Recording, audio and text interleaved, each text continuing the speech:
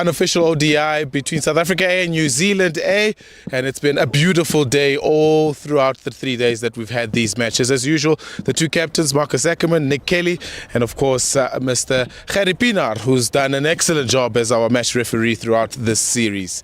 Marcus, if you can toss the coin for us, please. Toss is the call. Heads it is. Marcus, just for the purpose of the recordings, what are you going to do and why? We're going to have a bat first. It's a used wicket, so hopefully we're hoping that it does slow up a little bit more in the second innings, and hopefully we can put a good score on the board. Interesting one, because the previous two matches you bowled first. Is there something that you've seen from the surface that allows you to bat first now? Yeah, it just looks a little bit drier, and like I said, it's a used wicket and hasn't had a lot of time to recover. I think it's only been like 2 or 3 days, so yeah, hopefully we can utilise it and, like I said, put a good score on the board. There's never a dead rubber in games like these, are there? No, definitely not. I think for us, we focused on today. Whatever's happened, and yeah, hopefully we can play some good cricket today and make it 3-0. Any changes? Yeah, Kutsia comes in and Bongwana comes back in. Play well today. Thank you so much. Nick, first time bowling first. What would you have done if you had won the toss? Yeah, no shock. We were probably going to have a bowl, just given the last two performances and just how the wicket played in that first sort of hour and a half. So yeah, obviously interesting decision from them. It's familiar conditions, so it might play a little bit better than what we've thought over the last two games. But yeah, we'll just go out and give it a good crack and see what happens. It's been a quick series. I mean, there's been a day literally in between the three games. You spoke about being a little bit disappointed about the fielding effort in the second game. Is there any areas of improvement that you'd like to see in this third and final one? Yeah, definitely. Just the attitude in the field. I think we sort of, dropped our heads pretty early there when that partnership built, and it was sort of like, oh, here we go again mentality. But we've had some good chats, and I have no doubt today that we'll go out, and it's going to be cool to have a bowl first, and yeah, see what we can do. Any changes then from your side? Yeah, we've got 4 changes, so yeah, a bit of a rotation on this tour. So the 4 guys that missed out in the last game will come in today, and yeah, they're excited to go. Play well today. Thank you. So, news from the centres that Marcus Ackerman and South Africa A have won the toss and they'll be batting first.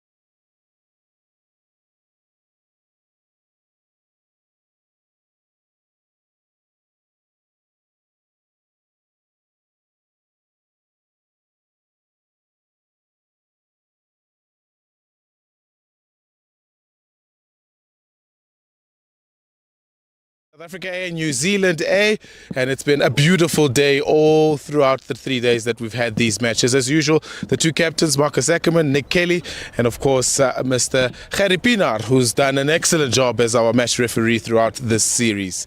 Marcus, if you can toss the coin for us, please. Tails is the call. Heads it is. Marcus, just for the purpose of the recordings, what are you going to do and why? We're going to have a bat first. It's a used wicket, so hopefully we're hoping that it does slow up a little bit more in the second innings, and hopefully we can put a good score on the board.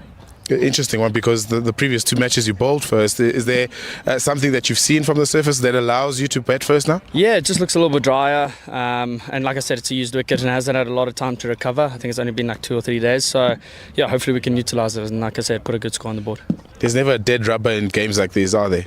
No, definitely not. I think for us, we focused on today. Whatever's happened, and yeah, hopefully we can play some good cricket today and make it 3-0. Any changes? Yeah, Kutsia comes in and Mpongwana comes back in. Play well today. Thank you so much. Nick, first time bowling first. What would you have done if you had won the toss? Yeah, no shock. We were probably going to have a bowl, just given the last two performances and just how the wicket played in that first sort of hour and a half. So yeah, obviously interesting decision from them. It's familiar conditions, so it might play a little bit better than what we've thought over the last two games. But yeah, we'll just go out and give it a good crack and see what happens. It's been a quick series. I mean, there's been a day literally in between the 3 games. You spoke about being a little bit disappointed about the fielding effort in the second game. Is there any areas of improvement that you'd like to see in this third and final one?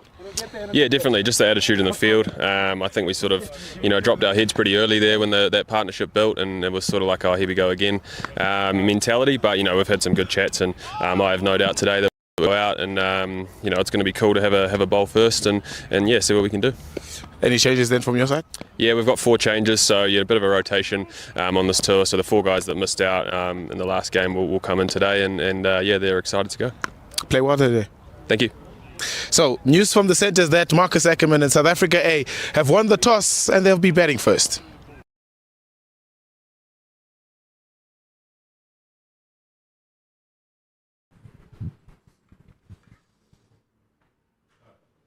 Hello and welcome to match number 3 of this unofficial ODI series between South Africa A and New Zealand A.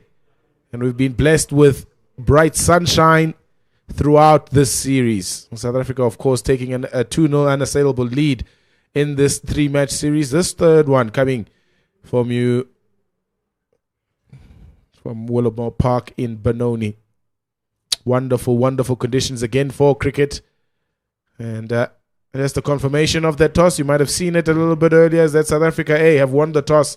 And for the first time this series are going to be batting first. This is how they line up. They've made 2 changes, and those are more bowling orientated because a lot of the batters are still very much settled. Mpongwana and Gerald Kutsia coming in for Jason Smith and for Tristan Lees. Those century makers at the top of that South African order, and Jordan Herman and Ruben Herman continue, while Marcus Ackerman will be looking for a much improved performance in this third and final match. Also, Sindentemba Klashile, the wicket keeper, Andile Semelani did a really nice job with the ball in that second game, kept it tidy.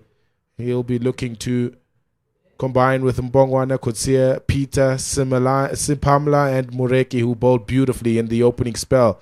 Mureki and Sipamla.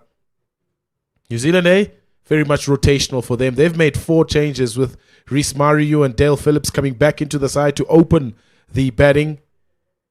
And no Mitch Hay, so Heafy will take the gloves, with Josh Clarkson also coming back into the side.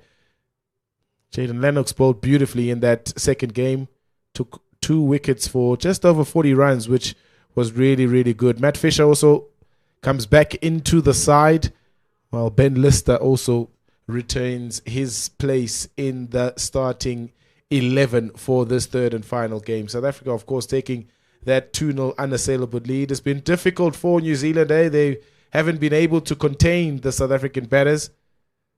And certainly Marcus Ackerman saying at the toss that conditions favor a bit of batting first here at Willamore Park. Used surface coming back to the middle strip.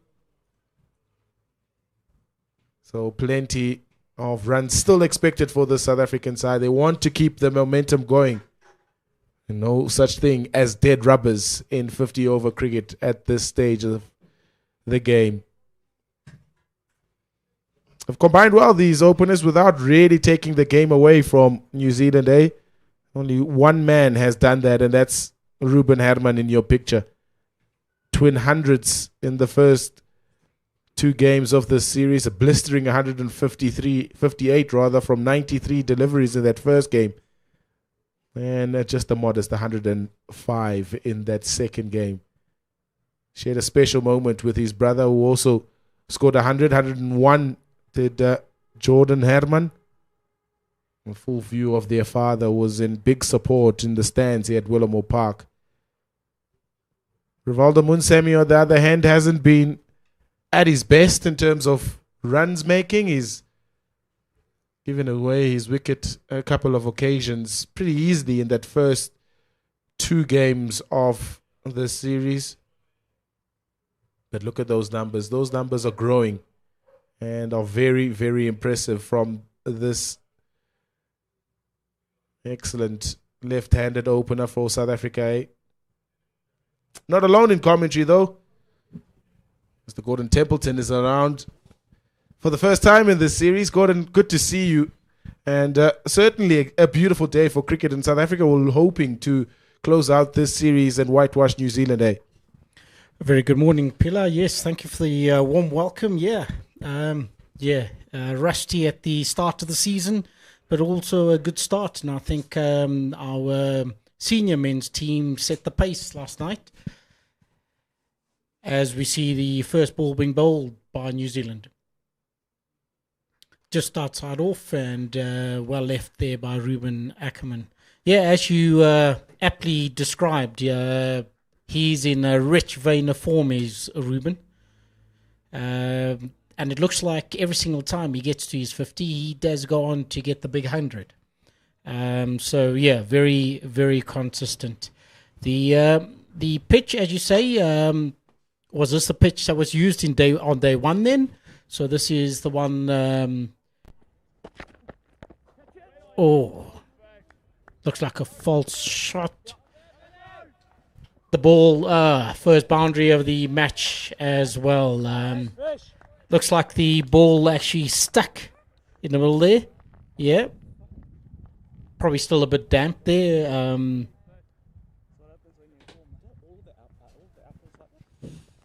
Yeah, lovely shot in the air for a little bit from Ruben Herman. Yeah, some of the New Zealanders saying that's what happens when you're in form. You find the gap on aerial shots like that. Gets boundaries very early on in his innings, does Ruben Herman. He's one of those guys that wants to get going very quickly. Matt Fisher, back in the side. Took 4 wickets in that first game and a little bit expensive in the back end of his spell. That's still a very quality bowler for New Zealand, Matt Fisher. Lanky player. Looks quite tall. And there's somewhat of a breeze across the field.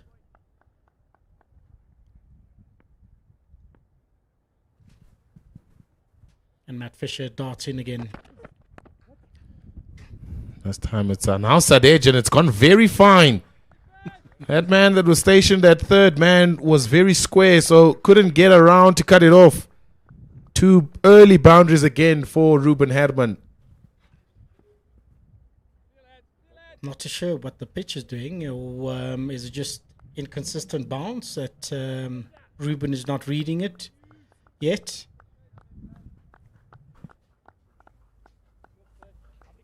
All the same, it all counts at the end of the day.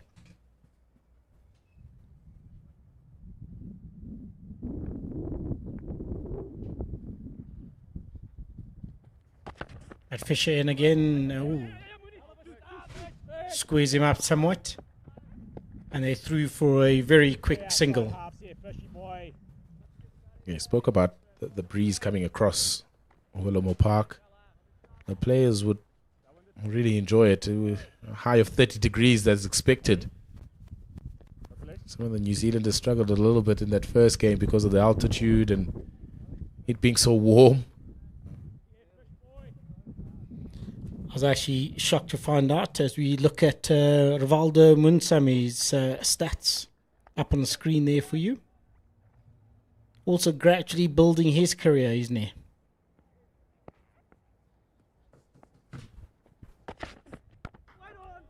So yeah, this morning listening to the radio as I got ready and travelling all the way from the West Rand. End of over. At the end of the first over, South Africa 9-4 none. Yeah, coming across from the West Rand out here, I was actually shocked to hear the weather report saying, 29 degrees expected this morning. It was too late to go back and put on a t-shirt.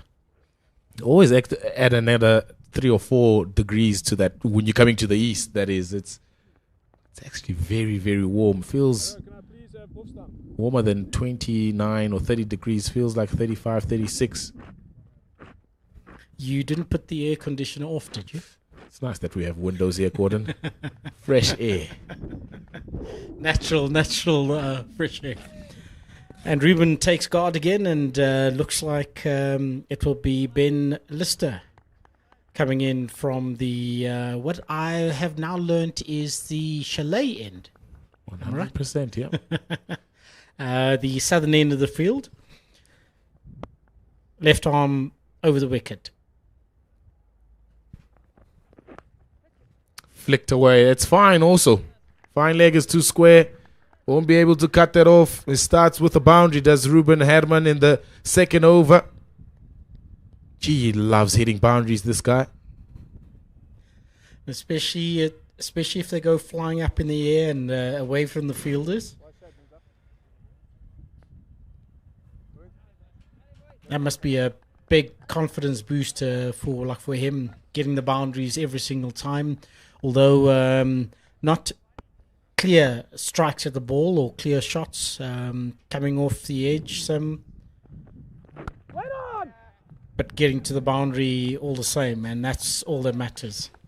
I think what's been so impressive about Ruben Herman in these 2 innings that he's played so far is the way that he's looked to dominate the bowling. He hasn't let anyone settle on a particular line or length. We saw a breakdown of his 50s on his way to 158 in that first game. He kept on going quicker and quicker and quicker. Oh, that might be out. That might be out, you know. It's the first time that they've got him early. Ben Lister into the wicket. Ruben Herman not getting it cleanly. Looks at the top of his bat.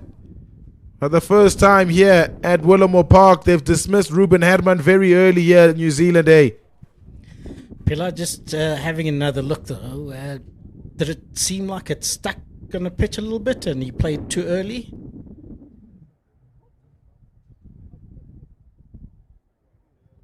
Yeah, I think it grew on him. Yeah, caught at mid on there for the left-hander. You were talking about his confidence and how quickly he scores. Couldn't sleep one night, and I turned on the telly, and it was interesting to hear the great Brian Lara, left-hander batsman, actually declare how he approached any innings, and he would give himself 30% chance and the bowler 70% chance of getting him out. And as the innings progressed, and then all of that would then reverse. And I suppose you had mentioned that Ruben loves hitting boundaries. I suppose that's how he started dominating and overpowering the bowlers. New batsman in, his brother's gone out, and Jordan Herman comes in. Also very interesting average, high score of 150. A younger brother of Ruben taking guard. Interesting that they're both left-handers as well.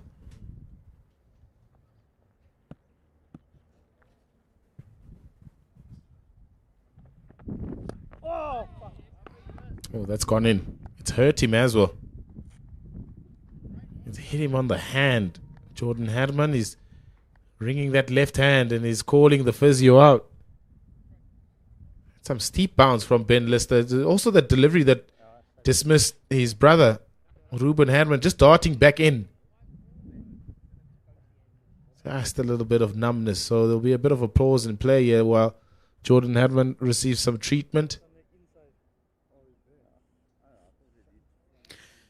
Do you think Marcus Ackerman winning the toss and choosing to bat first in the series was just a strategic ploy to try and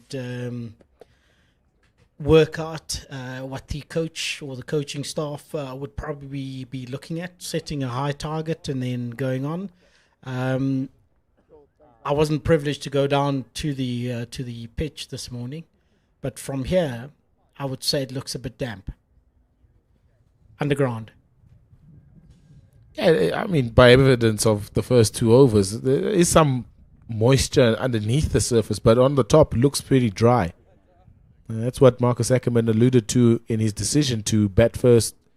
Said that it was a little bit drier, so maybe more conducive to batting first. Also, maybe giving some of the other guys that haven't had a proper hit out in the middle extended time in the middle with bat in hand. He also probably doesn't want to give them that opportunity while chasing under duress, under pressure.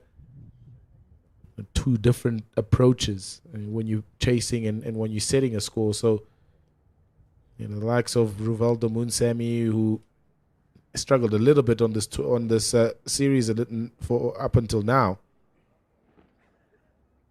And you have another look at that ball again that got Jordan calling the physio. Comes a magic spray. Yeah, really working it and taking his time out there.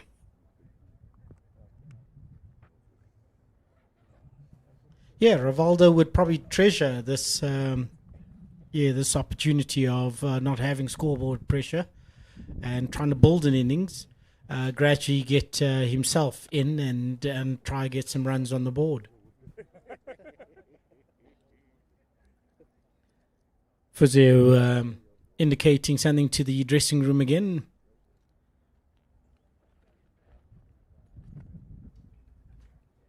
Jordan doesn't look in too much discomfort out there. Hope that it's just a soft tissue blow.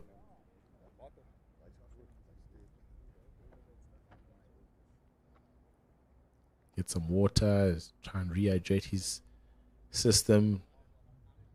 Get some movement back into the hand. It might, those awkward blows on the inside of the hand. It looks like it hit the inside knuckle of the wrist bone. Yeah, that's got him in a bit of trouble.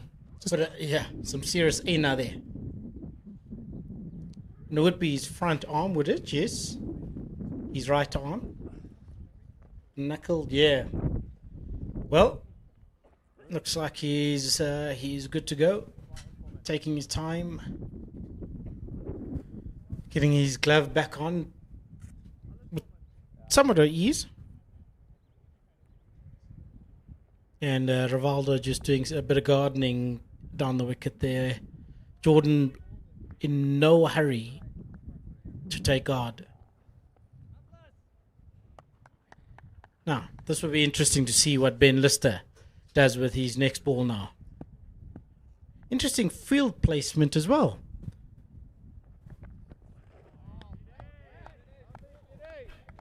A nice carry from Ben Lister. Ring offside. One slip.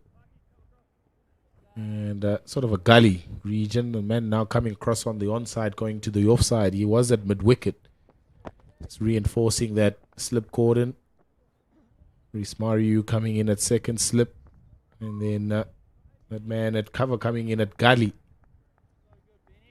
Just reinforcing that, trying to find an outside edge of Jordan Herman's bat.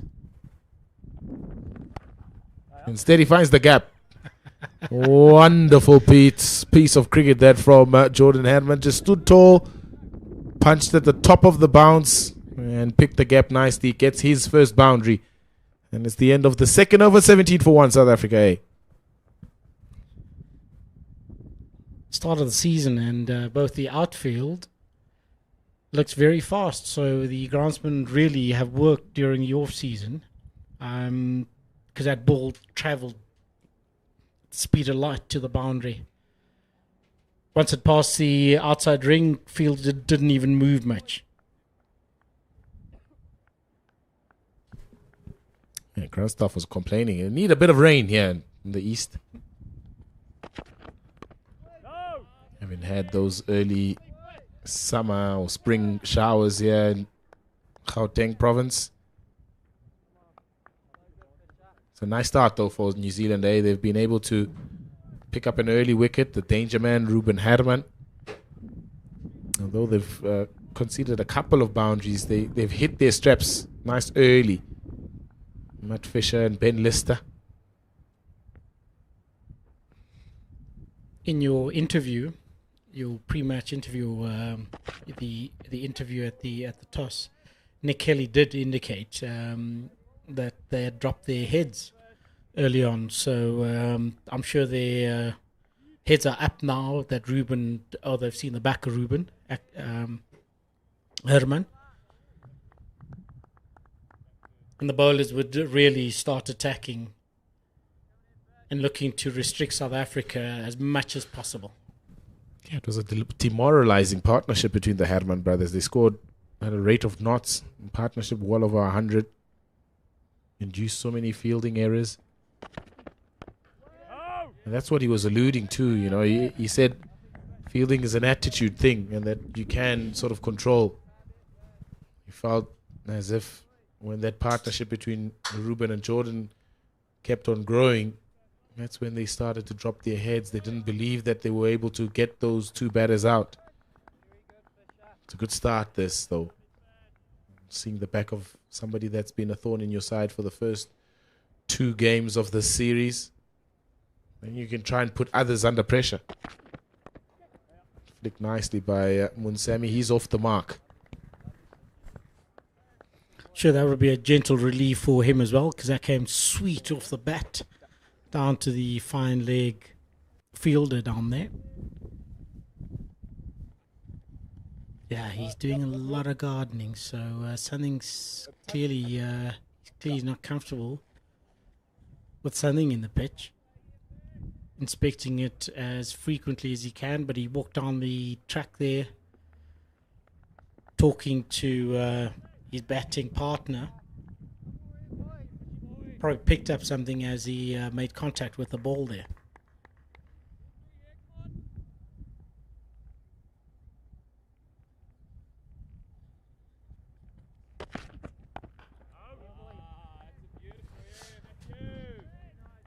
Nice bowler is Matt Fisher. He picked up 4 wickets in that first game, just as I was alluding to a little bit earlier. But it was the second and third spells that were a little bit difficult for him. Started well, picked up back-to-back wickets. Munsami and I think it was Herman Jordan. He got first. And then came back and dismissed Ackerman and Qeshile in consecutive balls. Squeezed into the gap. He'll pick up a single. Overdone. 19 for 1.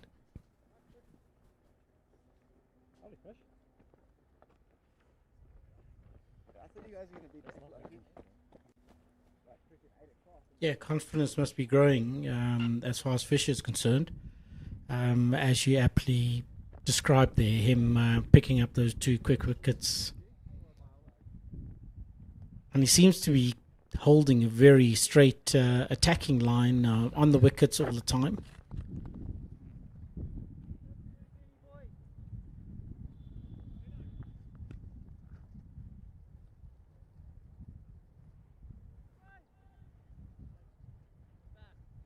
And assuming Ben Lister looks as he comes running in. Ah, jeez. My goodness. My goodness. See ball, hit ball. That's exactly what Jordan did there.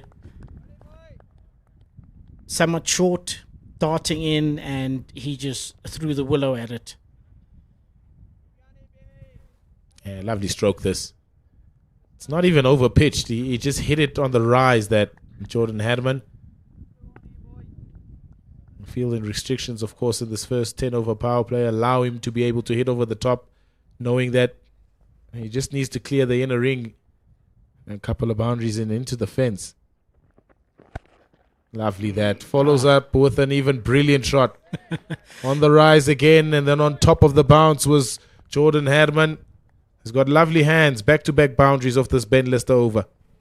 And the ball reached the same destination, just in a different way. A second shot on the ground, as opposed to the first one that was aerial. There's just something about left-handers on the front foot, yes. The cover drive doesn't look as sweet. Comes Ben Lister in again, slightly wide, and there's a look from the umpire, not too sure whether to call it wide or not, and in the end, he doesn't. One thing that New Zealand A's bowlers have to be very careful of in this game, and it's something that struggled with in that first two games, which line and which length, most particularly, to bowl to these South African batters.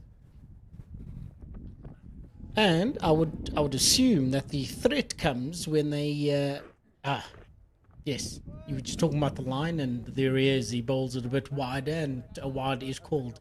I suppose the threat would be anything close or in their arc. The South African batters are so confident that they will have a go at it. Absolutely. And if they can take a leaf out of South Africa's bowlers, particularly in that second game where they hit hard back of a length, made it difficult. Oh, he's in the war here. He's Jordan Herman. Those landmines are coming up. Yep. What South Africa did really well in that second game, Gordon, was that they bowled hard back of a length. It was hard to get the ball away to the boundary. All they could do is defend, or either try and deflect for one.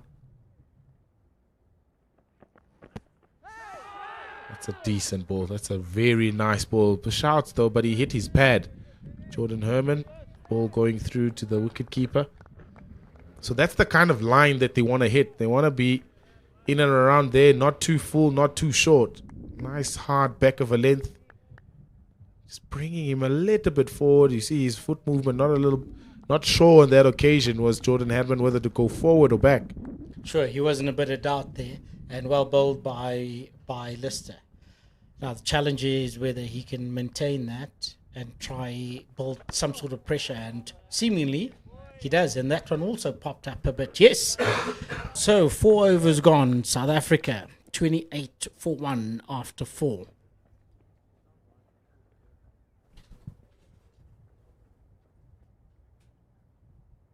And Nick Keeley did say that they've had some good chats, long chats. It's a very quick and short sort of series, you know. It's played within a week. So sometimes when you're playing a lot of cricket in a very short space of time, it's difficult to go back to the drawing board and try and fix whatever has gone wrong for you.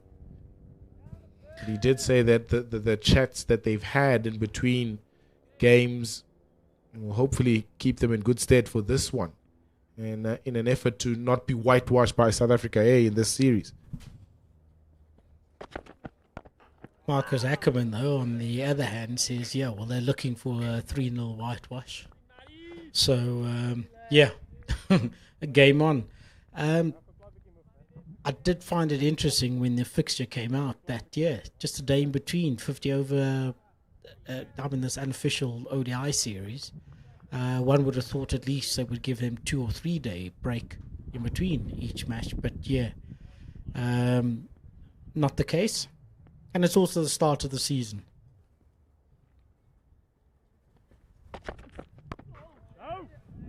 Good from Fisher. Just tucking Munsemi up. Also one of those batters in the South African lineup that thrives off width. You want to deprive him of that.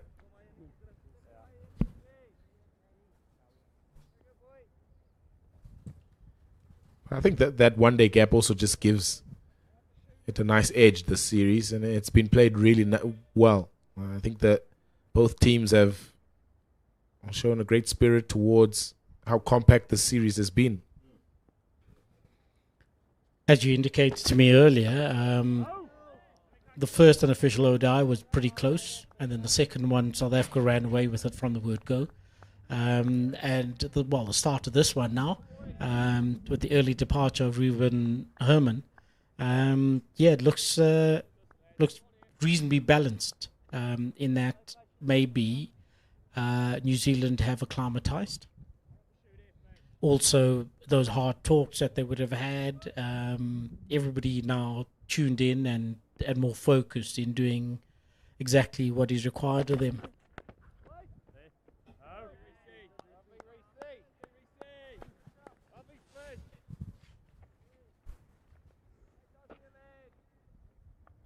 A spare of thought for them also in that first game. I think both sides were a little bit rusty in that first game, coming off a bit of pre-season.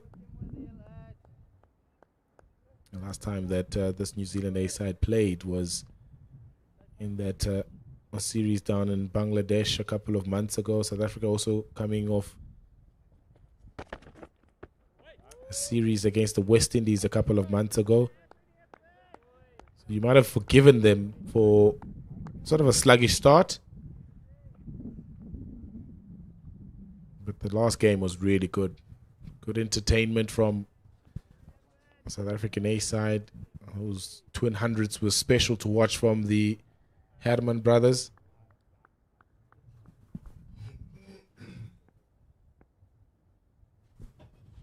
Zach Folks and also Simon Keane were really good on this tour for New Zealand A. Flicked away. Jeez. And all the way for 6. What a wonderful shot that is from Rivaldo Munsemi. He's got lovely hands, and he finishes the Matt Fisher over with a brilliant 6. 34 for 1 after 5. With such ease. He just picked it up and let it go. Yeah, just let the ball follow through. Well, you did say he loves width, but that he played beautifully off his feet.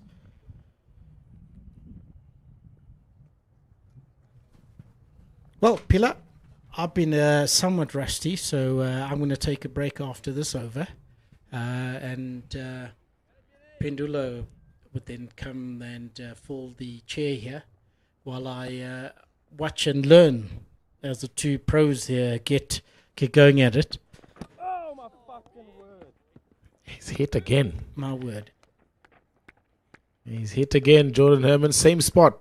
That left hand. Yeah.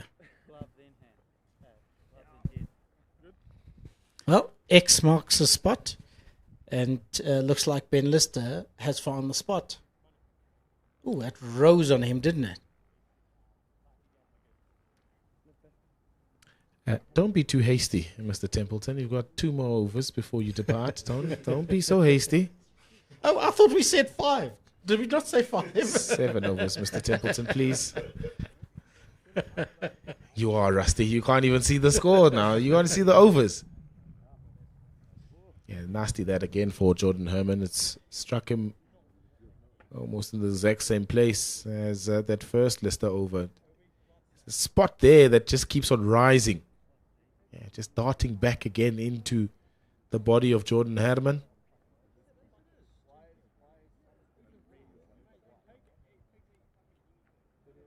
Probably just ricocheted onto the helmet as well from that blow on the hand. So they'll have to get a ding-dong chest. HIA. Yeah. Frizio looking, he looks in high spirits, does Jordan. So all okay. Yeah. He'll be watching that spot very closely now. What is the counter? Does he take his guard outside the crease now to try limit the ball rising as much as it did? Oh, he let go of his bat immediately. It's a difficult one also because that ball's about what? On a length, just backward of a length. Just a bit of bounce that Lister's getting from the chalet end. Running. It did that very well in that first game. Put the fielders under enormous pressure. And a nice single to get himself off the mark. That's probably how you counter it. Be on the other side. 100%, yeah. Get away from the strike. Look at what the ball's doing from there. And then formulate your strategy. Yeah, that was a brilliant run. And almost immediately he called for the run, and Rivaldo Munsami was backing up quite well and made it through. Well, let's see what Ben Lister now does to the right-handed Rivaldo Munsami. Stands quite open. Shoulder open, obviously, for the left-handed Lister. Oh, my word. Hits a spot and hits Munsami as well. And exclamation of almost the same as Jordan there.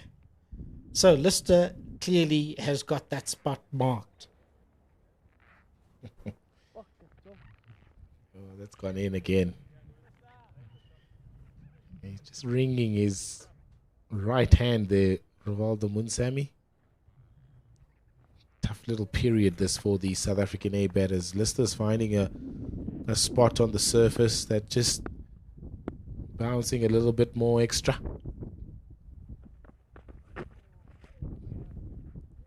Just lost his way there. It's wide. Need to absorb this pressure though. It's something that, you know, something will probably die down as the sun bakes on the surface. But for now, Lister's trying to extract it as much as possible.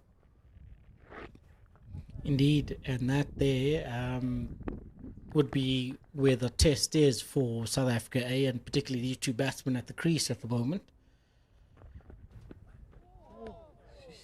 Oh, that rose. That rose and carried beautifully. The fielders, everybody's come to a standstill, and I wonder what amazed them. Oh, the bounce. The bounce is what amazed them all, and that's off a good length there.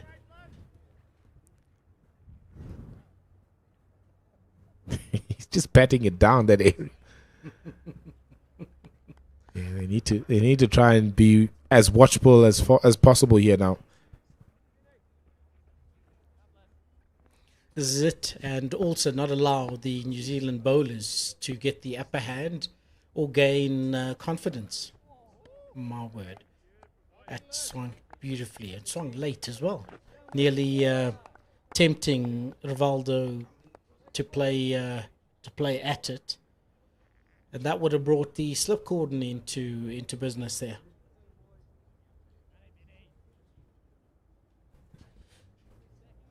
Yeah, got to be patient here.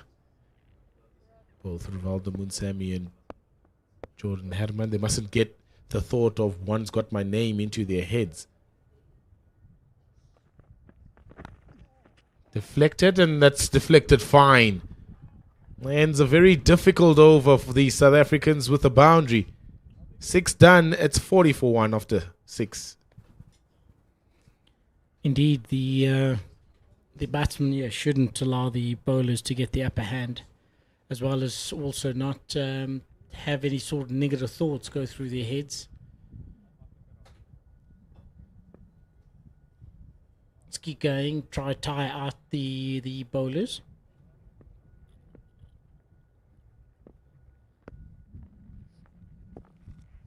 Yeah, maybe sacrifice scoring like they would freely up until the change of bowling, And looks like, yes, here comes Fisher with his fourth one on the trot. Fourth one on the trot. And yes, what a beautiful shot. Didn't even move his legs. Right up there, and Jordan just threw the bat at it. Beautiful drive past mid-off. It might feel like this is the end, that they can be a little bit more positive and play attacking strokes. Granted, that one was a half volley. All he had to do was just get bat on it and drill it past mid-off. But this end where Fisher's bowling at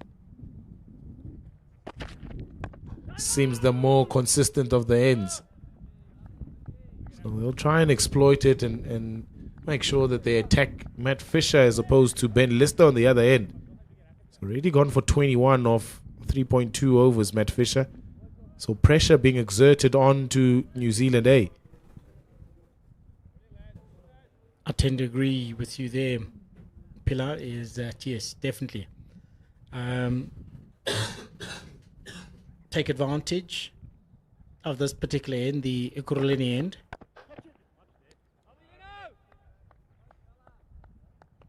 And then reverse the pressure onto New Zealand.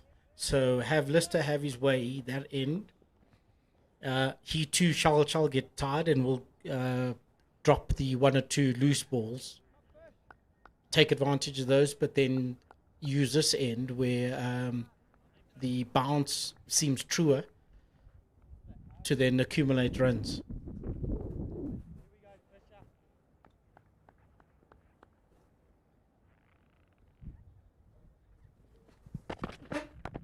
Drilled pass back him again, Matt Fisher.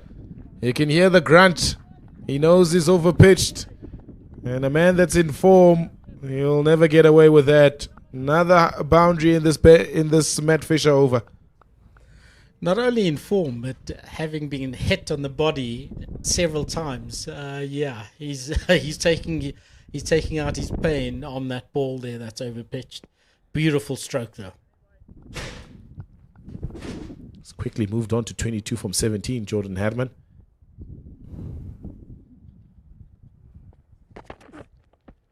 That one is fine. Down the leg side. Fine leg, 2 square. Matt Fisher is taking a pounding again here. Back-to-back boundaries. 3, in fact, in this Matt Fisher over. The stump mic. We can hear what's going on in the middle. Do you think the batsman would have heard what we had advised them, taking advantage of Fisher bowling from this end and accumulating all the runs here? Because that is definitely what they are doing. Yeah. Jordan has certainly moved on very quickly. 26 off 18 balls. Let's see what Fisher does with the last ball of this over. Much better. 12 from the Matt Fisher over, 7 done. 52 for 1 South Africa. And Pilar, yeah, that is my break. I see Pendulo is already pushing me out here and saying, okay, young man, you've had your turn. Give the old croc a chance to have a go at it. It's been good. It's been good for the first 7 overs. I see somebody's trying to get hold of me from home. So, yeah, let me take that call.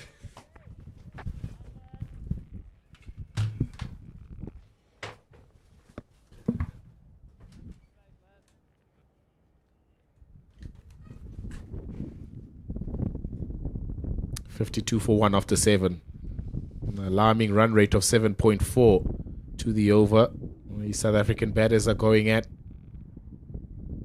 Herman 26 from 19. Munsami a little bit more circumspect down the other end. 11 from 15. And this is the sort of start that they would have wanted South Africa. Eh? Pendulo Magubane nicely settled into the commentary box now. Been tricky from that other end, but they've been able to get some runs from the Ekurhuleni end, South Africa's A batters. The confidence from Jordan from the previous game coming into this game clearly showing. And compared that to Rivaldo Munsami, who hasn't had the greatest of series so far. you can just tell the difference in that confidence level. 11 from 15, and in the previous game scoring 11 runs, and the next two passes after him getting centuries, and it's not just centuries, it's dominant centuries. And he's the same kind of player who dominates the bowling attack. So this is good that he's playing himself in, because Ben Lister has been bowling really well. And maybe once the bowling changes come and the power play is over and there's more chances to score around singles, get more boundaries, he might work himself into that confidence. No. And it is, and I think that's one of the reasons that Marcus Ackerman maybe chose to bat first. Yes, the surface dictated, but also just to give some of the guys a bit of an opportunity, extra opportunity to find some runs, some form under different circumstances than a run chase.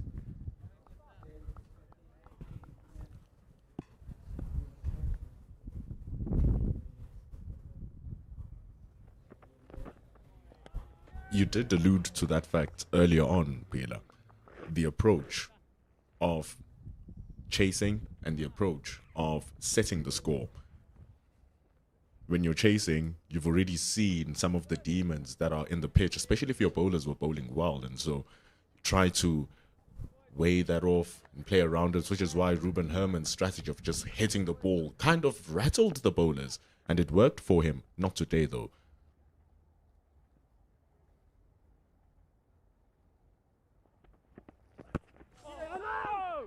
Inside edge, but well fielded by Mohammad Abbas at mid-wicket. Yeah, especially with that 4-day series not so long ago now. It starts on Sunday in Potchefstroom. Wants to give guys an opportunity to be able to spend some time out in the middle in preparation for those 2 4-day first-class matches.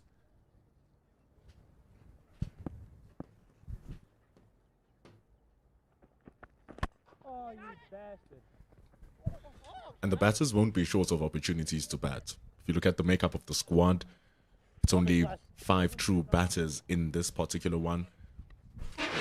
And then the tons of bowlers who will be rotated around, and a couple of all-rounders too. So we haven't seen a change in the top 5 so far.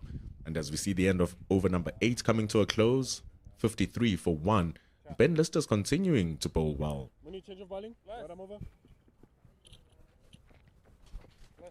So yes, Bela, give your batters time to get their play in. Ruben's wicket might have been a blessing in disguise, because if he gets in, no one else gets a chance to play. So it's really a chance for Snetemba Kleshile, who looked good in that second game, to come in and play if that opportunity arises. Rivaldo Munsami right now hasn't really hit his straps to also get his chance. But here comes Josh Clarkson.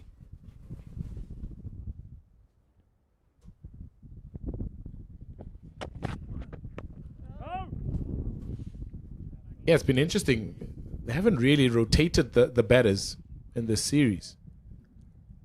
The bowlers have been the ones that have been rotated around. Of course, a demanding schedule with just 1 day in between the games. Josh Clarkson, he played the first game, missed out in that second game.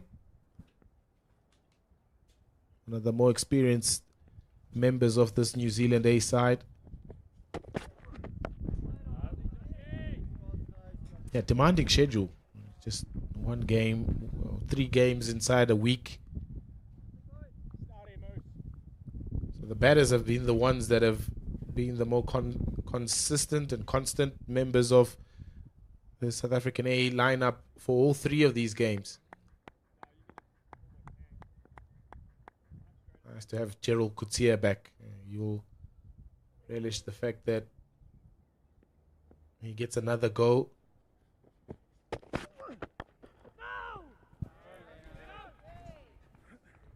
And speaking about opportunities and chances, the New Zealand seamers haven't had the opportunity to exploit the early morning conditions which seem to be more conducive to the bowling. And Ben Lister has shown what the surface can do if you hit your areas well and if you hit the deck hard, because that's what the Proteas have been doing all this series. See, that ball just floated into the surface. A half volley. A gift for Rivaldo Munsami, who just drives that through for a boundary. It's a well-executed shot for 4. Yeah, really nice timing. He also hit it hard into the ground and bounced over the man that is employed at short cover. And then beats the diving Nick Kelly.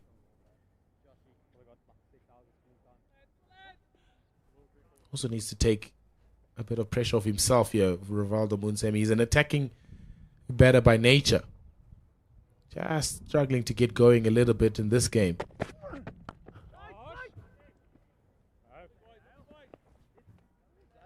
Putting in that short extra cover right in front of him. Tightening that area because he's so good through the covers. Those wrists are excellent, as you spoke about them earlier, after whipping the ball through that mid-wicket area. That boundary in itself, hitting the ball firstly onto the ground so it can bounce over that short extra cover, shows his cricketing intellect as well, Rivaldo Munsami. That's going to be clipped away. Josh Clarkson just drifts on his line, goes to the hips, and it's a gift for Munsami, who closes over number 9 with a boundary. 61 for 1.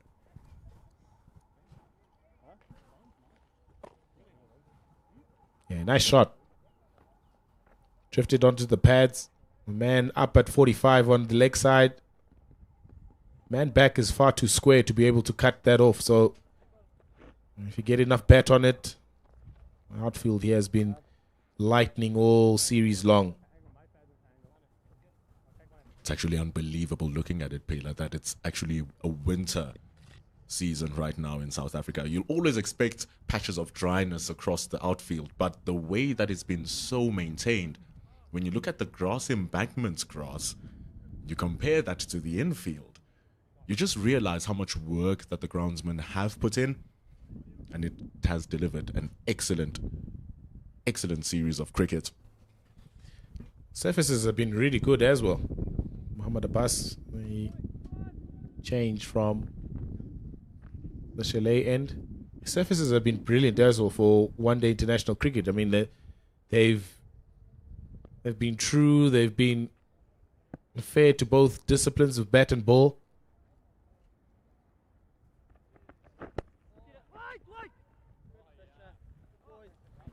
And if you look at how the series has been going, especially if you look at the innings of New Zealand, which have been more eventful, they constantly lost those wickets at the beginning phase of the game, but then in the middle with Zach Folks and Simon Keane, who were able to just resurrect the innings.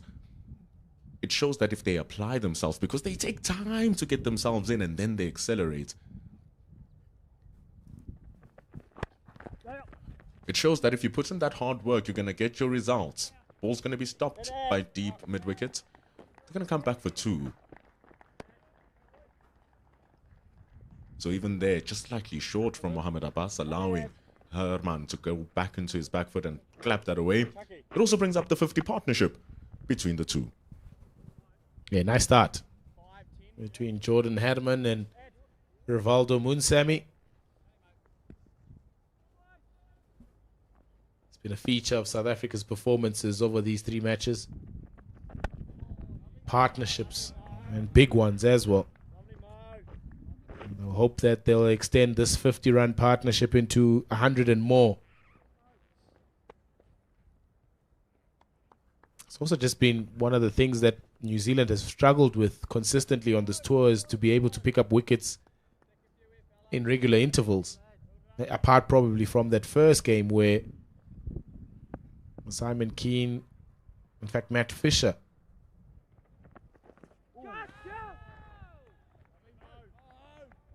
was able to get those double blows.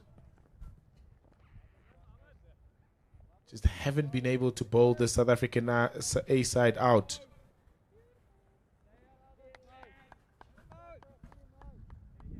It's a very good ball from Mohamed Abbas.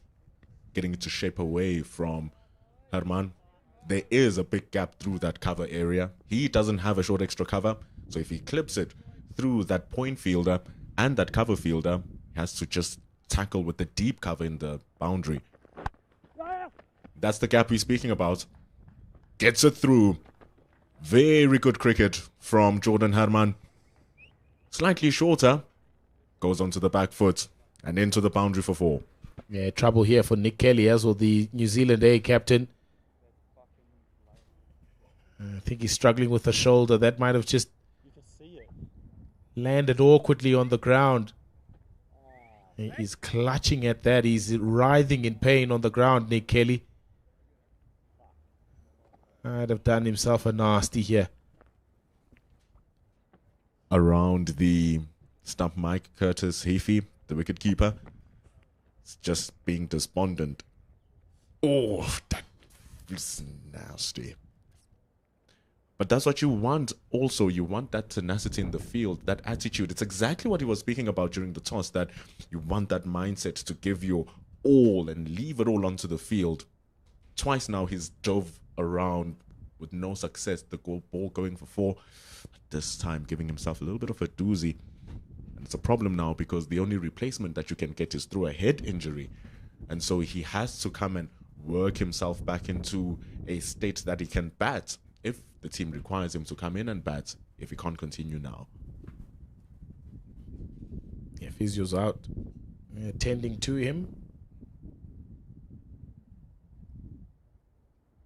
Was able to move it. I think he's been able to move it now. So that's encouraging signs for Nick Kelly. Just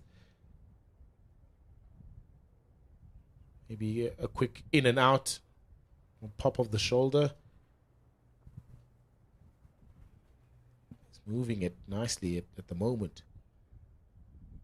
But yeah, I think you're right. I mean, the desperation, he's called for it. A better attitude to the fielding performance. Nice shot though from Jordan Herman. Looks so elegant when he punches off the back foot.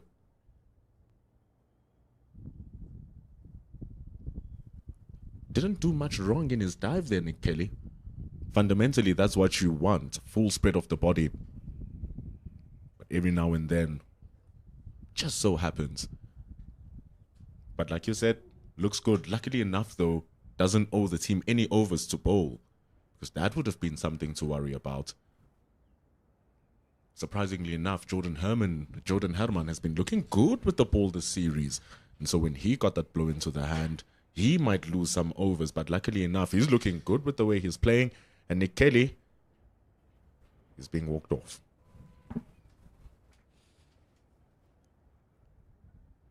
Yeah, just gingerly holding that right arm. He's just asking him to extend it a little bit just to keep some range of movement in it.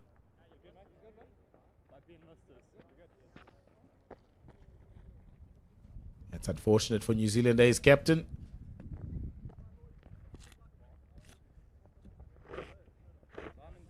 Yeah, just the hardness of the surface also just difficult to be able to sort of dive and hit. Just seems like he also hyperextended. His landing happened exactly as his body was over his shoulder. So like you do a Superman exercise, you'll see that his body landed over his shoulder. Oh, that is nasty. This is him just ricocheting up now. It's a lot of force through that shoulder. Still 1 ball to go though for Mohamed Abbas.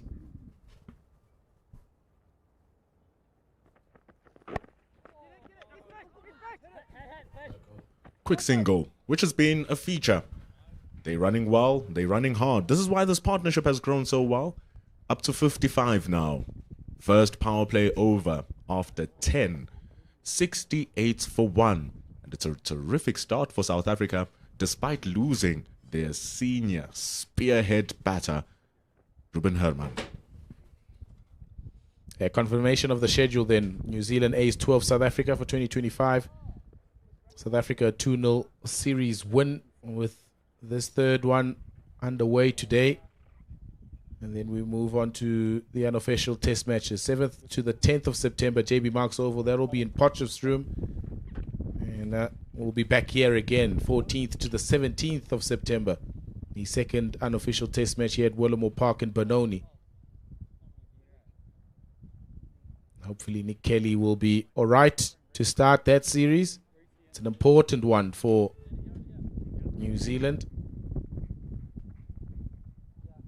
68 for 1 after 10. It's been a really good power play for South Africa. They always try and maximize on the fielding restrictions inside that first 10 overs.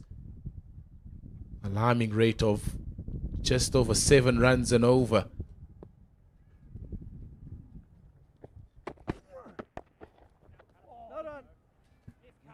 This is where you want to have your whole bowling unit working cohesively. Ben Lister set the pace so brilliantly up at top. That extra bounce was a nuisance for the batters. It's what actually got Ruben Herman. He couldn't get on top of the bounce of the pull shot. He pulled it straight to mid-on, took the catch. Ruben Herman has had a couple of blows as well. Or Jordan Herman has had a couple of blows.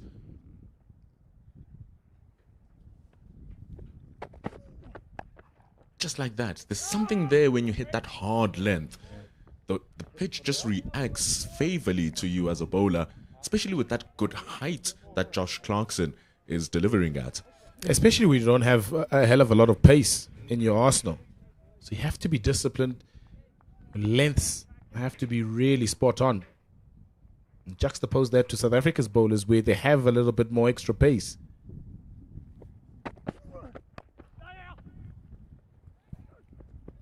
Good run, good run.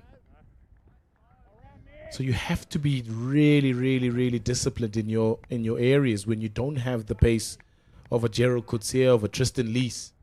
They can afford to be a little bit more fuller because of the extra pace, a little bit more shorter because of that extra pace. For Clarkson, Lister, Fisher, probably Fisher the quicker of all of them on this tour. They need to be a little bit more disciplined than the South Africans. So how Sipamla and Mureki bowled in that second game. Right about there. That's where you want to be as Josh Clarkson and New Zealand A.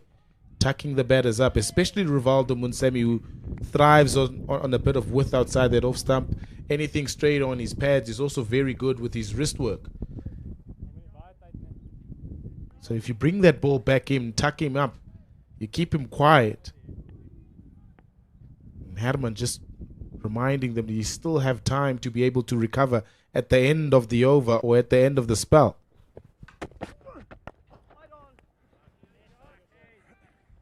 You have to respect the momentum of the game as well, Pela. When your bowler comes in and he shifts the momentum by bowling really good, because this has been an excellent over from Josh Clarkson. It's not just the length that we're speaking about, it's also the line that you alluded to, that if you give a little bit of width, you're gone, you go to the pads, you're gone. So here he's been tight onto that off stump, and with the ball shaping a little bit back into the right-hander, he's able to tuck Rivaldo Munsami just like that. And even the single that Jordan Herman got in, it was a squeeze. So an excellent over from Josh Clarkson, which only goes for 1. And after 11, South Africa A, 69 for 1.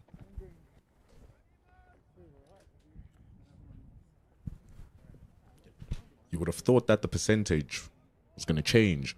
We saw from the start of the series, it was 6-0. And after 2 games, it has been 8-0, and it has been convincing victories from South Africa as well. Nick Kelly and the crew will be hoping to change this, the last opportunity this year for them to get this. It also gives you a little bit of a confidence boost as a unit that, yes, we've been able to overcome this thing that has been hanging over us. It's just grabbing a win against South Africa A.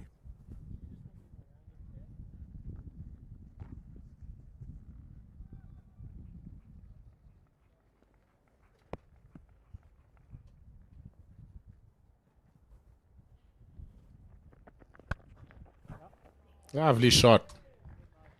Excellent drive that. He's a great exponent of that shot. as Jordan Herman, whether it's on the offside or on the leg side.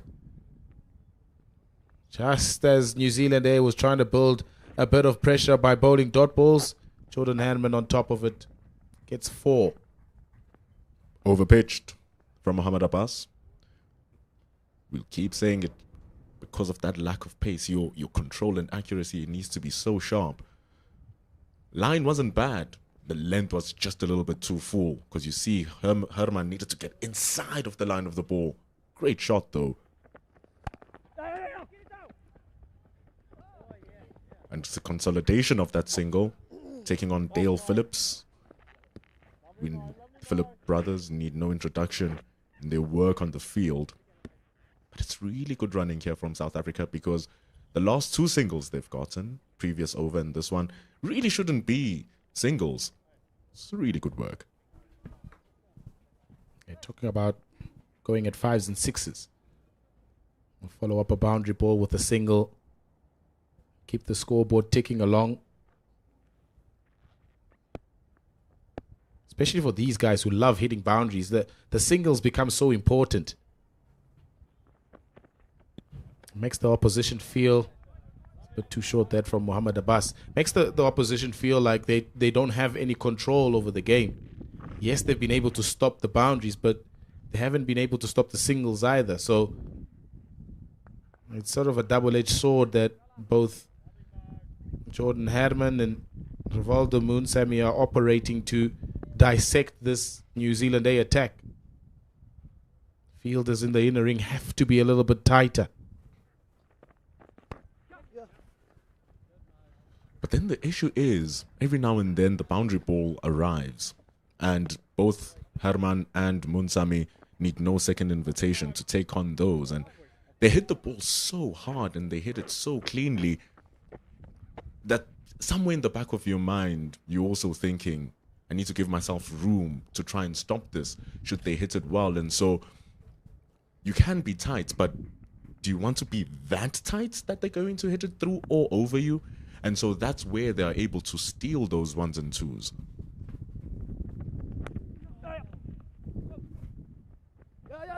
This is going to run down. Beautiful batting, but it's lackluster bowling from Mohammad Abbas. Goes onto the pads of Herman. Like we said, they need no second invitation, and it's clipped away for 4. Yeah, just look at the accumulation in this over. First ball boundary, in a nice single, quick single from the second ball, and already Abbas is feeling under pressure. Goes searching for those stumps and goes ever so slightly towards that leg stump. And it's easy pickings for Jordan Herman. You can just clip it away fine for 4. It's a very strong hit, that from Herman. Just feeling like he's not finding his areas here, Mohammad Abbas. He doesn't know where to land it. And so he's struggling, just giving balls away to the batters to hit. If that was not in the power play, that was going to sail for yet another boundary. But once again, the consolidation of the boundaries is so excellent.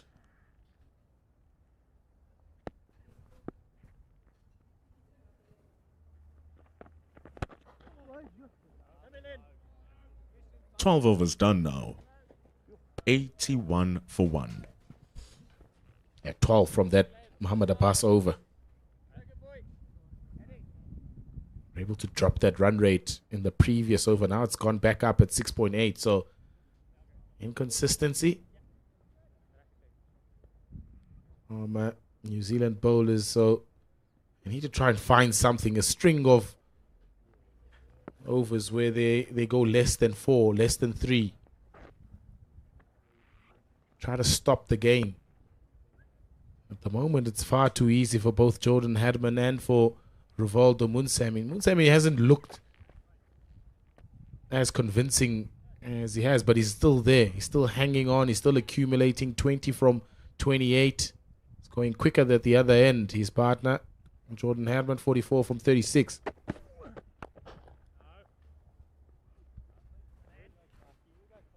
Josh Clarkson, I was thinking in my head, the most controlled of the bowlers. And then he bowls that delivery. Seems like he just rolled his fingers over it, trying to get it into the block hole. Hard to control. But it still remains a dot ball.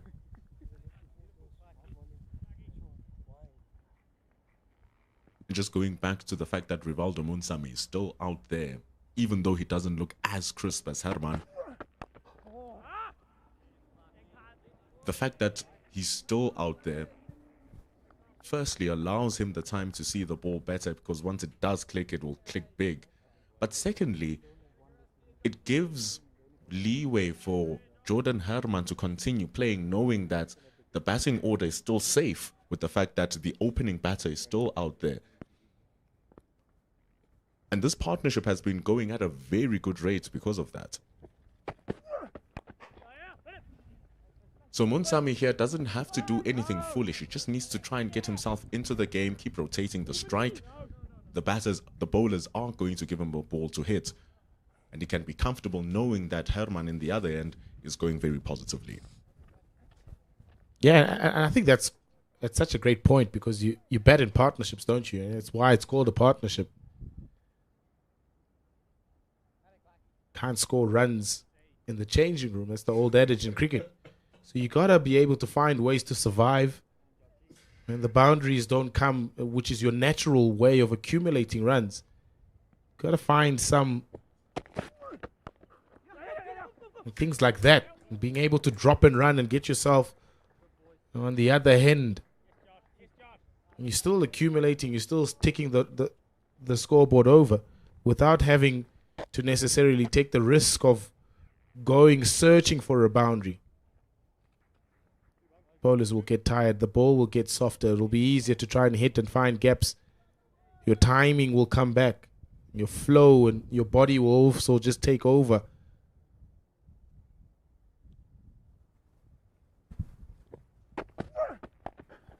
It also frustrates the bowlers and the fielding team, seeing your very good delivery being taken apart for a single. And then it's fine if it happens once in a while. It becomes problematic once in a continuation of a spell on either side of the pitch. One bowler from this side, one bowler from that side. It becomes a consistent pattern, because then the bowlers will also go searching for something different. And that's when the opportunity to score runs comes. Let me drop a short one. Let me try something else. Let me give it more width. Let's see what I'm going to do. This one with more width. And then they are also able to exploit it, getting 2 more runs. It's really frustrating for the fielding side, and fantastic batting from both Munsami and Herman. After 13 overs, they're on 85 for 1 with this partnership looking healthy on 72. A nice placement on that occasion from Jordan Herman. Just going to the left of the man at sweeper, making him run around. It's a big field, yeah, big outfield. Willamore Park, hard to defend those 1s and 2s.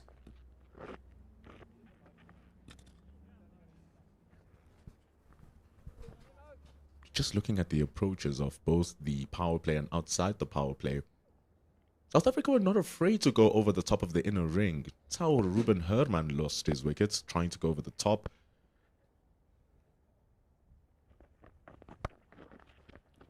So a couple of balls being hit down and over the inner ring. And now with the power play being open, they complete 2 runs. And they've been doing that so well by exploiting the opening of the inner ring. So when the ring was tight, they hit it over. When the ring is open, they hit through it. So they're finding all of these gaps wherever they are and giving a headache to the New Zealanders, because where can they close them down?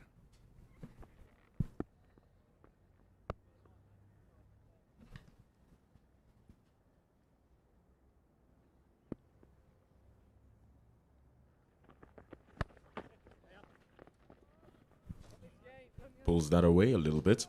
And it's still a single. Can't keep the dots in check. It's also very important now, whoever's taken over the captaincy, it looks like it's Reese Mariu, who's taken over the captaincy from Nick Kelly, who's receiving some medical attention. It's important for him to be able to take control, remind his fielders, remind his bowlers about what the task at hand is. Not drop their heads, as Nick Kelly alluded to, about their performance in that second unofficial ODI.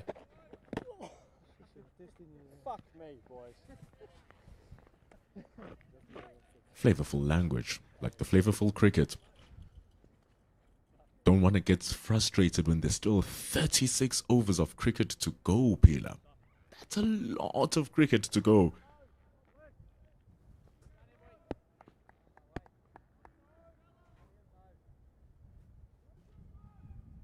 Looking at a score well over 300.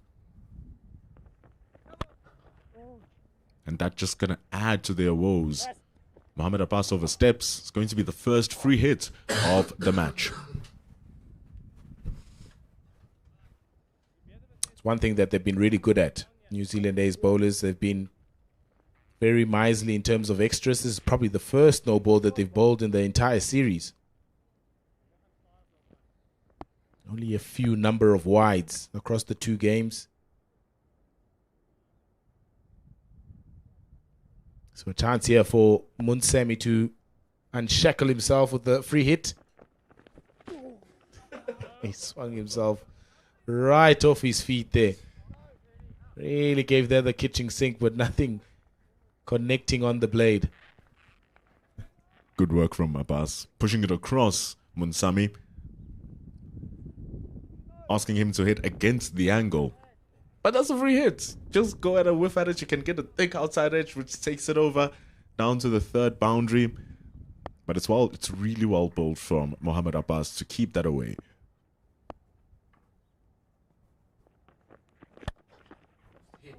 Hit it straight. Too straight from Rivaldo Munsami. But he must just keep his head. The timing is slowly going to come arrive.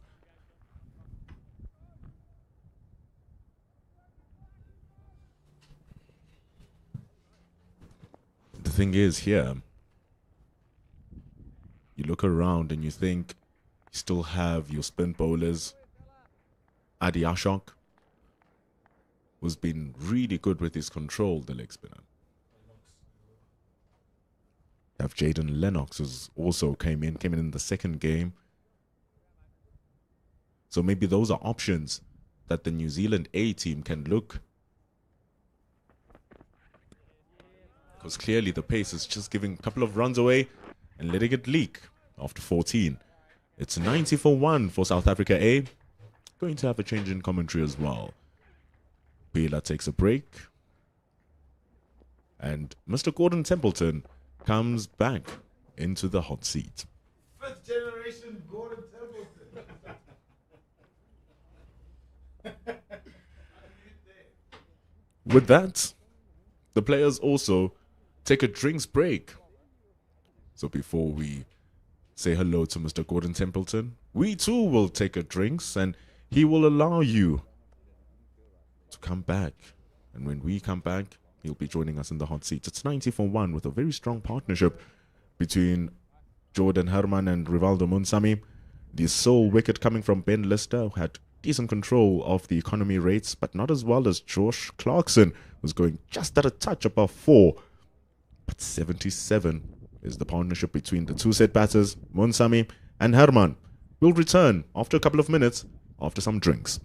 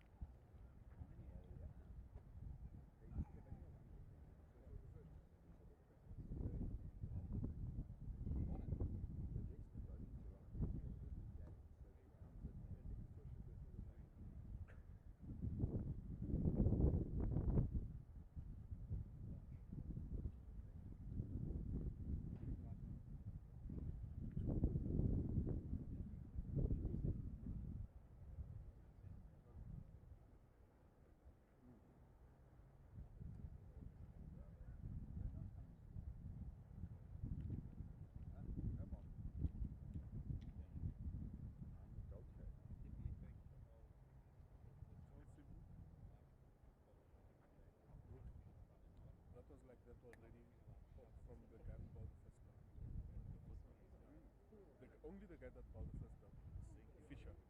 He only bowled four. Now,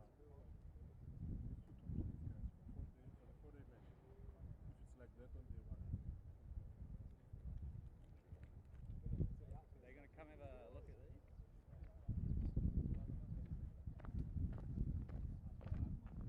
That is all.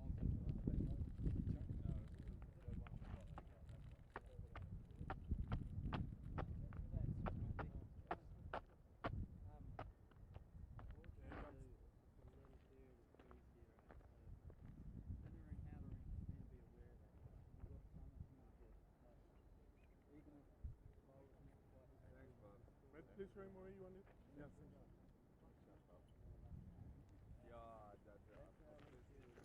Normally He's an ankle breaker.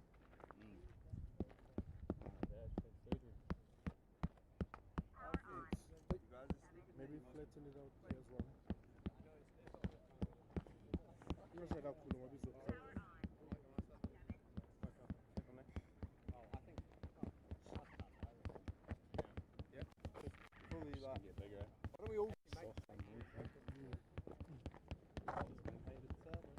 Oh no. Tootsie. He's gonna hate that. Okay. Good. Take him 2 balls to make him big. Not yet.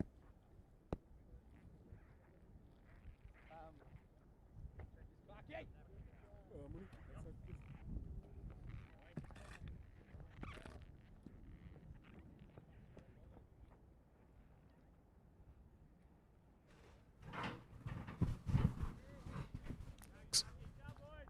.90 for 1 after 14. We return after drinks. Josh Clarkson with the ball bowling to Jordan Herman.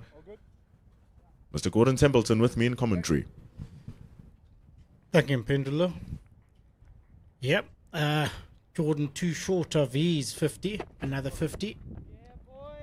On the cards there for him. 77-run partnership. Going between Munsami and Herman here.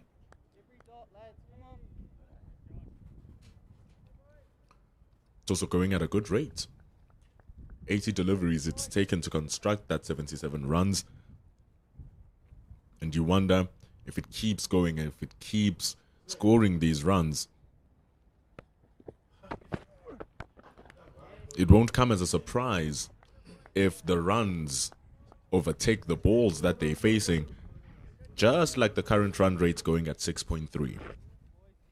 And that's exactly the pressure that we were talking about earlier, Pendulo, is that the batsmen are now, with the change of bowlers, throwing the pressure back onto the New Zealand bowlers as Clarkson comes around the wicket, bowls it on the length.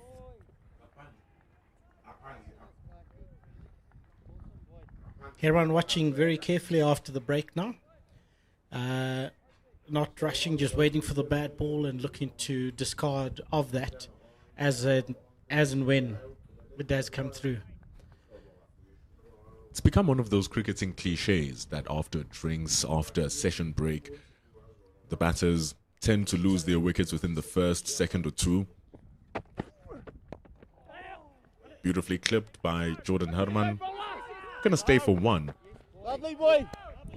And it's just slight lapses of concentration after that break where you've established a rhythm and tempo, where you need to just take a minute to get that rhythm and tempo back as a batting unit, not think you can just continue smashing the ball around, because that's how you lose that wicket after the breaks.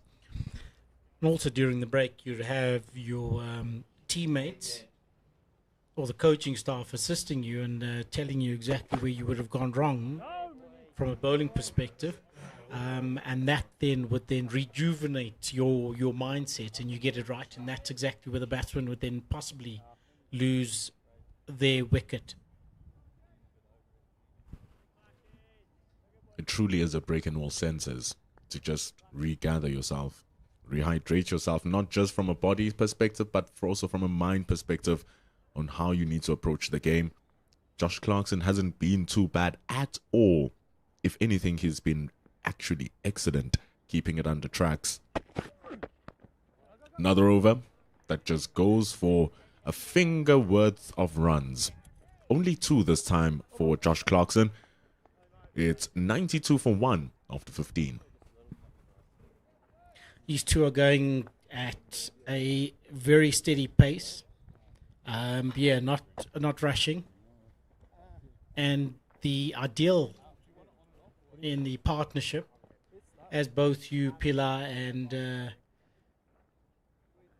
have been alluding to, that partnerships are key here, and the 79-run partnership thus far would certainly apply the scoreboard pressure on New Zealand as well. Looking for that break, having lost Herman earlier on, Ruben Herman earlier on in the innings. Change of bowler, change of pace. And I think this is a good decision. Bringing in Jaden Lennox are the New Zealanders. It's a decent record. That economy going at under 5 runs to the over, averaging 33 runs per wicket. But he's happy that that wicket tally is over the amount of runs he's played. And here he comes with his left arm spin. Bowls to Rivaldo Munsami.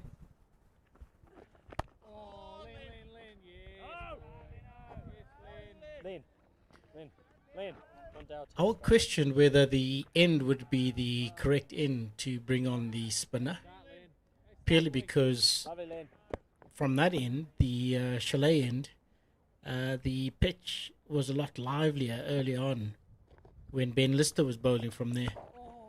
So my thinking would be have the pace bowlers come in from the chalet end and have the slow bowlers come on here and have the batsmen then really concentrate and work at getting the ball off the square. I hear the argument.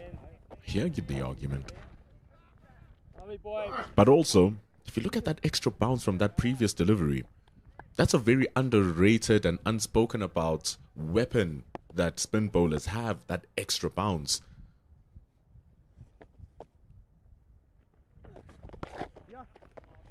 And it just adds an extra thing for the batters to think about. It's no longer the spin, it's no longer the speed, and now it's the bounce and the turn that's going to work against them. And Jaden Lennox is starting well. Fair enough. Looking to change his field as well somewhat. He's got 2 fielders out on the boundary. Deep, long, and deep, mid, and mid off and mid on the boundary. As he also comes over the wicket to the left-handed Jordan Herman. And with that extra bounce now, Gordon, do you go onto the front foot? Do you go into the back foot on a good length? Really confusing Herman on that particular delivery. Yes, indeed, and he has him in at 6s and 7s there. Not too sure whether to go front or forward or backwards. And after that, over South Africa, a 93 for 1. Jaden Lennox over only going for 1 run there. I think it was an excellent change from the New Zealanders to bring in the spin bowler and change up the pace, given how well Josh Clarkson has been holding up the Ekurhuleni end. He's been so tight and so economical and just drying up the runs. So bring someone else on the other end who's going to do the same job. Look at that, 3.8 runs to the over, where the whole team was going at nearly 7. So bringing Lennox to the other side, a good move. Delicately played, run down to the third man boundary, Munsami Daz of Clarkson. Gentle medium pace is Clarkson, but very accurate. And sometimes that's all you need from a change bowler. You get your strike bowlers up at the top who want to bring wickets, and we know strike bowlers can let loose in trying to get those wickets and just leak a couple of runs. So you want your extra change bowler to come in and be able to control that scoring rate which will frustrate the batters and try to get wickets in return. And so now the key here, Gordon, is for South Africa A to understand that the momentum is currently with New Zealand and not try to brute force their way out, because that's how you lose wickets. But they must also not be bogged down and try to get those 1s and 2s to just keep the score ticking, even if it's at 4 or 5 runs to the over for this current period. And the run rate has come down significantly. Yeah, they were nearly going at 7 and over. They're currently just at 5.8 to the over. So you spot on there, Mbendula. Yeah, just keep it ticking over as Jordan just plays that off his legs and comes up. His 50 comes up. 50 coming up off 60-yard balls. 9 fours in his 77-minute stay at the crease, Jordan Herman. Back to back for Jordan Herman. Excellent batter, the left-hander. 50 from 50, scoring at a run per ball. He was scoring at around 110, 120, so it's good bowling from New Zealand to trail it back. Just exemplified by that delivery from Josh Clarkson. But it was really good from Jordan Herman coming in after losing Ruben. Deep down inside, the New Zealanders knew that they got the big fish, but still there was another fish coming in, and it's from the same bloodline with the same mindset. And here he is, Jordan Herman. Swimming in the Indian Ocean, across from the Pacific, all the way to South Africa. Munsami using his feet there. That actually brings me to what I wanted to point out to you earlier. When Lennox was bowling then, we were discussing whether you should go forward or backwards. But the use of your feet to the spin bowler would then negate that bounce and turn, and particularly from that particular end of the field.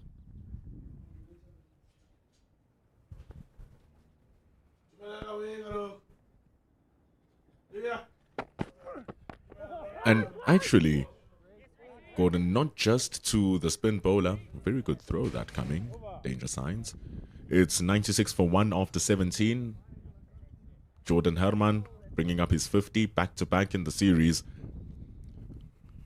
But the usage of the feet, not just to the spin bowlers, because with the spin bowlers it would work as well.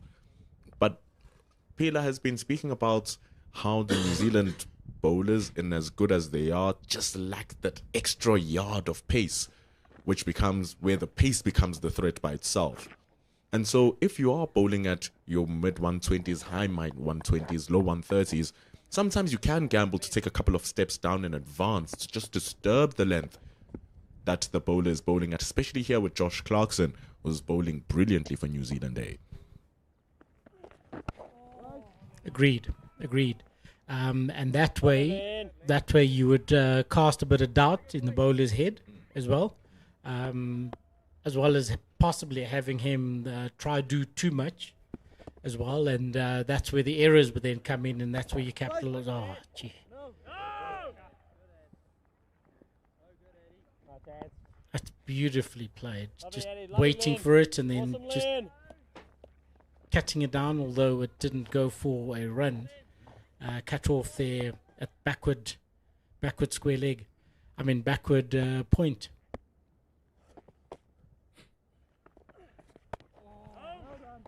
Actually, it was a very good shot decision by Rivaldo Munsami, because Adi Ashok standing in that position in the inner ring, there's no deep third man. There's no third man on the boundary. All your fielders are in front of square.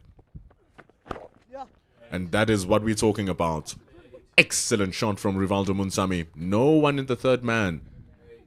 Great decision. And he cuts it through the gap for 4 runs. Yeah, brilliant shot. Awareness of the field, awareness of the players, and moved backwards. And that brings the 100 runs up for South Africa, eh? With that boundary, and Munsami using his feet beautifully to create some space for himself and run that down to the third man boundary. Exactly what you were talking about in the previous overs, Gordon, using the feet against the spin bowlers. And it's not just advancing down the track, it's using the entire crease. Making balls more line up to your pads if they're bowling outside the stump, or moving outside of the stumps to create more space, just like that. Correct. His back foot went to the leg side. His front foot opened up his whole body so that he can play that onto the offside. He pushes away for a single. It's very good bowling here. And very good batting in return for South Africa. 101 for 1 after 18. Yeah, the two bats at 2 and 3 really going at it nicely.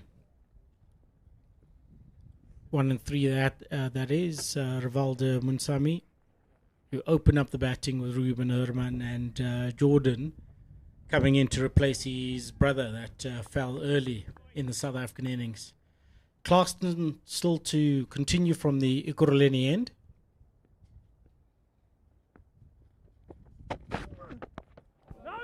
And there again, Munsami using his feet, advancing down the wicket towards Clarkson. Spotted that and then just dropped it short, and it rose a little bit there as well. It just removes the threat of the ball harming his stumps, and it changes the length of the ball into a half volley, which is much more easier to hit. Josh Clarkson, though, smart bowler, he's aware of what the batter is trying to do. Bowls it right straighter. This time, Munsami doesn't move. Great fielding out in the field. Jaden Lennox throwing himself around. They come back for 2 runs. The communication between the batsmen are also very good. A call was made immediately, including the second one as well, as the fielder went down to go stop the ball.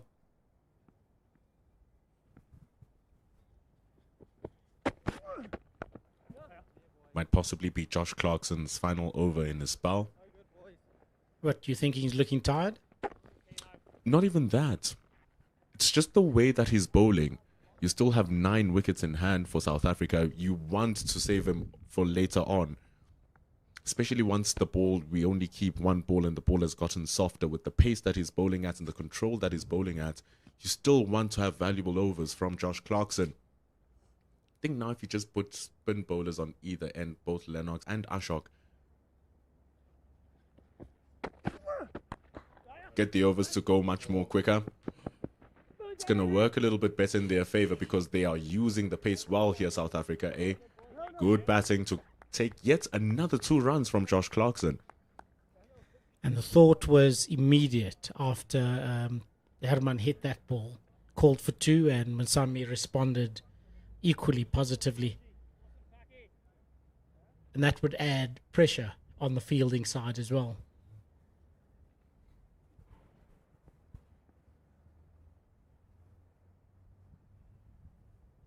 Four fielders outside the circle. And what did that ball do there? I think Clarkson has also found a little spot, because that rose a little bit as well on Herman there. But well played. I won't lie. It would be interesting, though, to see Josh Clarkson coming from the Chalet end. That is very true. Maybe when he comes in for a second spell, if he's going to get a second spell, maybe you try him from that Chalet end. Just looking at the pitch as well, you can see that there is more grass. When you're coming from the Chalet end, you're pitching to more assistance from the surface. Mm-hmm. It's much more drier going to the other side. Still a lively pitch, though. Over up. 106 for 1, South Africa. Our current run rate, 5.6.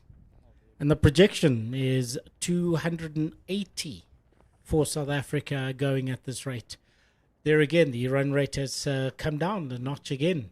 So Clarkson and Lennox certainly working hard towards keeping South Africa under pressure and not allowing them to score as freely as they did when the pace bowlers were on. He really, really, really changed the momentum of the game, Josh Clarkson. Those 6 overs have been impressive. really brought that run rate down from 7.2 down to what it is now, 5.6.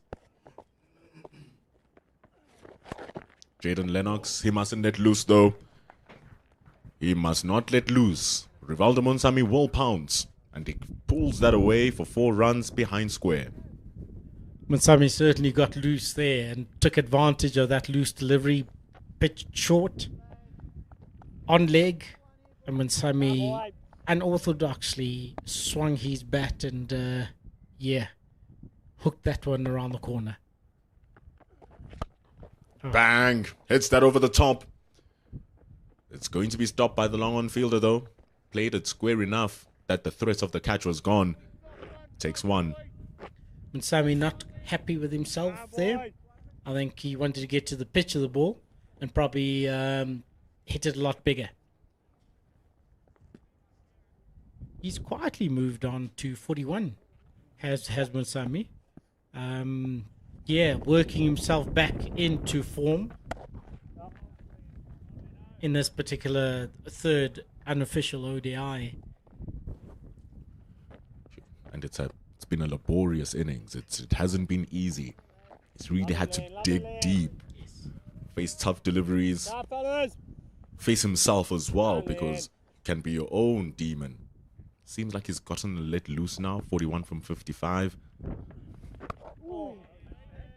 Really working well with Jordan Herman on the other side. Lennox delivering a arm ball there by the looks of things. Spot on, almost a Yorker he bowled there. But Monsami equal to the task. Yeah, well, Rivaldo shouldn't lose his head here now. He's got a 4 in this over. They've got 2 singles off it, so 6 of the over. Lennox applying the pressure. Once again, just around the corner, he works it and backwards square. Gathers the ball and into the wicketkeeper. And yes, after the 20th over, South Africa 113 for 3, and the current partnership also brings up the 100-run partnership. Very well worked partnership between Rivaldo Monsami and Jordan Herman. They both acknowledge it. Well constructed. But after 20 overs, here comes the change. Josh Clarkson being saved up. And Adi Ashok comes in to bowl alongside Jaden Lennox. Spin with spin. 44 wickets in his 34 games in his 50-over career. Slightly more expensive than Jaden Lennox, but he's been bowling pretty decently in this tour so far. Now then, Pendulo, do these two decide? All right. We got spin on at both ends. Do we take them on? Just looking at the field for the right-hander, only got a deep cover on the boundary, as well as a deep square leg. And he goes aerial right away, does Monsami, just for the single. That's the only risk you think about when you are going to bring spin. Because if the medium paces need to be accurate, your spin needs to be even more accurate, especially if the partnership has eclipsed 100 runs, means that the batters are more settled than usual. So Adi Ashok here, he needs to come in and be on the money right from the jump. Otherwise, they will take him on and make his life a little bit painful. But also, Gordon, must mention that he has been extremely economical. Got 3 wickets in that first game. And then in the second game where Jordan and Ruben Herman were absolutely massacring the ball. He was bat bowling at about 5 runs to the over. So very well controlled, the leg spinner. Just looking at this field, sweetly struck, slightly over bowled, over pitched there by Ashok. And Jordan takes advantage of that and carts it through the cover area for a boundary. really gets on top of the bounce that time. Jordan Herman slightly overpitched. And more width than usual from Ashok. Oh, yes. Follows that up with another 4 as he just hooks it. It wasn't all that short, but he took advantage of the ball there. And, with the outfield being as fast as it was, or as it is, beats the square leg fielder out there for a boundary. Just below us here, Pendulo, are 2 fielders, deep long on and deep long off, for the aerial ball should the batsman decide that they going to take on the bowler and hit it over the bowler's head.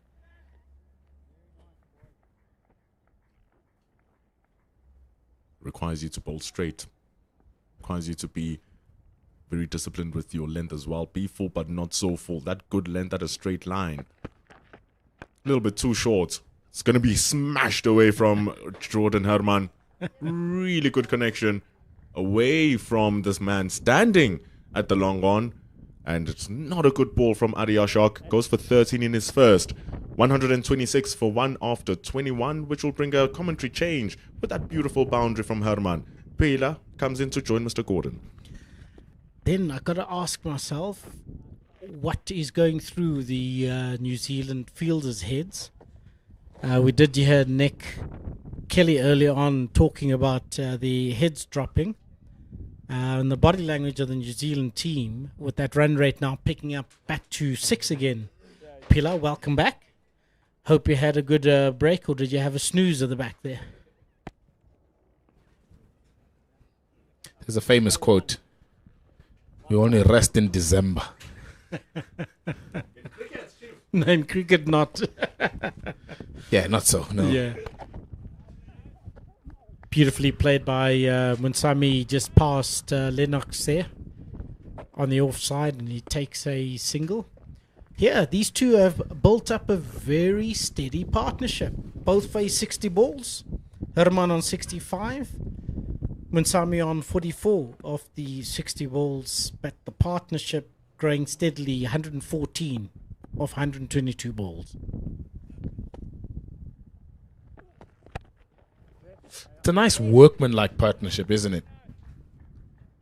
It hasn't been as free-flowing in terms of boundary hitting as they would have expected, both Jordan Herman and Rivaldo Munsami, but they've worked hard. Importantly, they're still out in the middle, accumulating runs for South Africa, and that's so important when you try and fight through the difficult patches.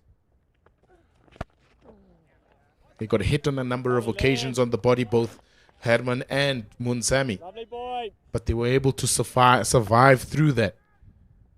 Now they're looking to cash in. And credit to New Zealand A's bowlers as well. They bowled really well. Indeed. The temptation would have been, oh, okay, so there's a bit of activity or life in the pitch. Let's keep pitching short. Let's keep hitting them on the body. But the two batsmen, as you rightfully say, have worked at it, concentrated, focused, and made sure that they are still there.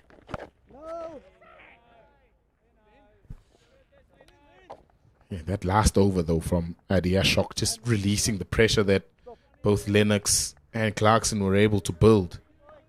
Going for 13 runs after a bit of a lean patch.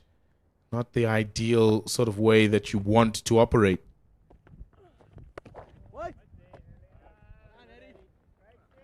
Good over from Jaden Lennox. 128 for 1 after 22 overs. Yeah, it is a pressure game now. Trying to see how you can get back that bowling momentum and the pressure that the middle order or the first change bowlers had conjured up. And it looks like Nick Kelly is back on the field. Am I right?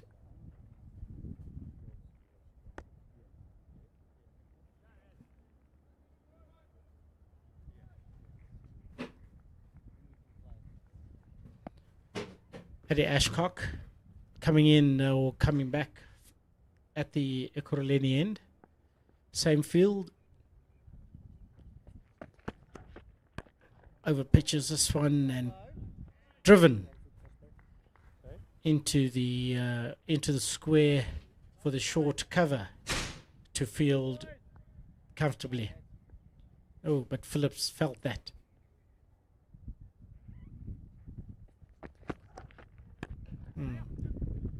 Ashcock over pitching once more, driven straight. Long off coming into play to stop the boundary, but 1 run to Jordan. Bowling a lot straighter by the looks of things.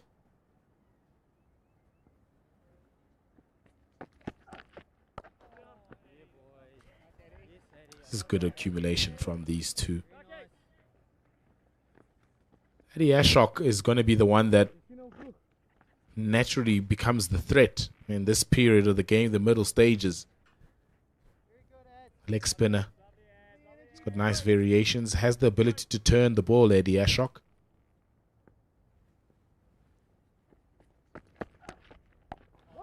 The South Africans need to be smart in how they play him. They really took him down in that first over, so he's come back nicely here. Gone a lot straighter.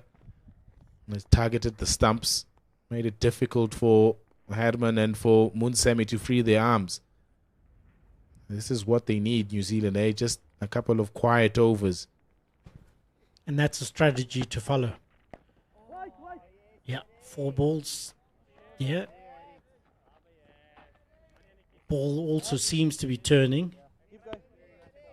Keep going. One list.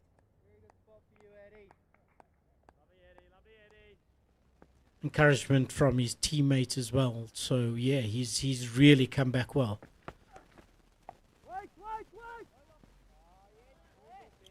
And yeah, ends up with that over, only 2 from that over, having gone for 13 in his first over. So quite positive for Eddie Ashcock, getting to understand or reading the pitch a bit better, but also bowling a lot straighter. Yeah, nice return from Ashok. This partnership beginning to frustrate the New Zealanders now. 117. It's worth. Seems like a very long time ago that they got the joy and celebrations of getting a man that's led with a run getting in the series. Ruben Herman.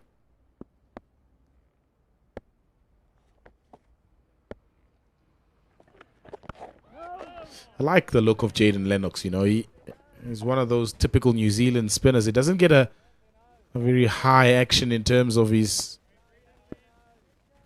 bowling stride, but there's a way to just work his wrists. Variation of pace so important for a spinner. Especially because Munsami is looking to use his feet. Oh, and they rush through for a quick single at from the reaction of from the fielding team. That was pretty close. But yes, gets the job done. Focuses. And adds to the pressure for the bowlers as he comes high and round.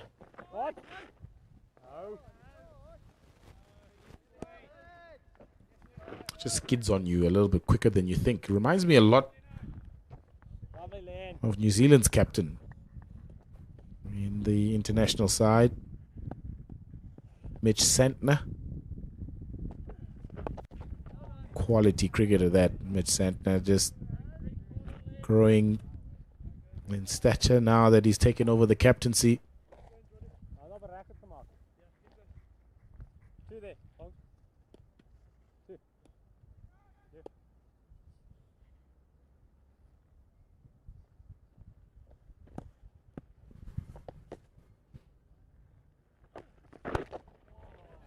Lennox is really bowling well, extremely well.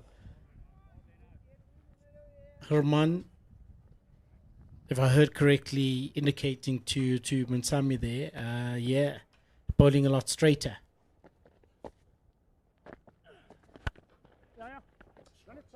Slightly wider, and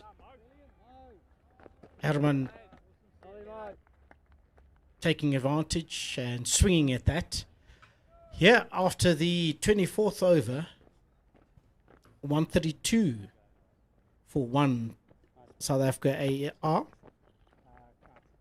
and looks like they're going to continue with the spin bowlers. Is this the period where South Africa takes advantage, gradually build up the pressure, not so much in getting the boundaries, but just keeping the scoreboard ticking over, and then when the loose ball comes, then capitalizing on that? I think so, and I think they've approached it nicely. They obviously want to look to accelerate a little bit. Run rate just below 6s now for the first time. But credit to New Zealand's bowlers, they've been really difficult to get away in this period.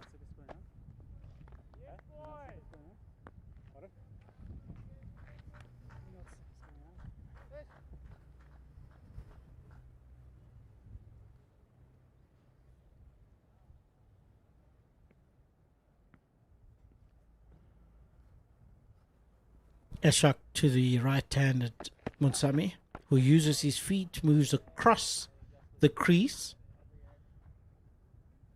probably trying to coerce Ashok to bowl down the leg side, where he would swing and just go over the onside fielders.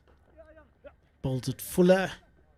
Munsami just drives. Will it beat the fielder? Yes, it does. And a brilliant boundary, which also brings up Munsami's 50. Wonderful half century that from Rivaldo Munsami. He's had to work very hard for this innings. 2 disappointing returns in the first 2 matches. Got a couple of boundaries in that second game. Got himself a start and then threw it away. So he'll be happy that he's been able to convert a start into a milestone. Workman like 50 this. Not your typical Rivaldo Munsami swashbuckling innings. 50 from 69.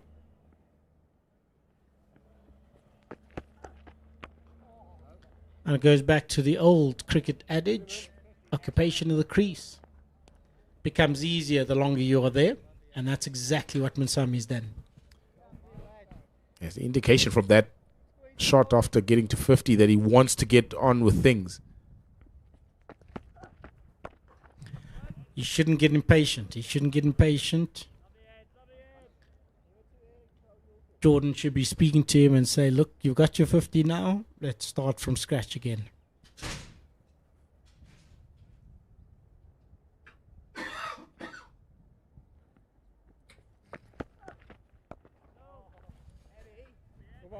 Four from the Eddie Ashok over. 137 for 1 of the 25 halfway through the innings. It's been a good one for South Africa. They've lost just 1 wicket. There's that shot that took Rivaldo Munsami to his first half century of this series.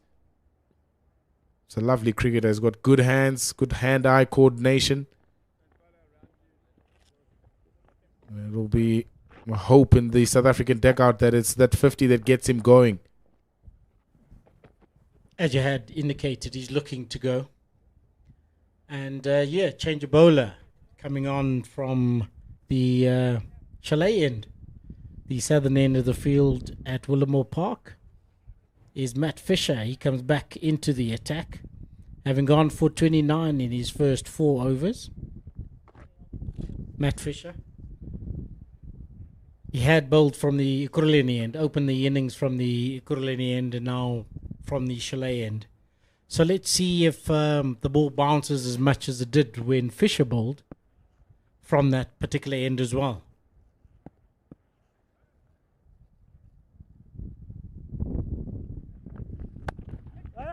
Herman onto the back foot immediately and just guides it to the offside. New Zealand is realizing that they need to break this partnership. That's why they're bringing Matt Fisher back. It also took a pounding in that first spell that he bowled inside those first 10 of the power play. Hoping that with the fielding restrictions now loosened, we'll be able to settle into a line and length. Ball beautifully cut back into Munsami, the right-hander.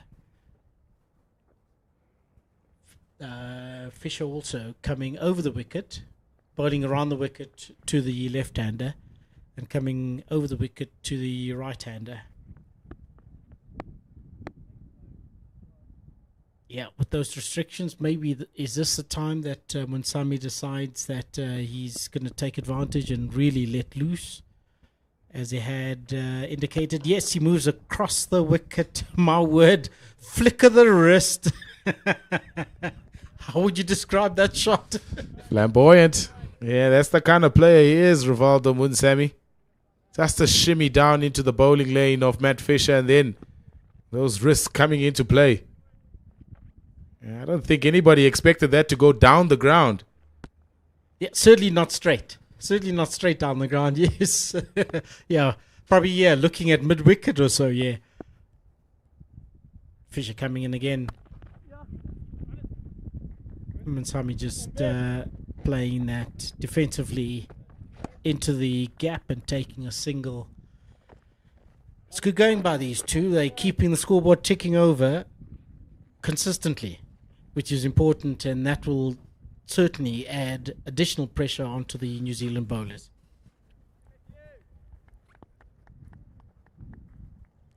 Just loved how this South African A side has played over the last little while.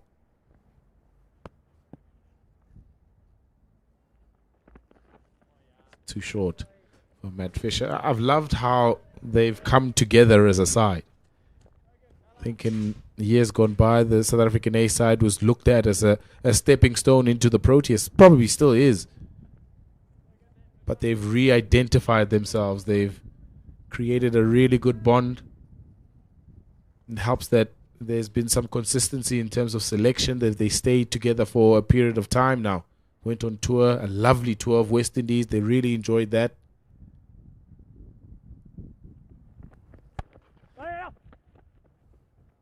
Good half stop from Joe Carter. But they've come together really nicely. And they've really made this side as a side that they want to dominate other teams at A level. And not just a stepping stone into the Proteas. Yes, you want to go higher up. But a lot of these guys now, they've set themselves up nicely to not just say to Shukri Conrad, I'm only the one that can make the move.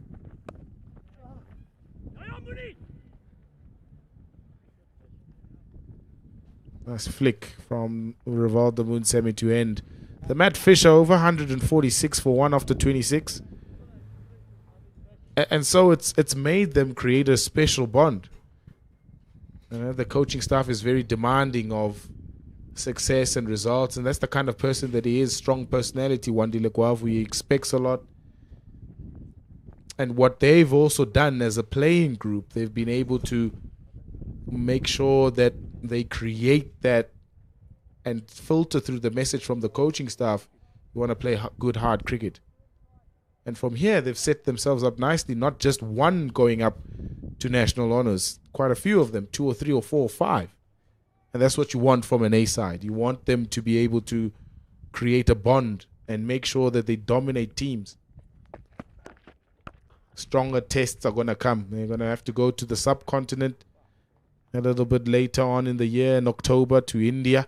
That's going to be another challenge for them. So it's important for those bonds to be created so that even in testing conditions, which India will provide, they can stick together, find solutions together to be able to overcome games.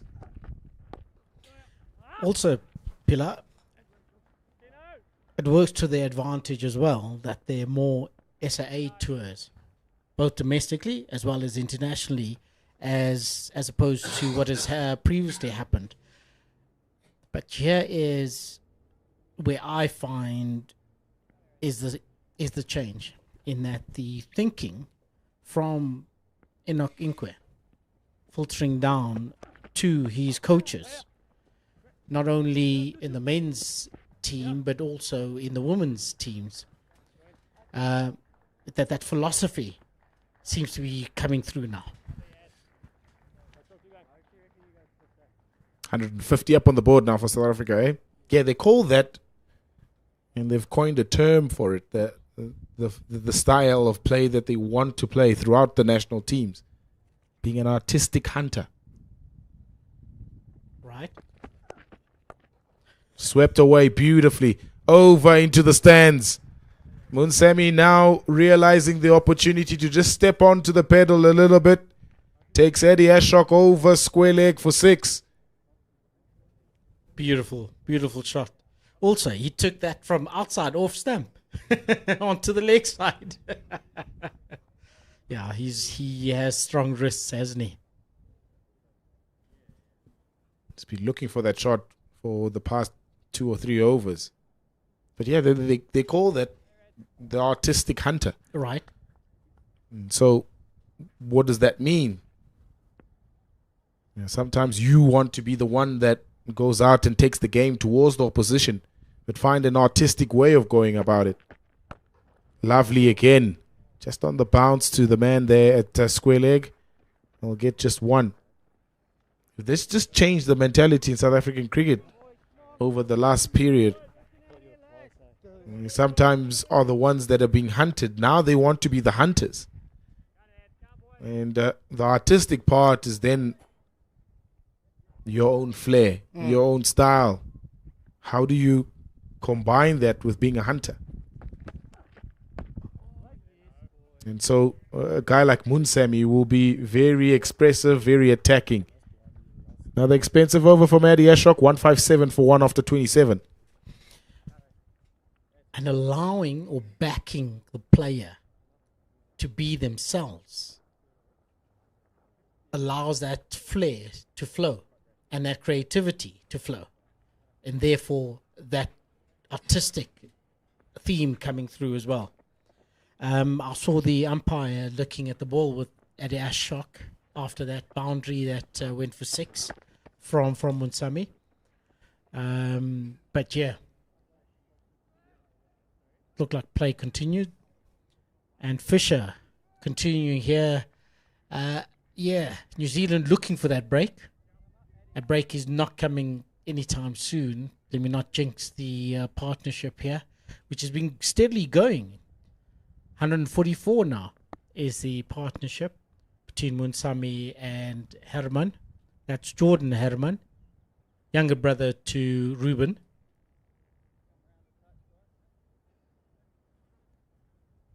And the field spreading as well. A lot stronger for the right-hander on the offside. And only a single no. They got 2 fielders out on the leg side. Nice shot. In front of square. Well in front of square. He's getting some momentum into his batting now. Rivaldo Munsami. Starts the new Matt Fisher over with the boundary. I think Matt Fisher, just looking at the field placing, is looking to bounce because he has a fine leg on the boundary. He has a backward square leg on the boundary. And then he has, mid-wicket on the boundary as well. Yeah, between mid-wicket and deep square is that fielder, and he's bringing his mid-on around now as well. Let's see if he pitches short now. And indeed he does. Munsami goes for it. Fielder and wicketkeeper, fine leg and wicketkeeper both running for the ball. And it bounces halfway in between them both. Risky shot there by Munsami. It's a good tactic, though, from the New Zealand A side. Test him with a little bit of a short stuff. Now they're just trying to think out of the box, trying to find ways to not stem the run flow, but also to get Munsemi out. Very good ploy.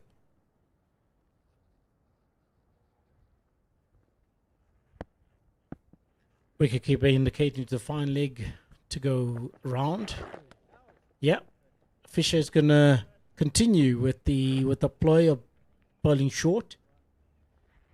This time wide outside leg and called wide. And another milestone coming up for South Africa.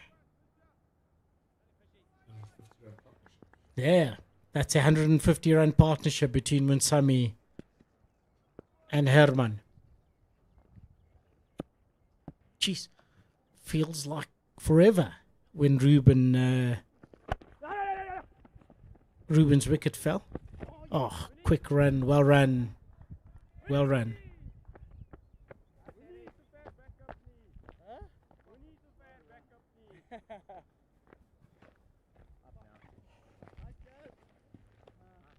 Yeah, good running.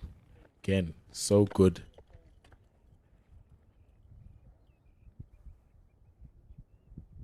Yeah, the short ball tactic is not a bad one from New Zealand, eh? Boundaries here are big square, so it's actually the first time that they've actually employed this short ball ploy against the South African batting side. Almost proved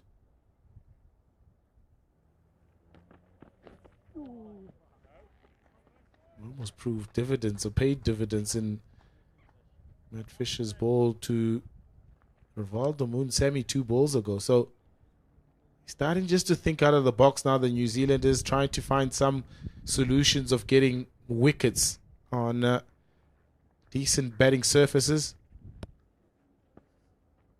And that hit towards the grass embankment is a big one. So if you can get it high enough with enough pace, and drops another man on that leg side boundary, now brings a man in the sweeper offside up into the ring. Yeah. Tuck it away for just the single will Rivaldo Munsemi. Yeah, he is a rather flamboyant batsman, isn't he? Because even playing that short, I would struggle to describe that. But it almost looked like the ball wrapped him up, but he played it off the bat onto the onside and they threw for a single. Yeah, the tactic of bowling short continues. For the left-hander, they still got the sweeper out though, but they got 2 fielders on the leg side boundary. And, yeah, short and down to third man. To fine leg. Batsman threw for another single, and after 28, South Africa A 166 for 1. And this partnership growing beautifully. 153 is their partnership as I break our partnership pillar and I take a break and have Mpendulo come in and join you.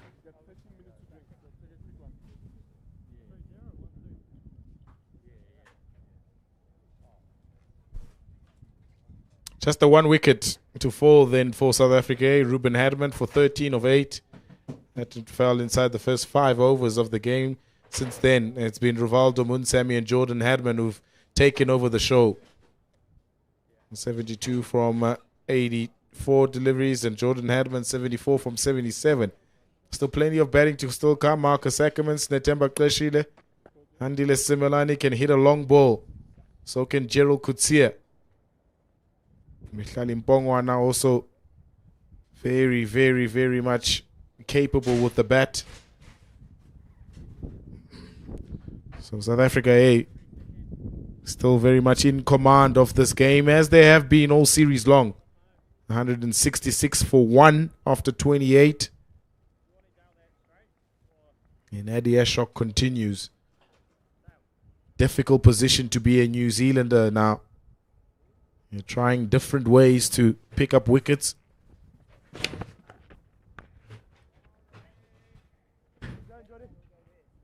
Really settled into his work. Rivaldo Munsami. Like you said, once he got to his 50, had to work really hard. It's so easy to lose your wicket when things seem to not go your way. But really hustled and bustled. Even full tosses were not connecting for fours, and you think this is not the characteristics of Rivaldo Munsami. But ever since going over that 50, it seems like there's just been another kick of a gear that has come on. He's almost in line with runs now with Jordan Herman, and he's starting to look really good.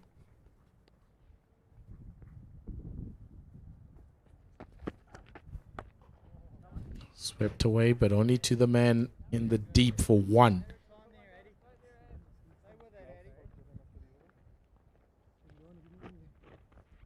He's looking for that boundary.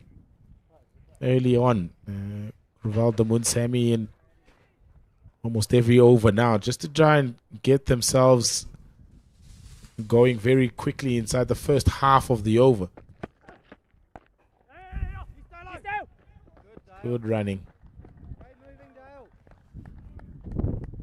But we just take you back to that period after the end of the power play, over 12 to around over number 20, where Josh Clarkson was in operation. It felt like something was about to give for the New Zealanders and get a breakthrough. Simply because they were playing so well, the South Africans, and then all of a sudden the New Zealanders bowled well. Adi Ashok needs to produce more of those deliveries. Good sharp turn against Munsami. But they really weathered that storm. And after weathering that storm, it always comes green on the other side. And that's the greenery they're walking on now. After 29, 169 for one. And clawing back to that 6-run run rate.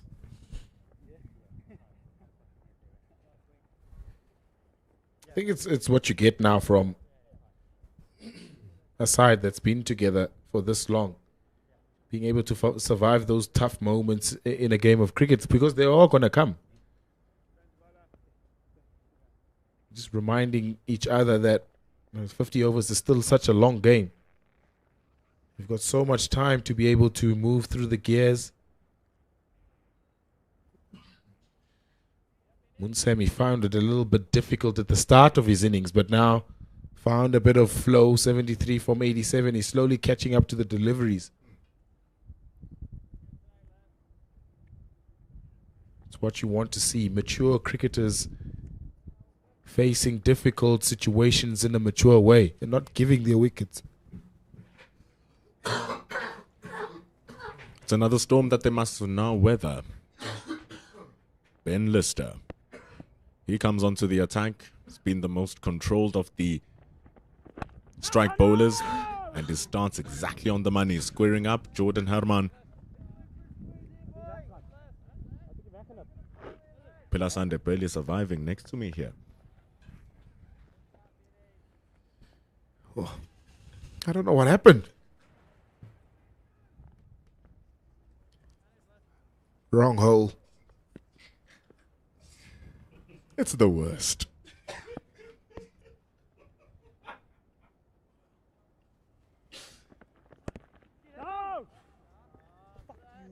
But come again, Ben Lister hitting Jordan Herman. You could hear his creative language.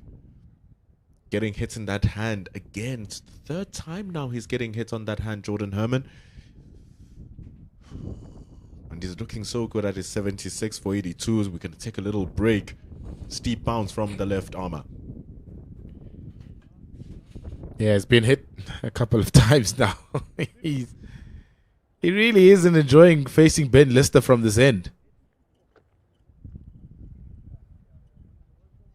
He's got balls to jack back at the left-handers and the right-handers from the Chalet end, Ben Lister.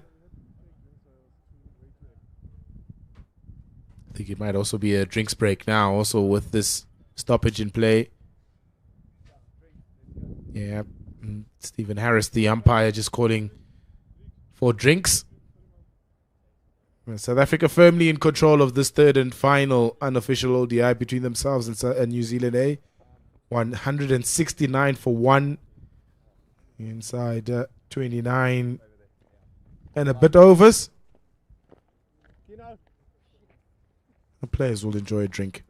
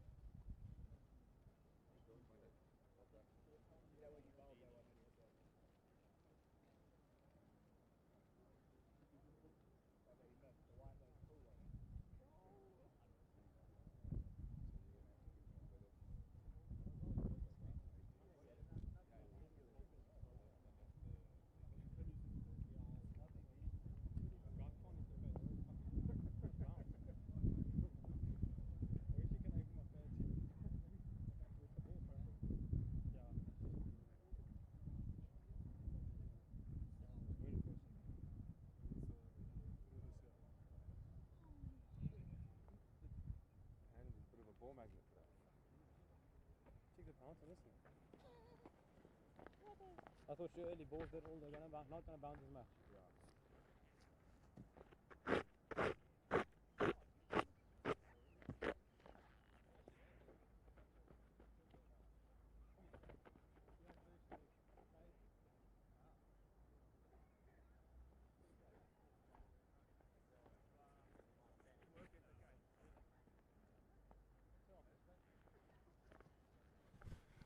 We come back from drinks. 169 for 1 for South Africa. Jordan Herman faces Ben Lister. It wasn't the end of the over that led to drinks. Jordan Herman facing yet another blow from Ben Lister's bowling. He has been in good control, the left arm seamer.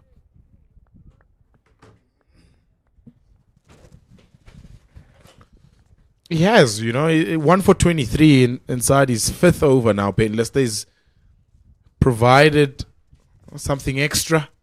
He's gotten something extra from the pitch. It's lovely. It's brave also from these batters to be able to ride that bounce. And the misfield allows them to come for the second. They've been hit on a number of occasions from Ben Lister. Crucially, they've survived it. Hard cricketer. There's Jordan Herman. Growing tough in Pretoria, so he's always going to be in the context.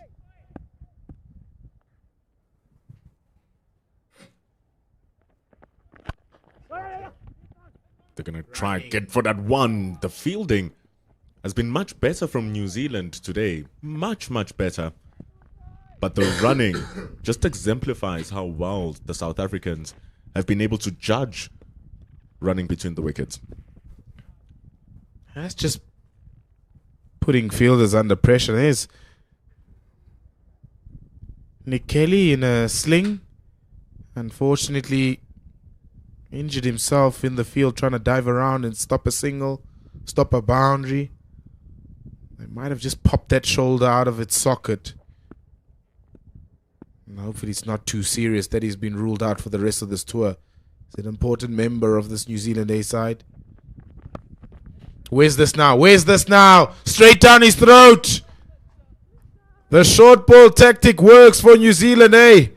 Well judged from Jaden Lennox at fine leg. And eventually this partnership of 159 is broken. It's Ben Lister who's looked the best of the New Zealand A bowlers this morning. Not the worst, not the best delivery ever delivered, but for the plan that has been set up, extremely well executed. Goes straight onto the hips of Munsami. It's that extra bounce and a touch more of pace. You can see that Munsami was a bit rushed on the shot. Had little control on where it needed to go. And it sent it straight to the hands of Jaden Lennox standing at that boundary. A very well-crafted innings, though, from Rivaldo Munsami. It is the picture of resilience and what tenacity can bring for you. Didn't look clean, but he hustled his way on with Jordan Herman, getting himself up into those 70s. And it brings in batter number 4. Another one who's classy. The left-hander, Marcus Ackerman, the captain. Yeah, very good workman-like innings from Rivaldo Munsami. 73 from 86 deliveries. Fought hard. But the plan from New Zealand A's bowlers were really good in the end to try and get his wicket.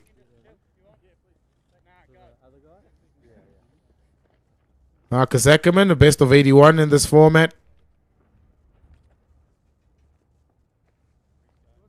Also looking for some runs to finish off this limited overs series, a very short one.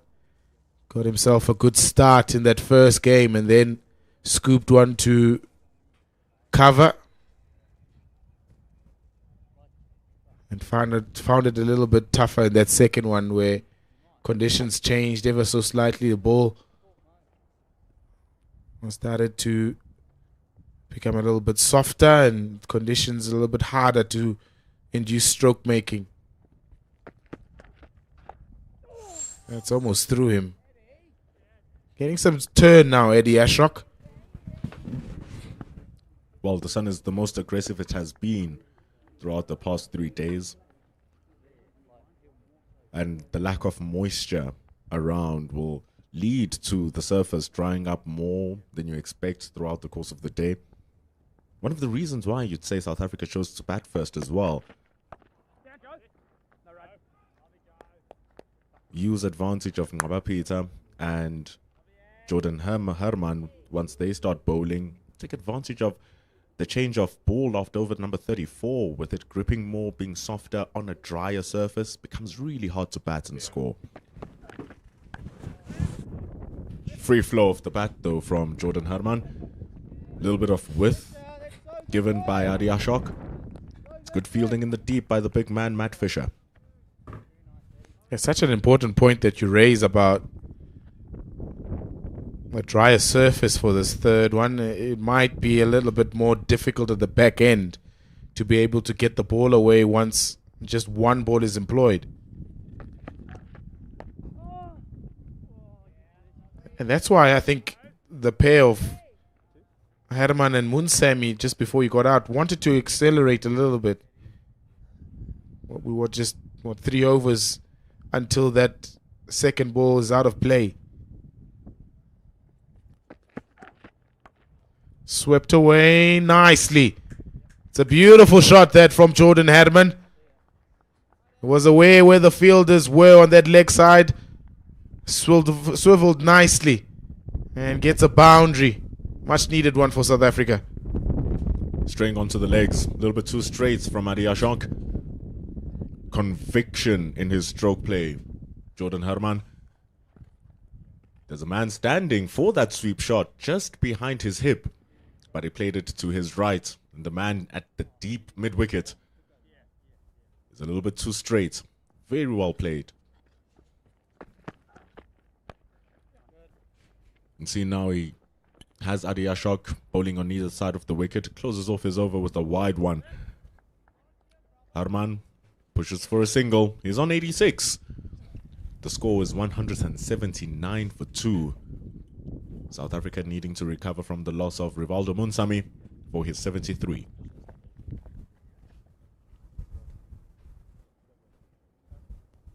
Few gremlins in the system. They heard your commentary and ran away.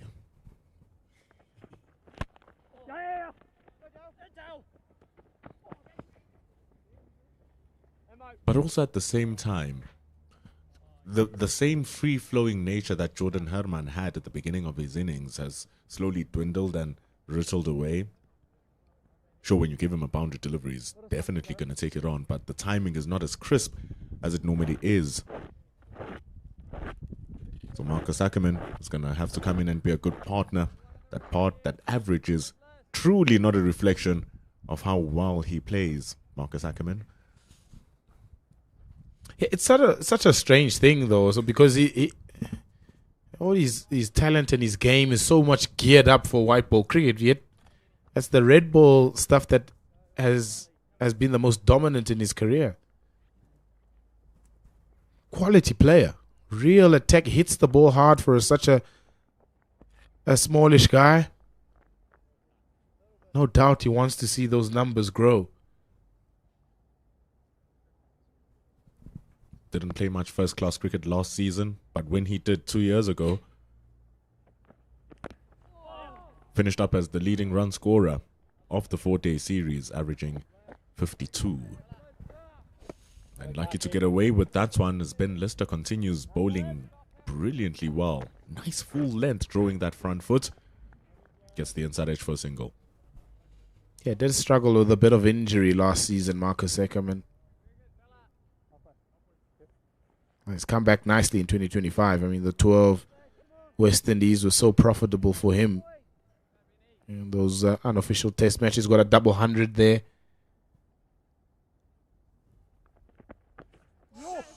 It's a nice delivery there from Ben Lister, just shaping away. There's just something still in this pitch. And especially if you're coming from that chalet end. He's been the only one that really has exploited it, has Ben Lister.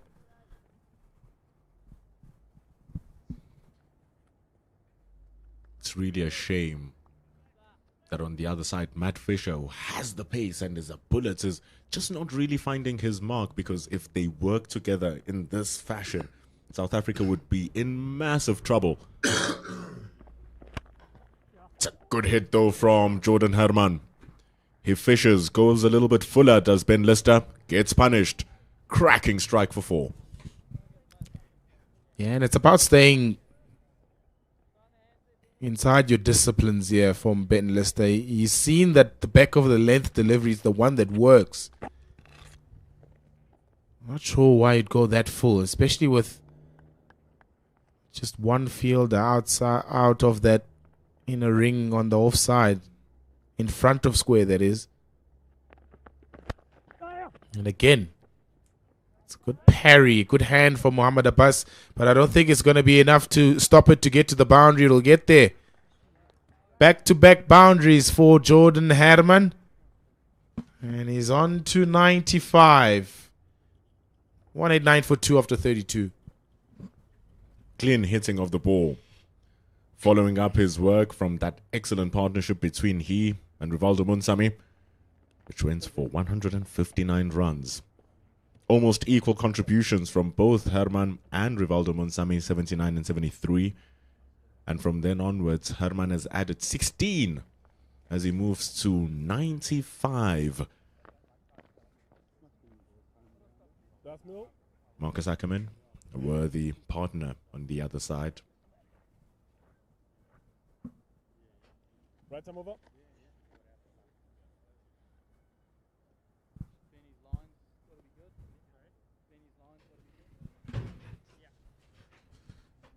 Eddie Ashok just making sure that he's got the right field up.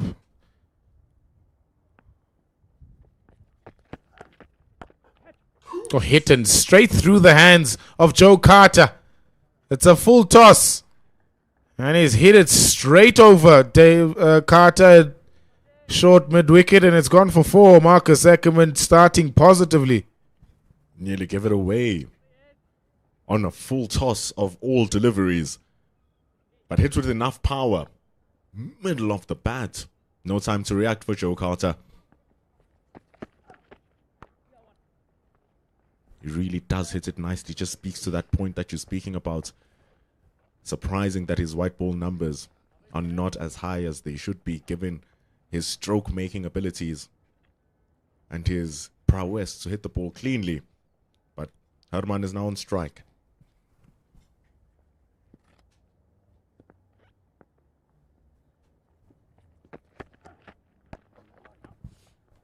Yeah, you can expect the South Africans to go a little bit harder now until the very end. Especially in this period now between overs 33 and 34.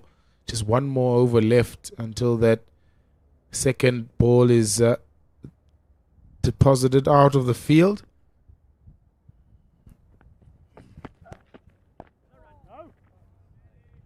So you can expect a little bit of a step up in tempo and pace from these two left-handers.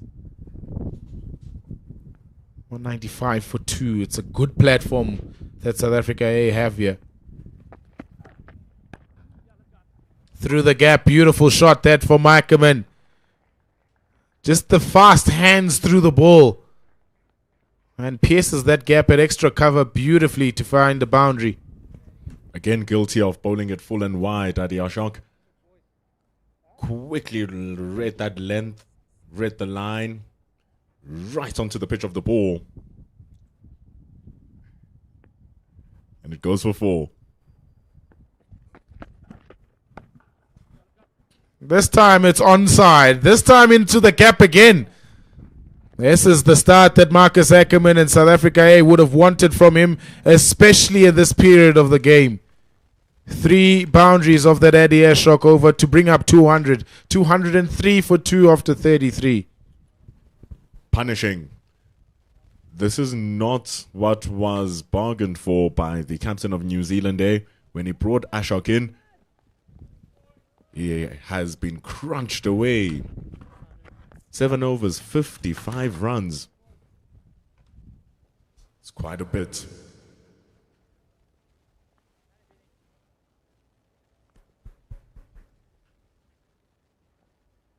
But Ben Lister,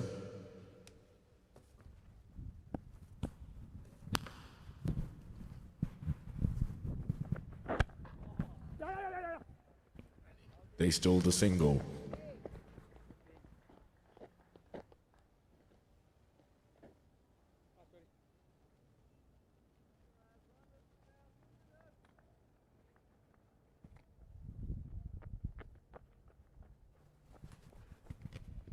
In search of back-to-back hundreds here, Jordan Herman.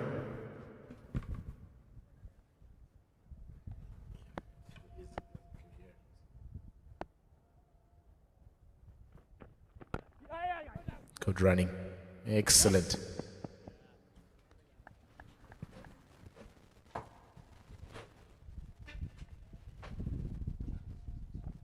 $205 for 2. Was the kind of performances that Marcus Ackerman and the South African A side would have expected after winning the toss and choosing to bat first. Partnerships all the way through. The first one was broken pretty quickly between Munsami and Ruben Herman. And since then, it's been all South Africa.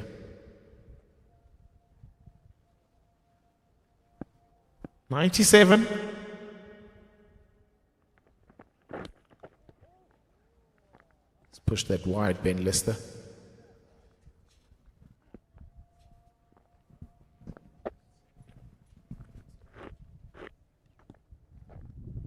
'97 of '98.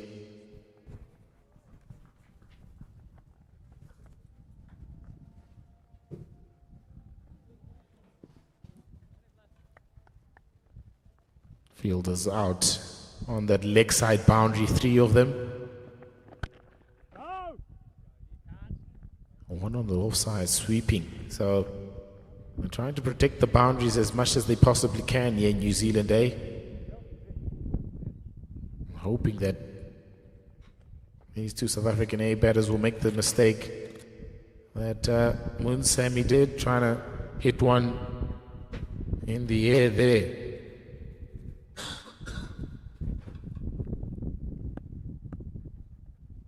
'97 of '99. He'll stay there.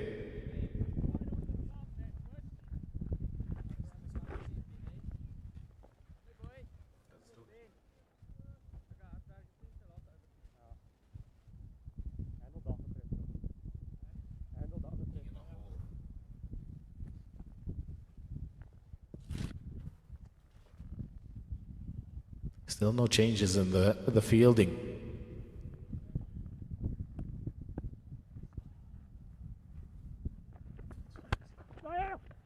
Steal the single. Good running again. And I'll turn for 2. Mistake from Muhammad Abbas. And we'll move on to '99.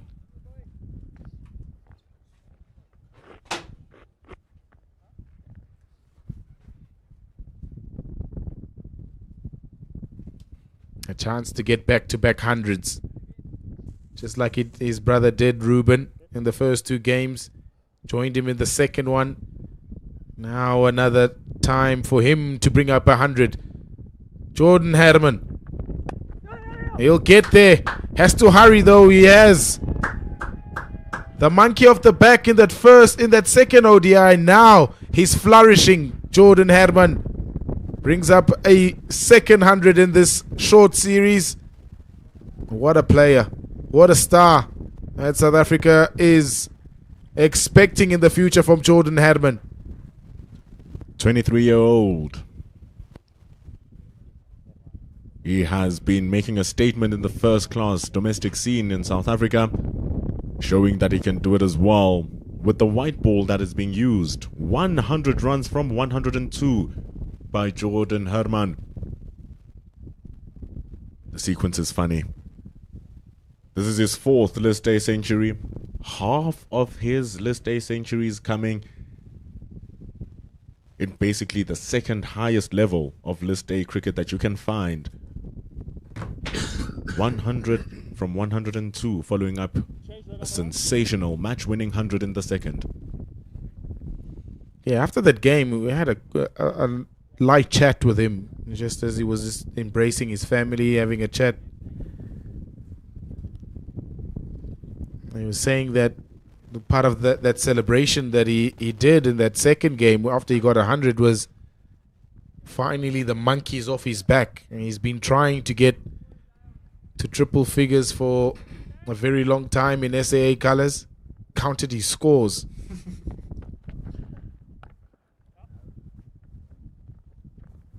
Good stop at deep square leg. And good running again. Pushing the fielders now, the South Africans. He counted his scores. He said, I actually have more ducks at SAA level than I do have 50s. And that second game really brought him a lot of relief.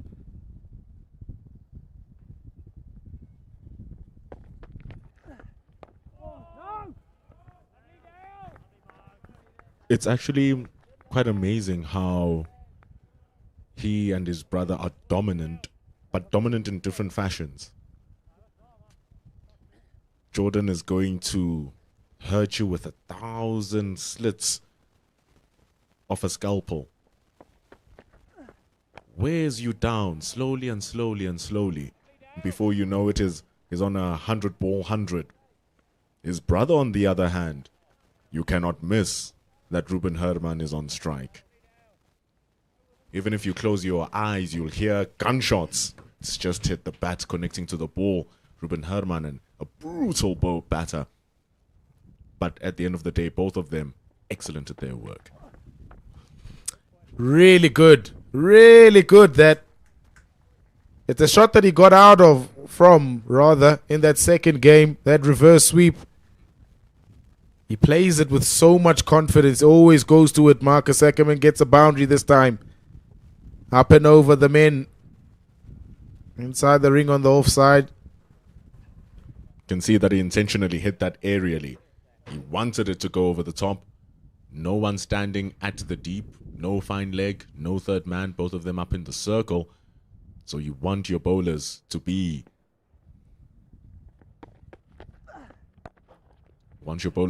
there, bowling straight, forcing the batters to hit in front of the wickets right now. Because that's the ploy. That's the ploy they're working around. You have a deep square leg. You have a long on in your offside, on your leg side. Then on your offside, you have your long off and your deep cover. So no one guarding the boundary behind the batter.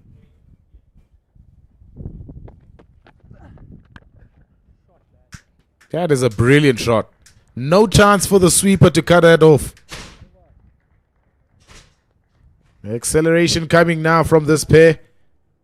End of the 35th is 2-2-1 for 2. 12 runs from that Dale Phillips over. Not the way you want to come in and bowl your first. Especially giving the wings to the batter who just came in. You want to put pressure on the new batter. But then it's just giving him a way to get loose, and Marcus Ackerman now on 20 from just 9 deliveries. And it was not long ago, Pila, where Rivaldo Munsami just lost his wicket. They are now sitting on a 49-run partnership.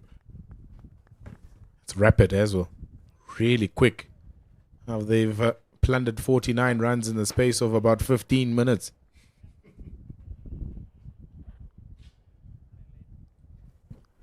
This prompts the bowling change to bring in their most economical of all, Jaden Lennox. It's fair to say that he has a bit more control than Dale Phillips, who's your part-timer. He's in the team as a spin bowler, Jaden Lennox. Plays for the Central Districts. And at 30 years old, he has experience under him. Should be very understanding of his game, and his numbers speak of that. Yeah, I'm not sure if you want to bowl a left-arm orthodox to 2 left-handers at the crease. The matchup favors both Herman and Ackerman.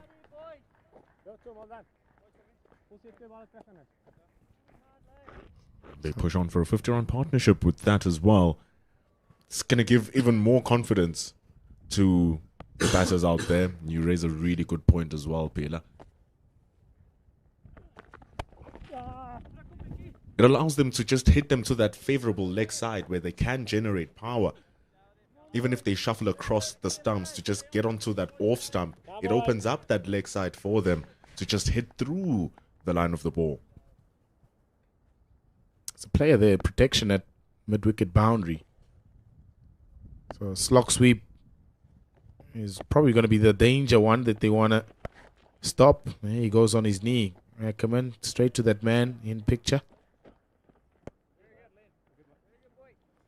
But it's dangerous because if you get it past sort of a straightish mid-wicket, that you get 4 there.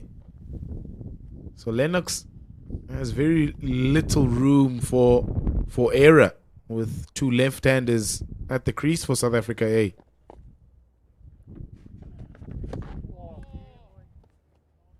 Your long on and long off are standing rather square as well.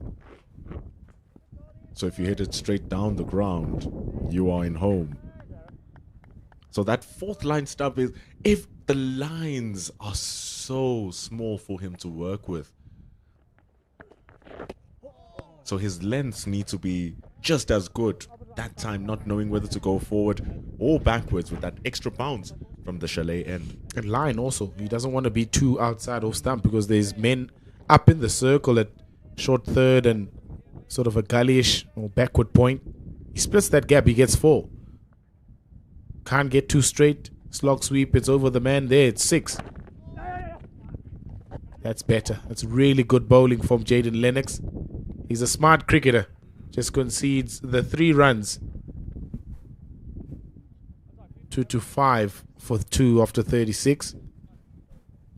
That was a brilliant over from Jaden Lennox.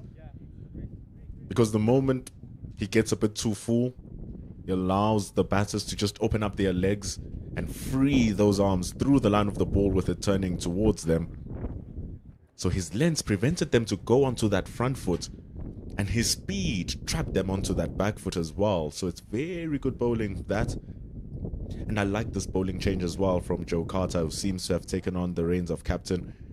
Brings in Josh Clarkson, so you have your 2 most economical bowlers working in tandem at a point where the South Africans are looking to accelerate the scoring. So it's an immovable object which is about to meet an unstoppable force, and we're about to see. It's a very important period of the game here, Peter. It's a make or break.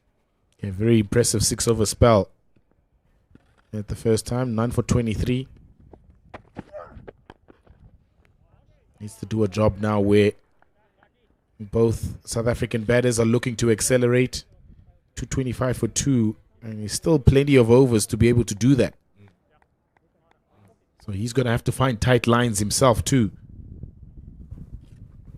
Something that has been doing very well for the past 6 overs is... But the game is a little bit different when they're looking to attack you. But the funny thing is that because they're looking to attack you, the possibility of you getting wickets is much more higher.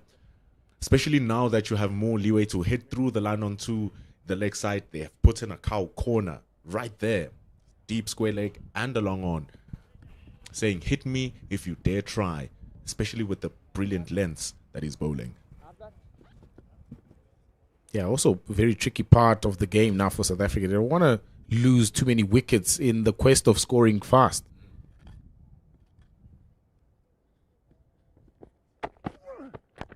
That's a strong shot. That's a very impressive shot. And it's gone all the way over Clarkson's head. And it's gone for 6. What a strong base he gets himself into, and then bang over the top. It's a rocket strike. Just strays in a little bit too full, too straight. Allows Herman to just open that front leg.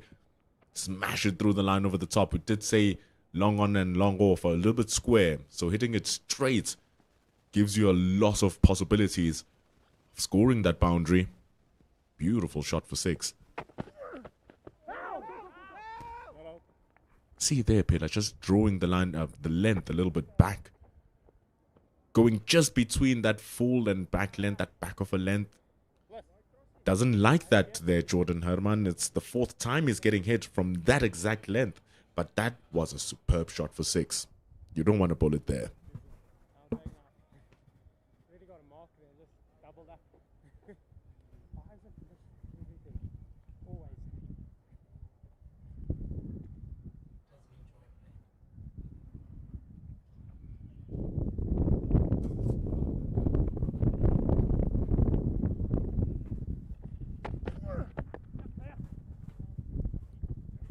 Ticking along nicely.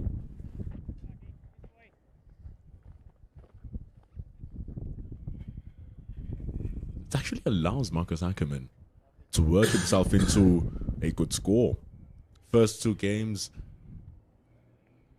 didn't really reach out to his maximum potential or even half of his potential.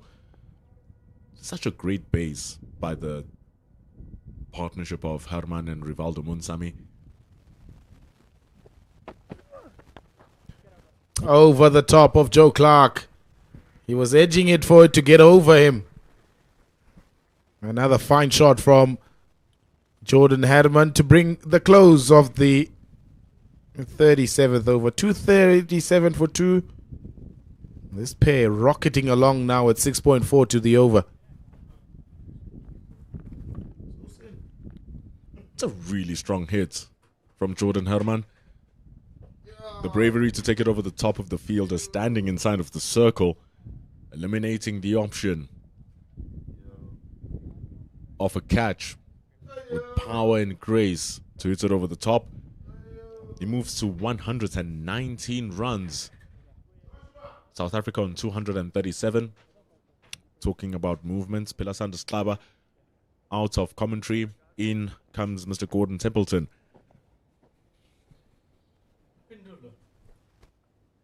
Pendulo, there is...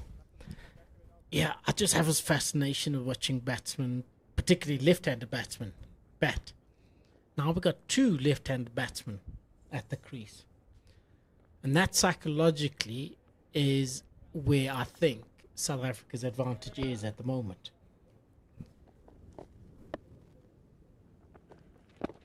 Equally, you look at the rate both of them are scoring. They're scoring it higher than a run a ball, which at this stage with 13 overs to go, we could easily pass that 280 projected score.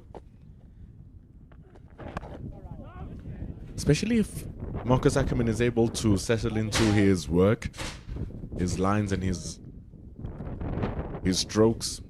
23 from 14 so far. 12 overs is a long time to bat, especially if you have a good setup, good fielding as well from Joe Carter. That is Reese Mariu rather, with a stop.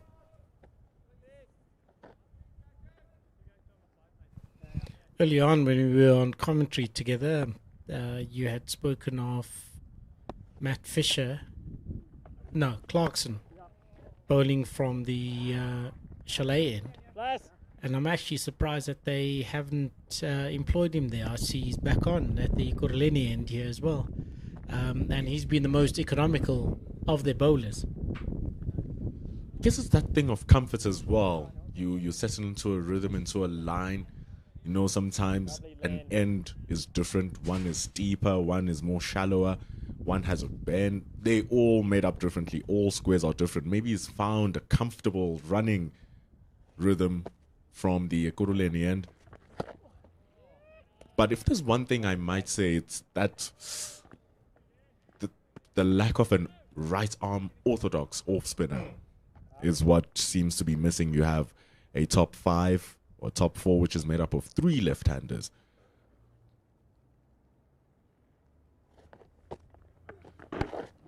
And your most thorned batters have been the left-handers. And they really don't have a threat with Ashok spinning the ball into the right hand, into the left-hander, Lennox spinning the ball into the left-hander.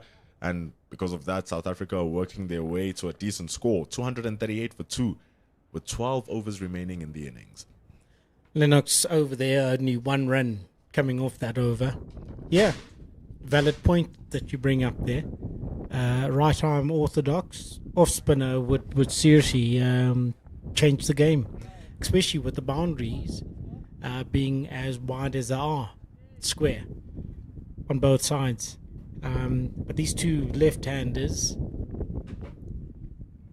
just carrying on the momentum where Munsami and Herman started, and now it's Herman and Ackerman building on a very strong partnership as Clarkson bowls outside off stump, wide. This partnership though, 66, so quick as well.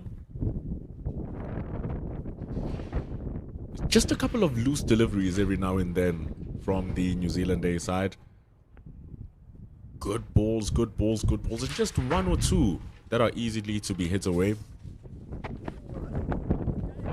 But Josh Clarkson and alongside Ben Lister, have been brilliant in trying to control that, especially now in this segment of the game where there's 1 ball in rotation. the expectation is to try and hit it hard onto the deck to see if there's anything that the surface can do to slow it down, grip it. So it's hard for you to hit the ball. So you have to bend that back and smash that ball into the surface, which is what Clarkson is doing. The wind seems to have picked up here at Willamore Park. Doors banging, trees waving a lot wilder than they did earlier.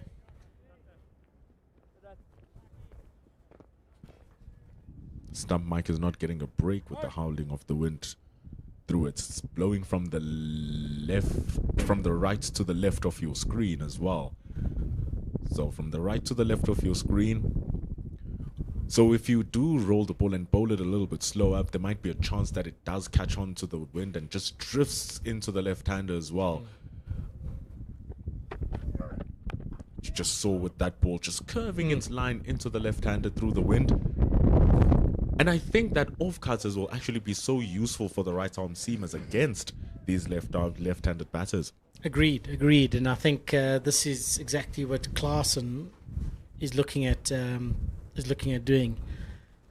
Going to watch his wrist as he comes into bowl, but the field, amazingly, has not spread out too much. I would have thought with that massive six that Herman had hit straight over Clarkson's head, they would have fielders straight on the boundary. And as I speak of hitting boundaries, Herman with the wind hits a massive six over the mid-wicket boundary.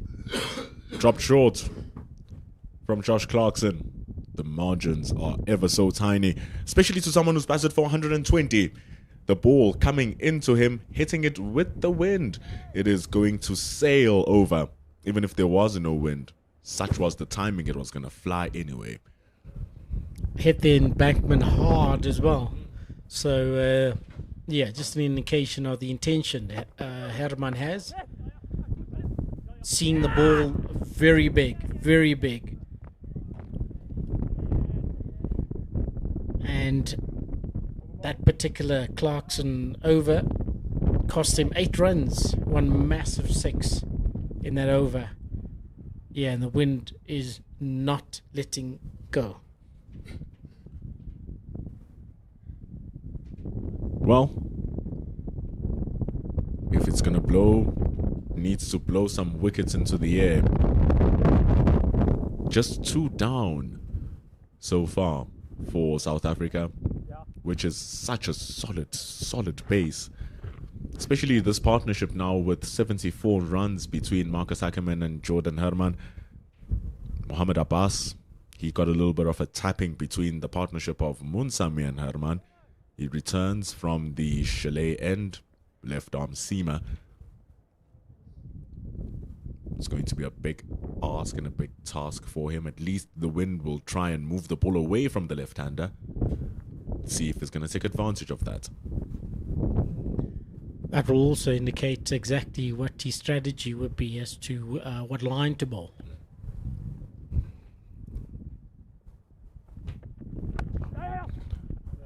Ball is coming. If you're seeing behind Mohamed Abbas, it's blowing from the left to the right as he's running in. Just saw it move away from Herman there, just popping it into the mid-on. And the running is not stopping. Good balls are being punished as well, because good balls are supposed to be dots, but they still get one. And that run rate has also picked up tremendously now at 6.3. As we go into the latter half of this 50 over unofficial ODI between South Africa and New Zealand. South Africa captain Ackerman on 25 of 18.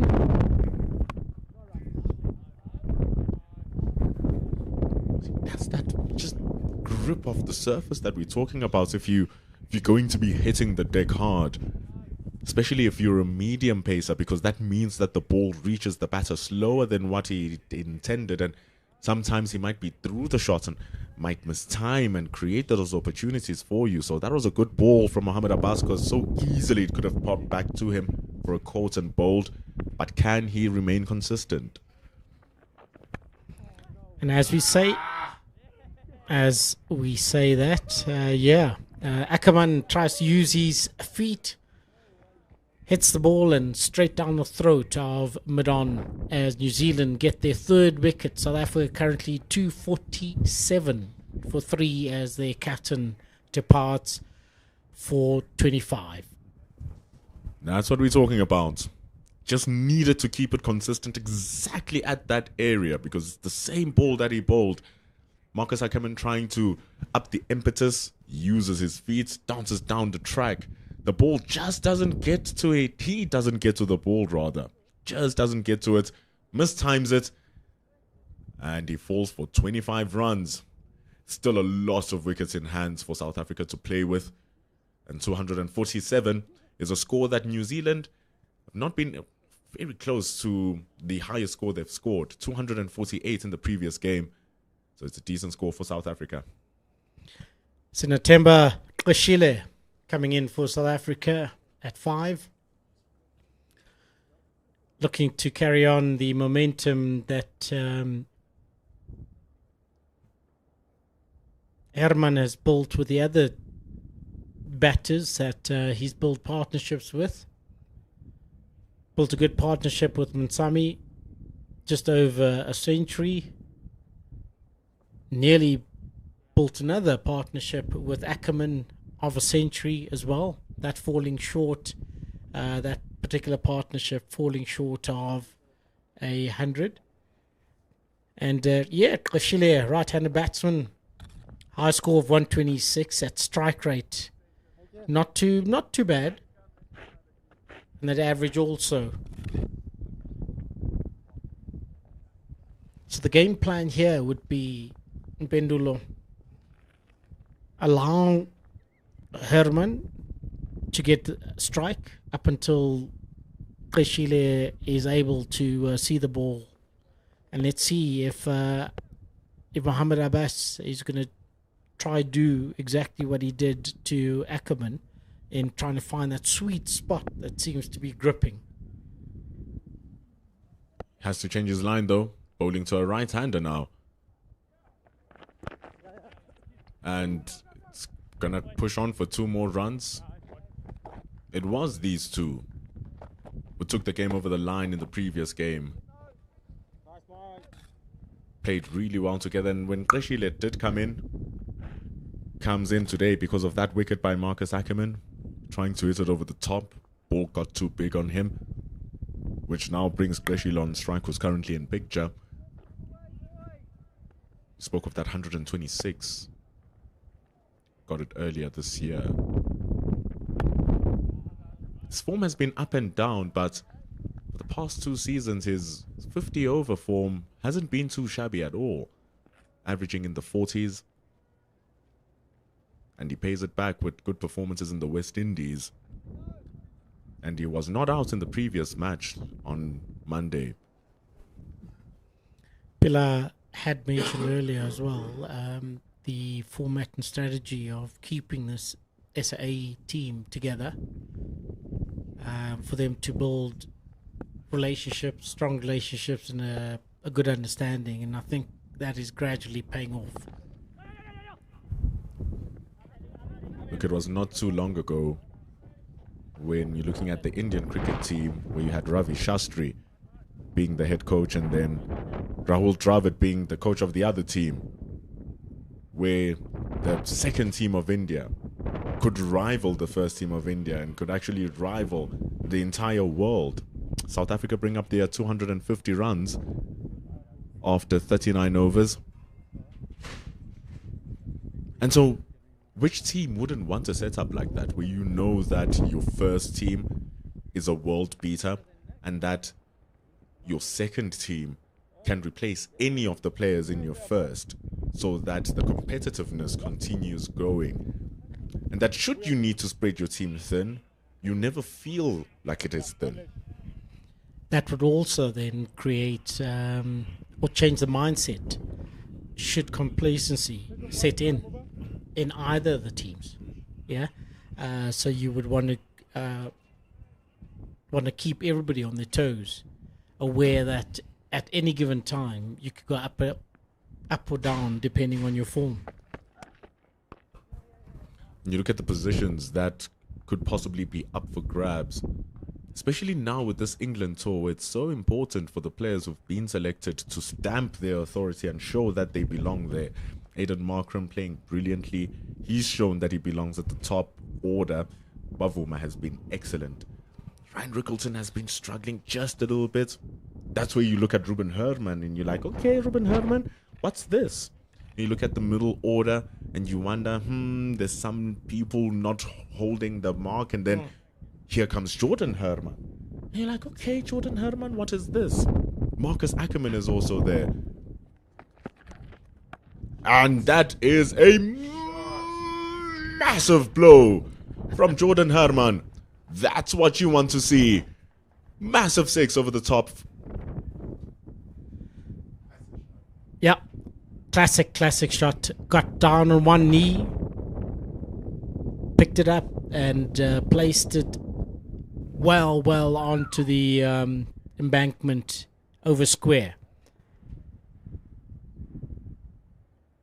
Yeah, it's good to see. It's good to see that we've got a pipeline that is feeding Pendulum. It's brilliant to see. And then also, we had discussed earlier that the ASA team are also playing more frequently now than they had in the past. And he lifts it up again. Just short to the boundary. Again, on one knee, but this time it goes around the corner a bit more. And it is over the square leg boundary. Backward square leg boundary. Very nicely hit from Herman. He was looking for the same result as the previous shot. Just gets the top edge of this. And the ball, a little bit slower, hits it behind square. So it's still a safe shot. 11 runs from the over so far. And this is only the third ball that's bowled. So clearly, Herman's intentions are very clear. He wants to take the game away from New Zealand A.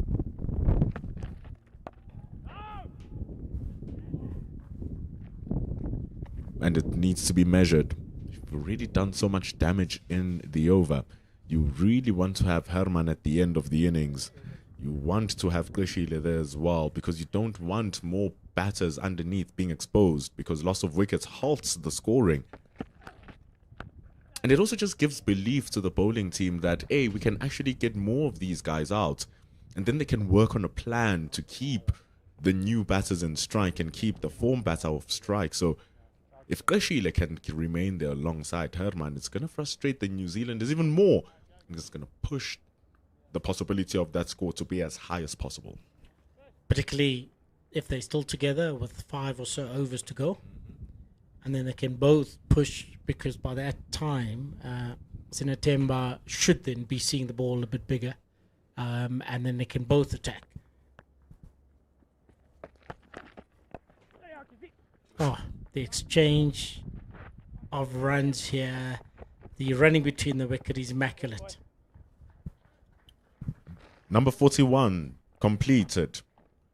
264 for 3.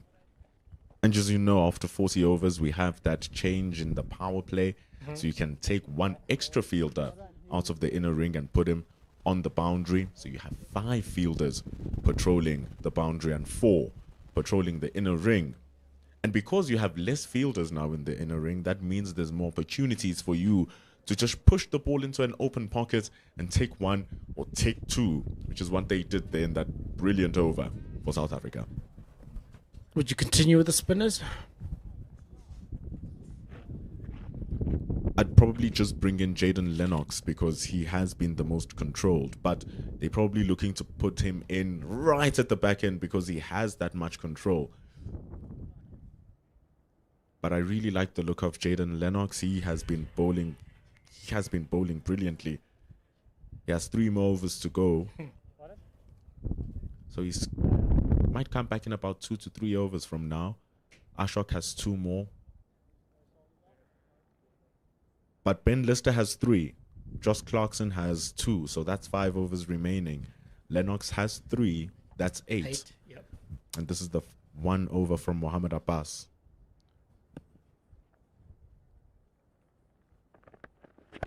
takes it in short.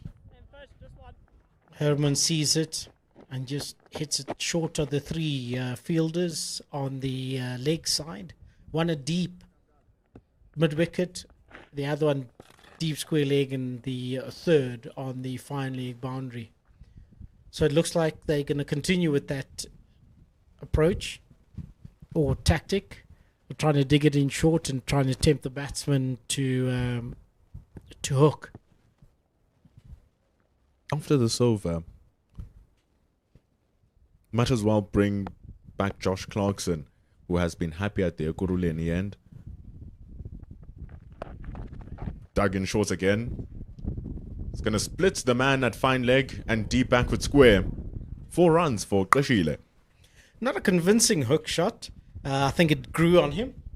Yeah, but he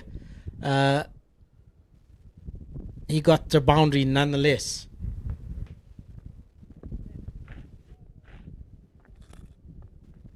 And that should give Qeshile confidence as well, in that okay, I'm going to take you on. I'm not going to allow you to get the better on me. Let's see if Abbas digs in the next one.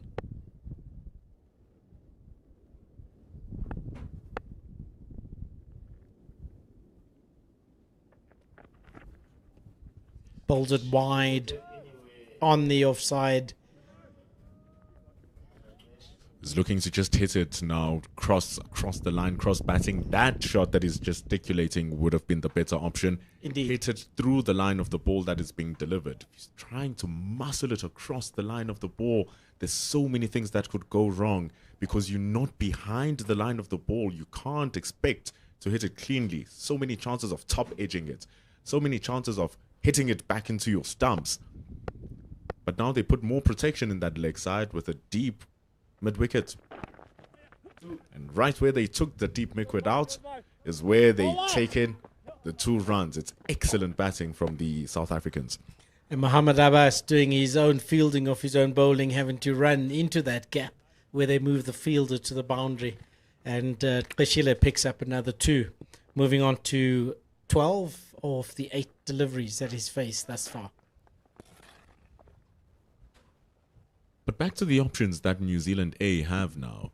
Mohammad Abbas has been a little bit expensive. The most economical has been Ben Lister at a run per ball. Clarkson at 5 runs per over. And Jaden Lennox has been the pick of all of them, going at 3 runs to the over. So like I said, maybe Josh Clarkson to come in from the Ekurhule in the end to be partnered with Jaden Lennox. And when Lennox runs out of his overs, Ben Lister joins. Qeshile just puts that through the covers. Actually, that would be a good plan, Pendulum. Particularly trying to curb the runs and try create some sort of pressure, because I can almost sense it. Herman is going to let loose, and it looks like they're going to continue with the short ball tactic, bringing in the 3rd man boundary fielder into the ring. They got a sweeper, and they got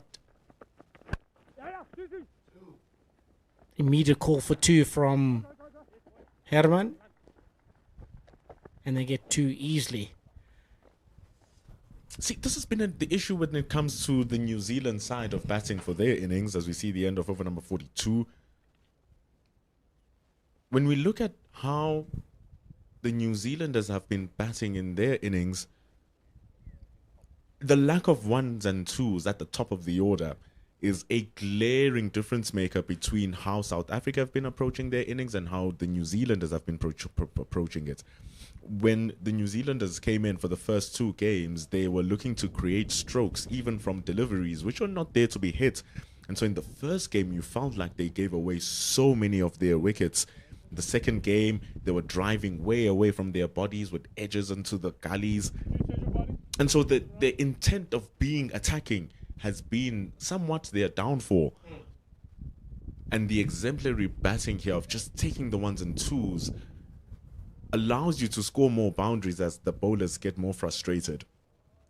However, can they take the lessons? We'll see. Here comes Ben Lister. They must have listened to you.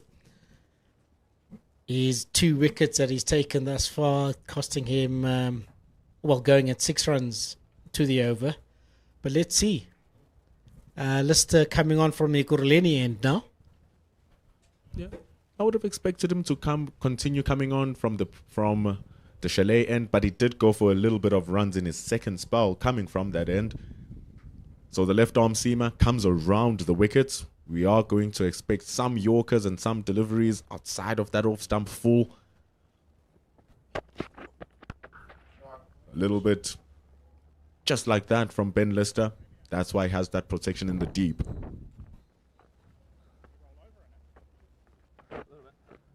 So yeah, I would have thought Josh Clarkson was going to come in from this end and then have Jaden Lennox bowl on the other end, because that's where they've been operating. But either way, you have Ben Lister, you have Josh Clarkson, and you have Jaden Lennox, who have 8 overs remaining, and you need 8 overs. I get the impression that they probably leaving Clarkson to finish off his old overs right to the end. And please help me here. Has Kelly come back on the field? No, he hasn't come back here. It's place taken by BJ Jacobs. Right, and Joe Carter then taking over the captaincy.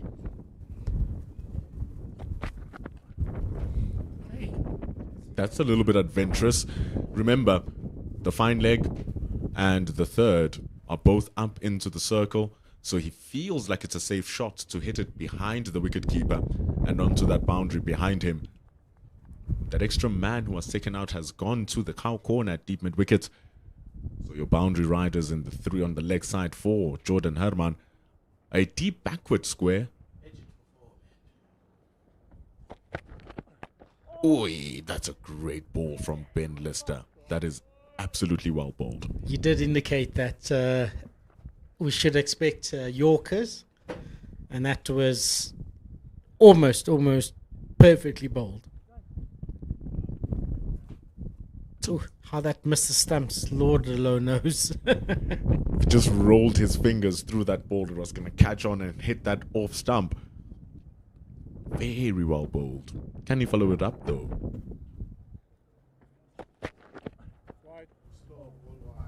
A little bit too wide from Ben Lister.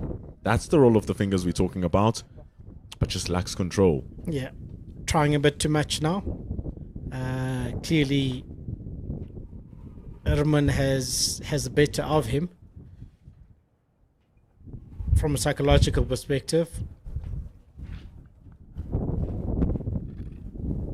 Again, this partnership has grown exponentially. Yeah, Ackerman, I beg your pardon, Herman clearly has a psychological edge over Ben Lister, bowling a consecutive wide ball outside off stump, trying to roll his fingers over the ball as well. Also wants to avoid the legs, going to that leg side so that he can be easily to hit with the wind. It is the slightly bigger side of the ground, but it doesn't matter. It goes to the offside. The ball is held up by the wind, so it doesn't reach the fielder in the deep in Matt Fisher. It literally stopped in the air. Such as the wind, you can hear it through your speakers. Yeah, it's very, very strong, very strong. The fielder also hesitated somewhat, and then went through, went attacking the ball. All right, let's see, Sinotemba. Let's see what the tactic is over here. Third man has gone down to the boundary. You got a sweeper, and you got a deep mid-off. Short on the leg side. That's one for the over. Yep, that's the one for the over. It's a good field, this. It allows Ben to bowl wherever he needs. If he bowls wide outside, you have the protection out down at third, and you have the deep cover should they try to whack you. And then if you do bowl it short, you have attacking options in the leg side boundary. It's a little bit tough. Especially shuffling across his stumps. Umpire Jailer still calls it a wide. I'm not too sure if Ben has a strategy or is looking to curb the boundaries. Yeah. I think in his pursuance to curb those boundaries as well is why he's bowling these wides. He's trying to tighten up the lines or bowl it so wide that they can't reach the ball.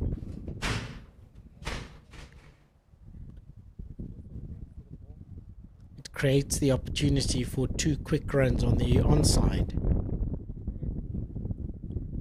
Yeah, move across. Should he bowl on the offside, move across and then just dab it onto the leg side. And try get two runs and force a field change after that. I think it's been a good over from Ben Lister, barring those wides. Only 2 runs coming from the bat. But because of those extras, the over looks worse than what it is. And 3 dot balls as well. And yes, he does bowl short. Sheila classically gets on the back foot, opens up his left shoulder, and he just hooks it over the fine leg boundary for 4 runs. And at the end of that 43rd over, South Africa 283 for the loss of 3 wickets, with Herman on 142, Gashile on 18, and their partnership moving on to 36. And my new partner for the last leg of this year innings, Pila Sande,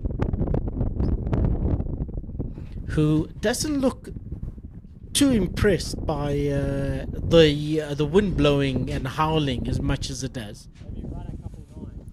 It's providing a nice breeze, though. It's a hot day here in Benoni. Good afternoon.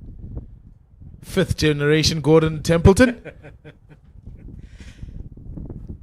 I think the coaching staff are listening to the commentary there, because as Mpendula had indicated, now they brought back Jaden Lennox coming in from the chalet end. Yeah, smart move this. The balls are getting a lot softer, a lot harder to get away.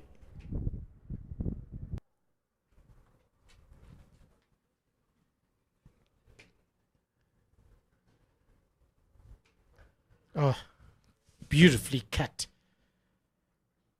fielder on the square, on the sweep boundary, cutting that off, and just 1 run. Now then, does Kashile take him on? Does he try go for maximum? Yeah, interesting. Jaden Lennox has bowled beautifully this afternoon. None for 23. Deserves a wicket for the consistency and pressure that he's built.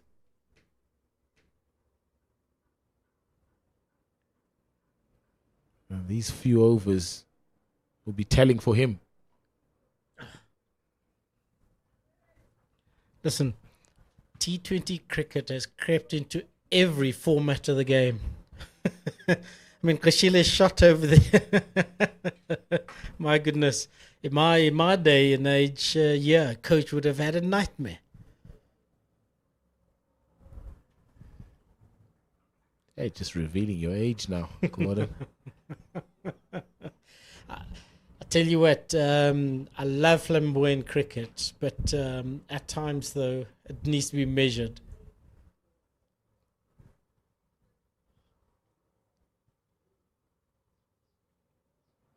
He's down the track now. Kashile looking for 2. Drops it in the middle of that leg side, but good work from the man coming off the boundary to just keep it to 1. You can see how difficult it is now to try and get any sort of pace off this pitch. It's flattened out nicely. The ball's a lot softer. Actually employed 2 different kind of sweep shots and still didn't get anything on it.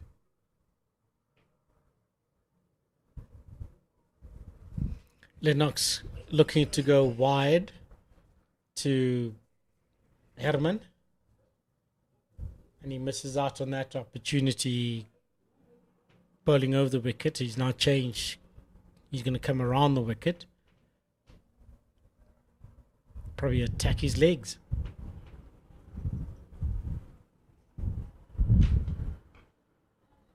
Beautiful bowling. Really smart bowling this from Jaden Lennox. In the context of how South Africa want to play this final phase of the game, he's bowled beautifully. Only conceded 3 runs from that over. 286 for 3 after 44. Gamesmanship, beautiful to see there as that ball caused, or seemingly caused, a bit of damage to Herman's bat, the bottom end of the bat, and he walks off. Yes. And his reserve bats are coming out.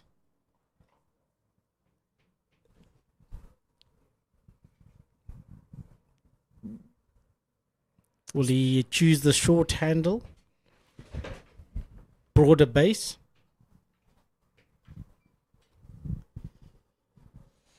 This is the game stats so far. 2 wickets Ben Lister has taken for 52 runs off his 8 overs thus far. And the only other wicket was taken by Mohammed Abbas. And his figures 1 for the 8 or 5. 44 overs gone. 6 to go.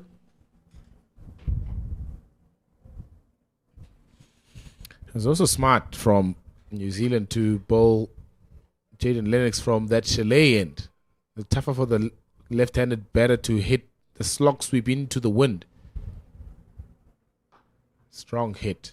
Lots of work to do. Splits them perfectly. And Kashile would have been rushed to Life Care Hospital had he not ducked out of the way of that ball as Herman hit that lusty blow. Jeez. That must have gone quick. Apologizes to his teammate there, saying, "Yo, well, fella, you got to keep awake."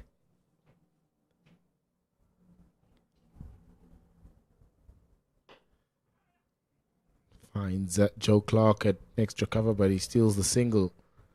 Love the options that they've employed here at the death, New Zealand. They haven't bled too many. Bowling Jaden Lennox from the chalet end, left arm spinner bowling to a left-handed batter. Difficult to try and slog sweep and target what is the shorter of the 2 square boundaries towards the pavilion. Also the wind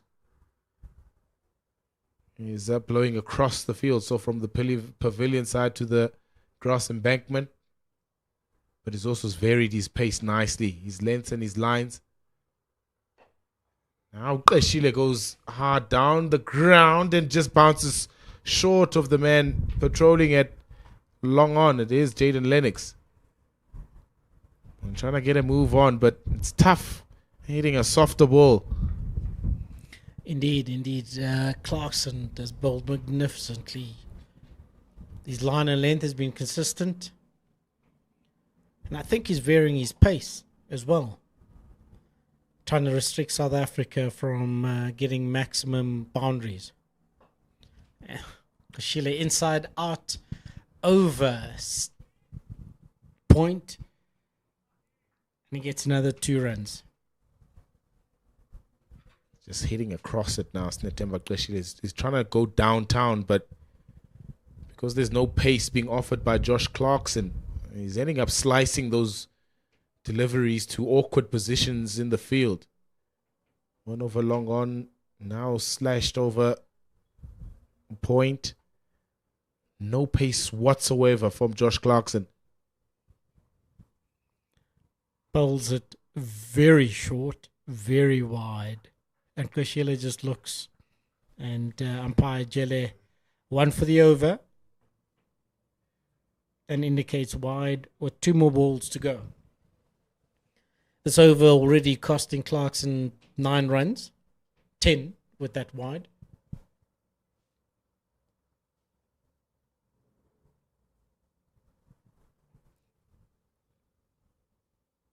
Hits strongly and finds the man at square leg boundary.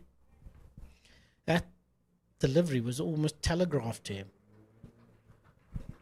Because he was just waiting on the back foot, yes. Indeed, indeed. Right then, so Jordan Herman, one short of 150. Clarkson coming around the wicket to him.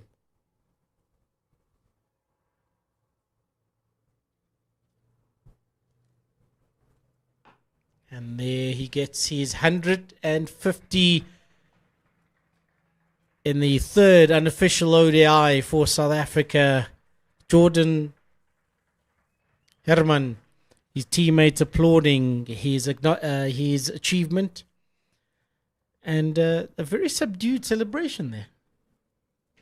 It's an excellent innings, though, from Jordan Herman. It's these kind of hundreds that get you eyeballs from selectors, from fans, and not just in the country, but outside of the country as well. So this is an excellent innings, 150 of the highest quality from Jordan Herman.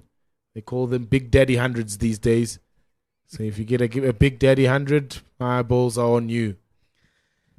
And that boundary also brought up South Africa's 300 runs in this innings with another 5 overs to go. Projected score now 335.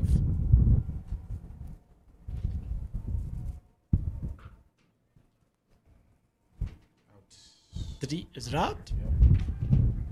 Yes. On the mid-wicket boundary, Sinatemba loses his wicket. Ball bowled by Lennox. Half volley. He got underneath it, having moved across, looking for the boundary and caught just off the boundary. Sinatemba going for 24 of his 19. Brilliant catch there by Dale Phillips. Nice little cameo from Sinatemba Qeshile, 24 from 19. Struggled a little bit because the ball is softer. But a beautiful spell this from Jaden Lennox.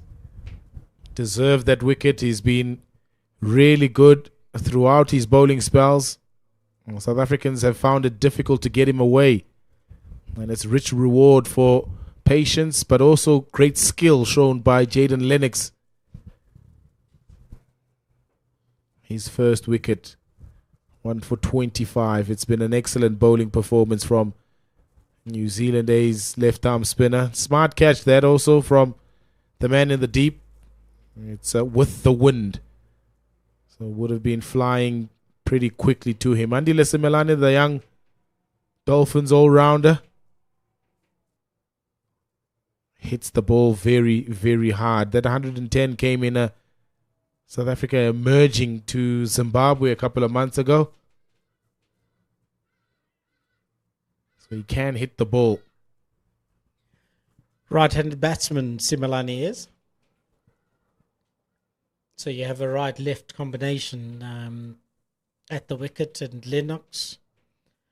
He did bowl that ball pretty wide. So Qeshile went and actually searched from it outside off stump, wide outside off stump, and caught on the mid-wicket boundary on the leg. Lennox pursuing around the wicket, even to the left-hander. Herman going down, sweep shot, just pushes it for a single. Yeah, that Qeshile wicket was really smart bowling from Jaden Lennox. Pushed it out wide, asked Qeshile to go fetch it. Good shot, but good fielding and a bit of hesitation from Simelane, but gets through for the single. Just asked him to go fetch it from off stump to leg stump. He knows that it's a danger going into the pads. It's a longer hit that side, so He wants to stay away. Also, a lot of protection on the offside. So Klashile really saw that gap on the onside and thought he could exploit it. Lot fuller. Almost Yorker. And Herman keeps it out for another single. Simelane on strike now. The rotation of strike is exactly what is required now, up until a loose ball is delivered, and hopefully Herman will be able to take advantage. But you did indicate Simelane is equally equipped to hit a long ball.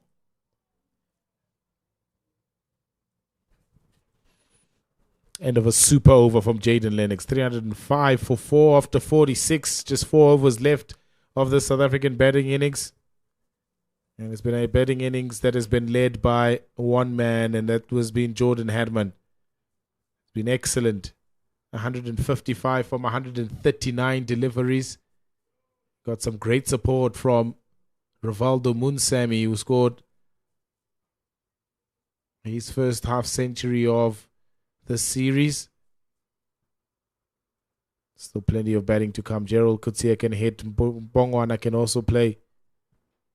73 from 88 was Rivaldo Munsami. Nice cameos for Marcus Ackerman, 25 from 20, and Sinetemba Klashile, 24 from 19 rather.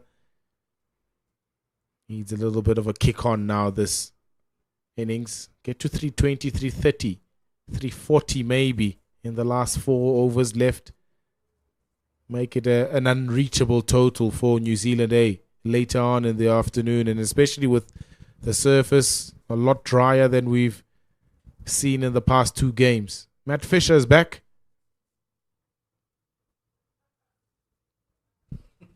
Did you notice Herman going across his wickets there, opening his wickets? Yeah, and trying to attack on the leg side over there. But they got a deep square leg, backward square leg. They have a deep mid wicket.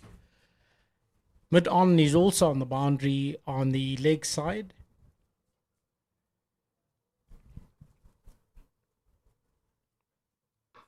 Offside and over the top of extra cover. It's a full toss for Matt Fisher. Easy pickings for somebody that's batting on 155 to put away. 4 runs to Jordan Herman. Effortless strike over the head of the cover Carter, and straight to the boundary towards the change rooms. Change in field now. The man at deep point comes into the circle, long off, drops to the boundary. Looking for that pick up over the leg side. A man in fine leg is up in the circle, so it's a safe shot. He just needs to get a piece of blade onto it, and it rolls over onto the boundary. Would Fisher be looking to bowl Yorkers just to try to prevent Herman from freeing his arms? Maybe he was searching for it, Gordon Templeton. He was. Opens the face, slices it away past those 2 fielders up in the circle on the offside. Gets another boundary, does Jordan Herman.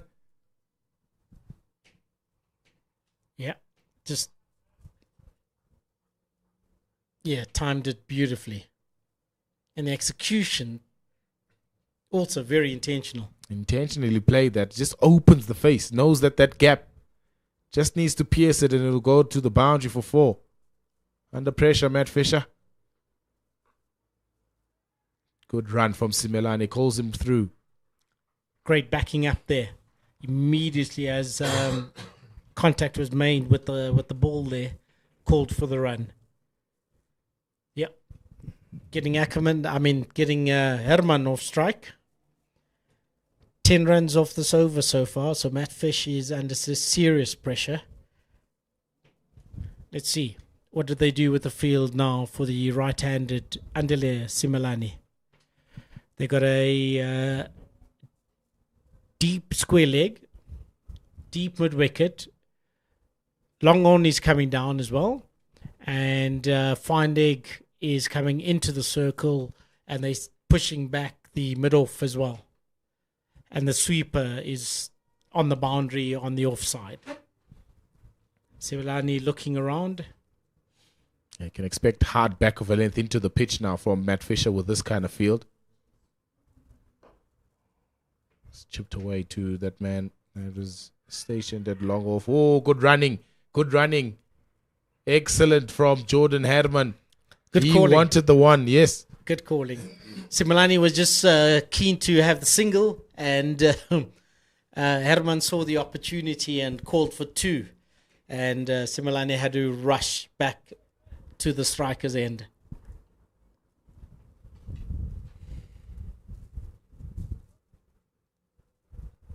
"12 runs of the over so far from Fisher. Digs it in. Simelane just picks it up, lands in no man's land. And at the end of that over, South Africa 218 for the loss of 4 wickets after the 47th over. All right, so, Pilar, here's a bit of thought. Do they go hard? Do they attack everything that's bowled at them in these last 18 balls that will come their way?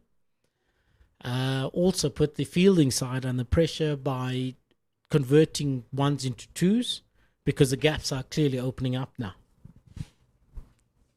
Yeah, got to get a run every ball now.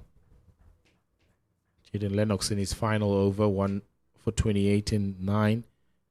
They have to absolutely get a run every ball.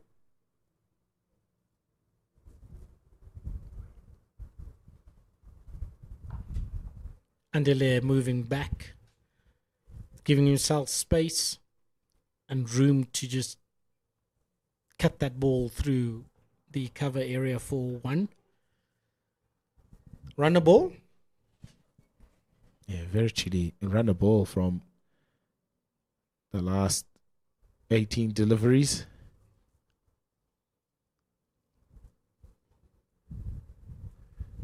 It's going to find the gap. Hit too powerfully and too much behind square on the leg side for the man to cut it off. Herman, that's what he needs to do at this stage of the game. Find boundaries. He's the set man. And Lennox concede a rare boundary. He was looking to bowl it into his pads over there. Just over pitched it somewhat.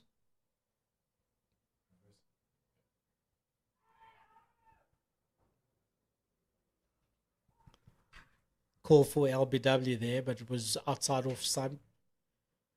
He's still bowling around the wicket, so that angle would also have negated the umpire thinking or being entertained by the shout over there. All right, Andelaire. Space on the leg side. Plenty of space on the leg side. Oh, right through him. Arm ball. Yeah, arm ball right through him. Andelaire Simelane not equal to the task and bowled by Lennox in his last over. Clever bowling. Very, very, very smart that from Jaden Lennox. A brief stay for Andile Simelane, 5 from 7, and he's castled by a beauty by Jaden Lennox. Quicker.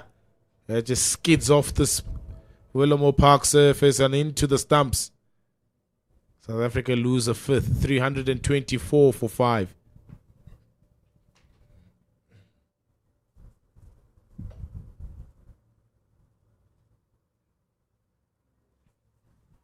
Mihlali Mbongwana, Cape Town born. Wonderful 100 in the One Day Cup final a few seasons back. One of the most improved cricketers in South Africa. Still very young, Mihlali Mbongwana. So still plenty expected from him. Average of 29. He still can improve on those numbers. He's got a bit of a job to do here from getting South Africa past hopefully 350 runs. Bowled well, Jaden Lennox in his final 2 balls of his 10 over quota. Nicely off the mark, first ball, Mbongwan. Stretch somewhat for that. Jaden Lennox bowling it wide outside off stump. And Lihlali also equal to the task and just playing it through. Oh, yeah. He worked out Simalani over there with that arm ball. Let's see. What is he going to try to do? Ball across the wicket, wide. Bowls it straight. And Herman takes a single to keep strike. 326 for 5 after 48 South Africa. And with these 12 balls to bowl, let's see who they bring back into the attack. It is Ben Lister coming in from Mikurleni. Looks like they got Pendulo's number here, because he's called it spot on. That's far. Lister looking to bowl over the wicket to the left-hander. From the field placing, looks like he's also going to try go short.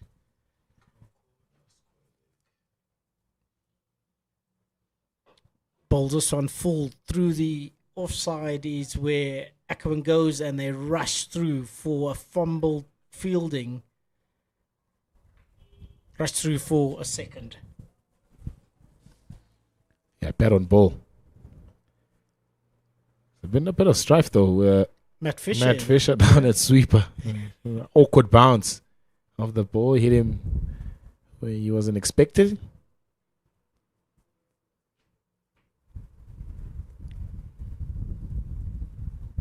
Yeah. Oh, very wide.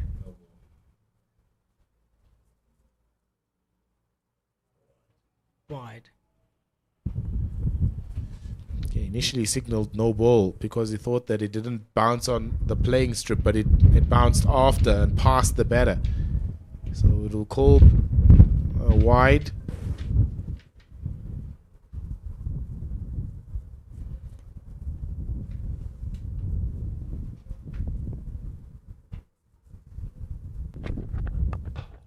This might be out.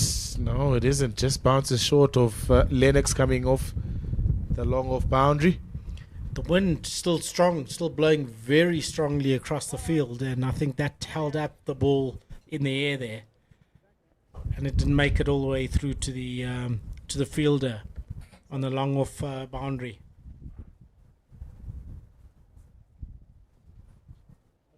.29 average is not too bad for a middle order batsman.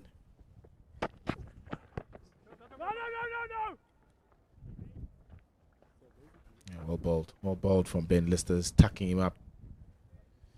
Yeah, certainly it was a good toss to Lewin for South Africa. Used the best of the batting conditions. It's a new ball pitch. It's a nice Yorker that though from Ben Lister. Oh yes, and it looked like it straightened up after it had bounced past the wicket as well. How that also missed the wicket, Lord knows. Did it come off Shilani's foot? Is that what caused the deviation? Yeah. Yes. Why is Lister going around the wicket to the right-hander though? Gee. Herman calling for that run. Ball hit to the short third man fielder, and Herman calling for it immediately. So clearly he wants strike and he wants to capitalize on Lister's second last. Oh, yeah. Last ball of the over, and the penultimate over as well.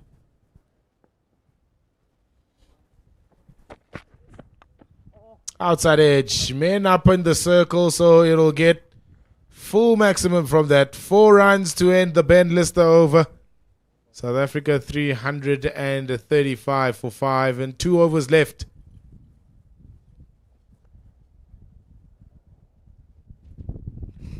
He came back over the wicket to the left-hander. Probably looking to slide the ball in. And the power play has been called. Also looks like a change of bowler from the Chalet end. No, Matthew Fisher coming back into the attack. Yeah, it's been a laboured performance also on the ball with the ball from New Zealand. There are a couple of overs behind on time.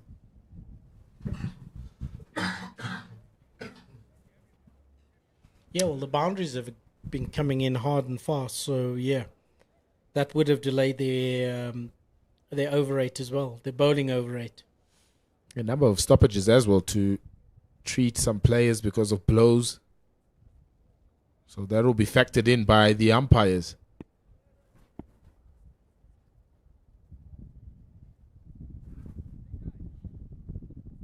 Square leg on the boundary, cow corner on the boundary, long on, long off, sweeper. Those are the men patrolling the boundary rope.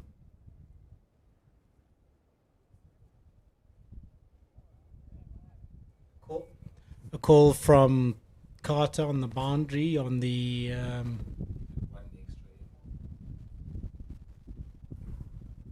Yeah, they needed another fielder inside the circle. They were right. perilously close to being called a no ball. Not enough fielders in the ring.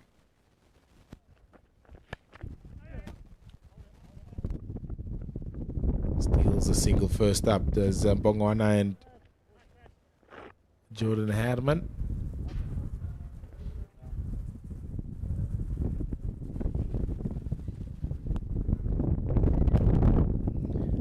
Well, every single one of the projected scores have been passed that have come up. I'm sure Herman's thinking now is, well, I'm not going to hopefully not throw my wicket away, but try capitalize as much as possible, and he does. He does. Ball dug in short. Jordan getting on the back foot, and he just swings and hits the ball past the wicket keeper. No chance of that going to glove Smart for a batting. boundary. Yeah, smart batting that he just steps into the inside of the line of that ball. Knows that fine leg is up into the circle. So if he gets enough bat on it past the keeper and past that man stationed at short fine, he does get a boundary. So smart manipulation of the field placings from Jordan Herman. It's a big wind blowing across, so he knows he can't sort of hit square. Needs to hit behind square on either side of the wicket to be able to get 4 or 6. Wouldn't be a bad option for him to also try and employ the scoop. Tried it a little bit early on in the piece, missed it completely. So this field prompts that scoop again, either offside or leg side, just to get it up and over those fielders stationed inside the ring. Backs away this time. Also not a bad option to try and carve it past those fielders on the offside. Especially because the deep or the extra cover area is open as well. Should have made contact with that. Would have been a definite boundary. The wind is picked up.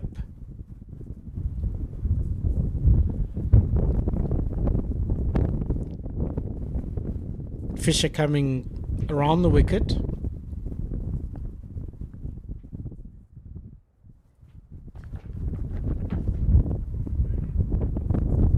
Wide ball called by the umpire.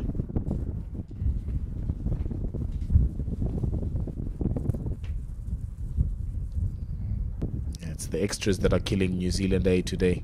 They were so disciplined in the first 2 games. Today they've built plenty of extras. Extra deliveries.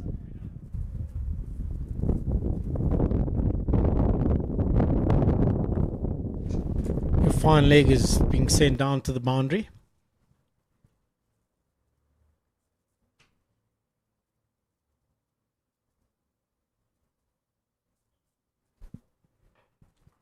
Carved over. Smart betting again from Jordan Herman. The man just came in from the offside and they dropped the man to the leg side boundary. And then he just goes up and over the offside and a couple of bounces and into the fence. On the charge now, almost one-handed swinging that over the offside. And that forces fielding change again. Lennox comes back up from the fine leg boundary into the circle, and the sweeper goes back out where Jordan has just hit that ball.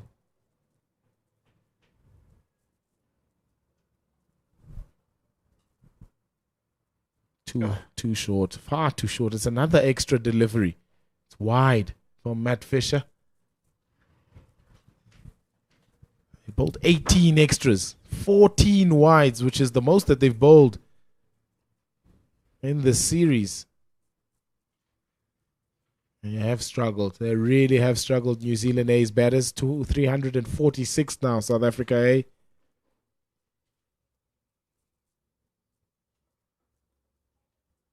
Squares him up and steals the single. It's creeping ever so closely to that 350 mark. And he's on 185. He is 186 now. Is Jordan Herman.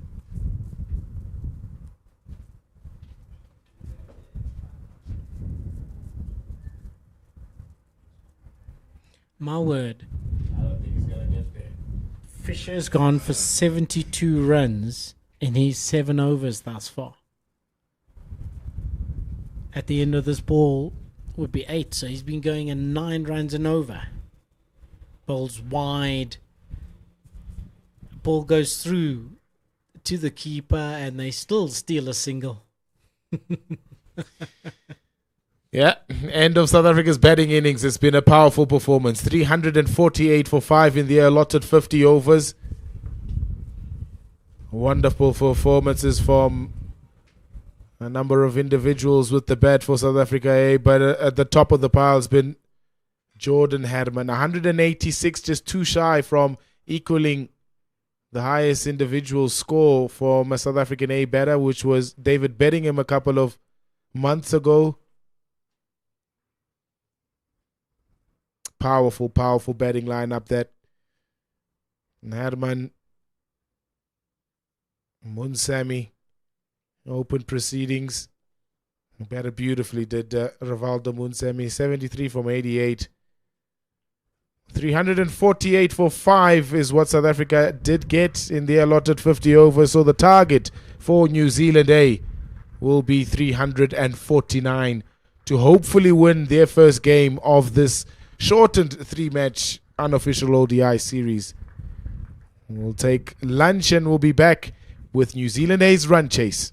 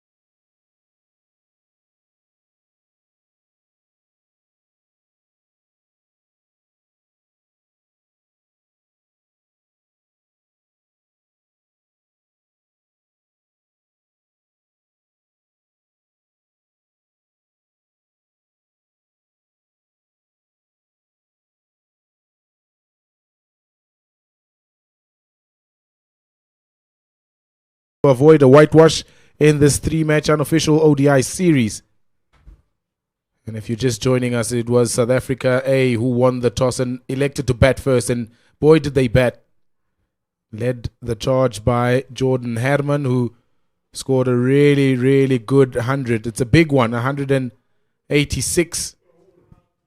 And some notable contributions from Rivaldo Munsemi, who piled on the runs himself. His first half century of this series, 73 to his name. And some cameos down the order from the likes of Marcus Ackerman, Sinatemba Kleshile. Pick of New Zealand A's bowlers was Jaden Lennox. Bowled beautifully for his 10-over spell, the left arm slow bowler. But it's a job to do for New Zealand A. They are hampered by the injury to their captain, Nick Kelly, who hurt his shoulder while trying to prevent the ball from going to the boundary. So they might be a little bit handicapped in terms of the batting resources here, New Zealand A. A lot of the work and the heavy lifting will be needed by this opening pair. Reece Mariu and Dale Phillips restored to this batting lineup after sitting out the second game. They'll be hoping that they can get New Zealand A off to a flyer. Tsepo Moreki with ball in hand. Bowled beautifully. Got 4 wickets for 19 in the second unofficial ODI right from this venue. He's coming into this third one with a bit of form. Right, Moreki to Reece Mariu. On the money first up. Mpendulo Makubane is alongside me. Thoughts on South Africa's batting performance and that special 100 from Jordan Herman?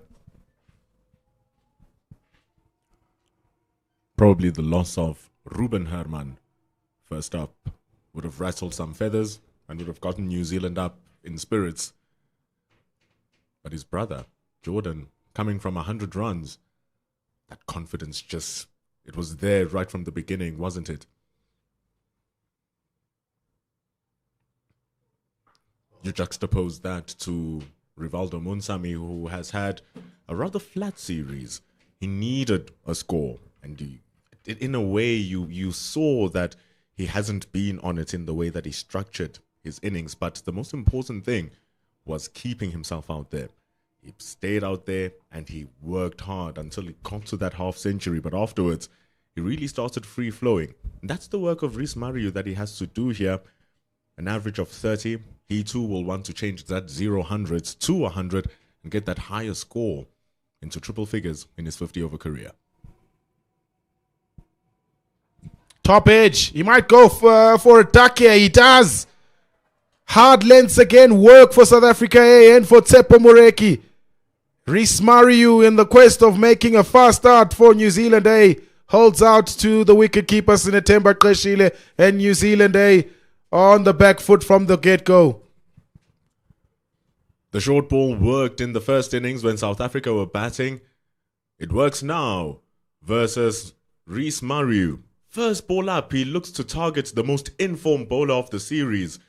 Zippy delivery from Tsepo Moreki.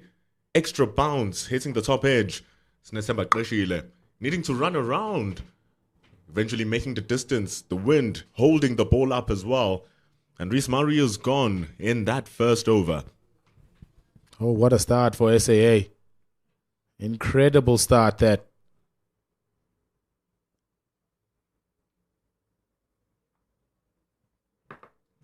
Wasn't short enough to pull, I don't think. Just back of a length. Cramped him for room, Reece Mariu, to try and extend those arms from top to bottom. And only manages a top edge and safely pouched by Sinatemba Kleshile. Not the start that New Zealand A would have wanted in pursuit of 349.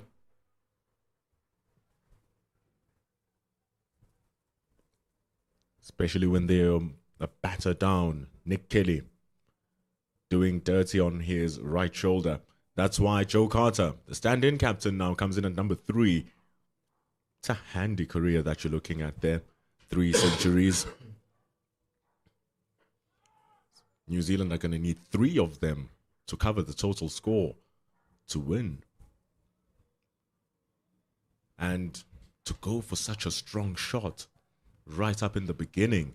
It has been the downfall of New Zealand in the first 2 games, and you would be hoping that maybe a change of approach would have helped them, but seems not. Hence, Joe Carter is in.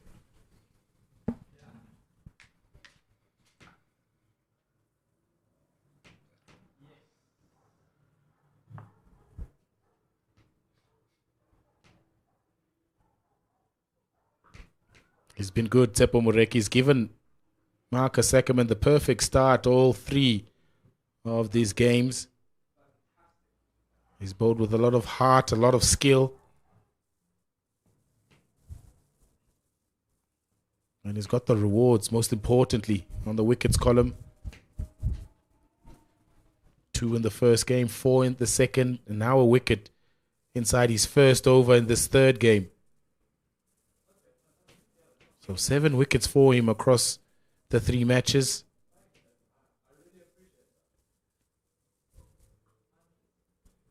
Knocks it down to fine leg and opens the scoring for himself and for New Zealand A, does Joe Carter. But what a start for South Africa A. New Zealand A, 1 for 1 after 1. Dale Phillips also gave his wicket away in that first game, looking for a lap shot against Tsepo Moreki, losing his wicket then. Just moved in New Zealand, now going to play for the runners-up of the Ford Trophy, the 50-over competition in New Zealand, going to play for the Auckland Aces. He really wants to showcase that he has an all-round game, Dale Phillips, and also climb the ranks and get himself back into the New Zealand team alongside his brother.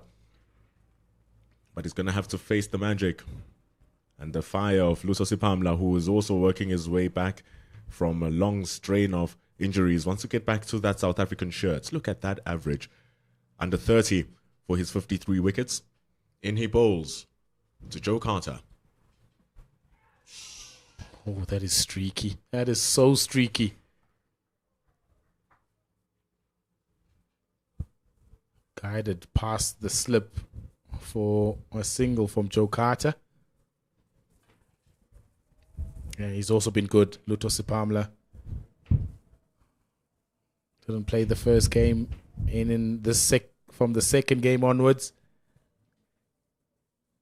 Those are really good numbers. You might think that he's been around for a long time, Luto Sipamla. Still relatively young.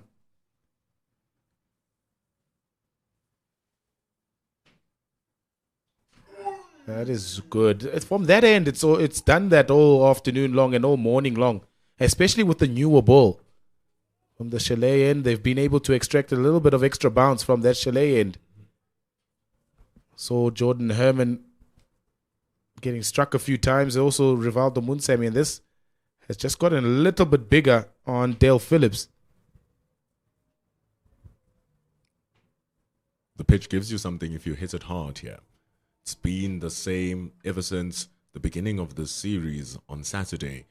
And it remains true here today. Luso Sipamla, so smooth in his run-up once he gets into full rhythm. Hits hard length. He is the exponent of hard length bowling.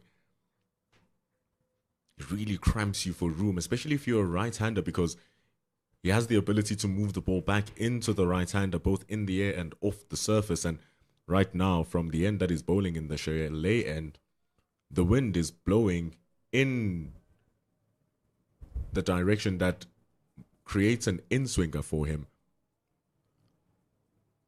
It's a good start so far.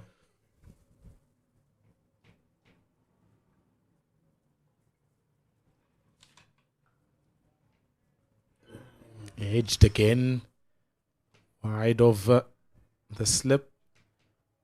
They did do that in that first game where they saw a few fly past that gully region, and then they employed the gully.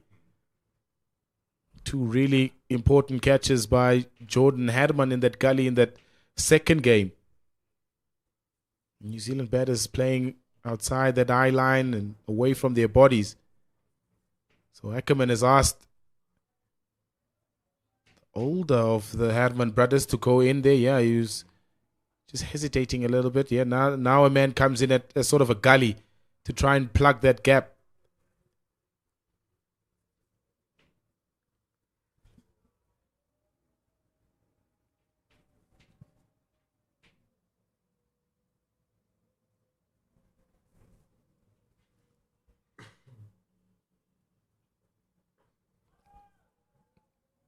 It's just really good bowling right now from South Africa.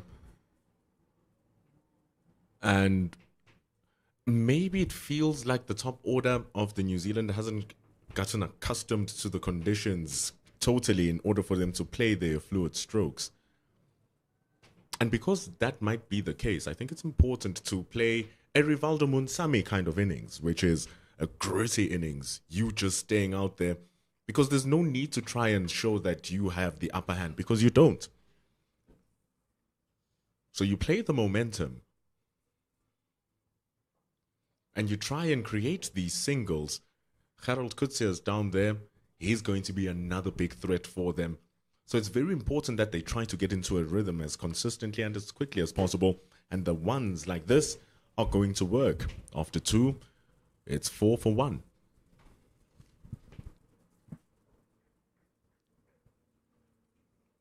Yeah, it's about patience on a drier surface when you're a batter. Wait for the bad ball and trust that you're good enough to put it away. So I get your point. It's a fair one because Rivaldo Monsemi showed how to bat on the surface. You're always going to have the power game to be able to catch up at the back end. But in the initial stages of your innings, try to survive the tough moments without losing your wicket. Sapamla was really good in the SA20. His first time playing in the SA20 last season. And picked up as an injury replacement by the Joburg Super Kings. 12 wickets in 9 matches. An average of 22 and an economy of 8.26. Was really integral in getting power play wickets for the JSK.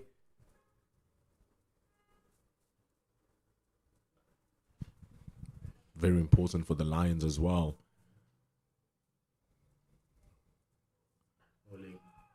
In crucial moments, does come in and play the crucial roles. Think back to 2 seasons ago when the Lions lifted the One-Day Cup. Took 5 wickets versus the Western Province. An exceptional performer, Lutosi Pamla. The injuries just keep coming at him, but he's shortened his run-up. He smoothened out his action. That's what happens when you work with some of the finest bowlers in the world. Alan Donald, the coach at the Lions. Tsepo Moreki, his former teammate, who's now went back to Western Province. He too has been brilliant, Peter. In each of the 3 games in the West Indies, got 2 wickets in each and every one of them. And like you said, he's gotten 2 in the first, 4 the previous one. And he's bowling well now, gotten 1 as already. Yeah, one of the most improved bowlers in the country, Tsepo Moreki, over the past 2 or 3 seasons. Really enjoyed bowling at the Bull Ring, made it his home.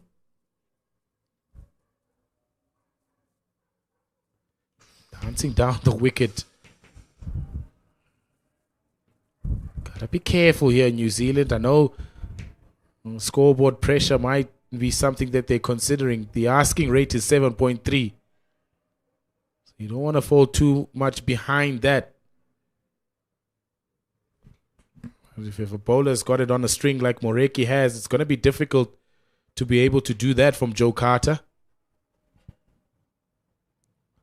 Another big issue here for the New Zealanders is that their makeup of the team is different.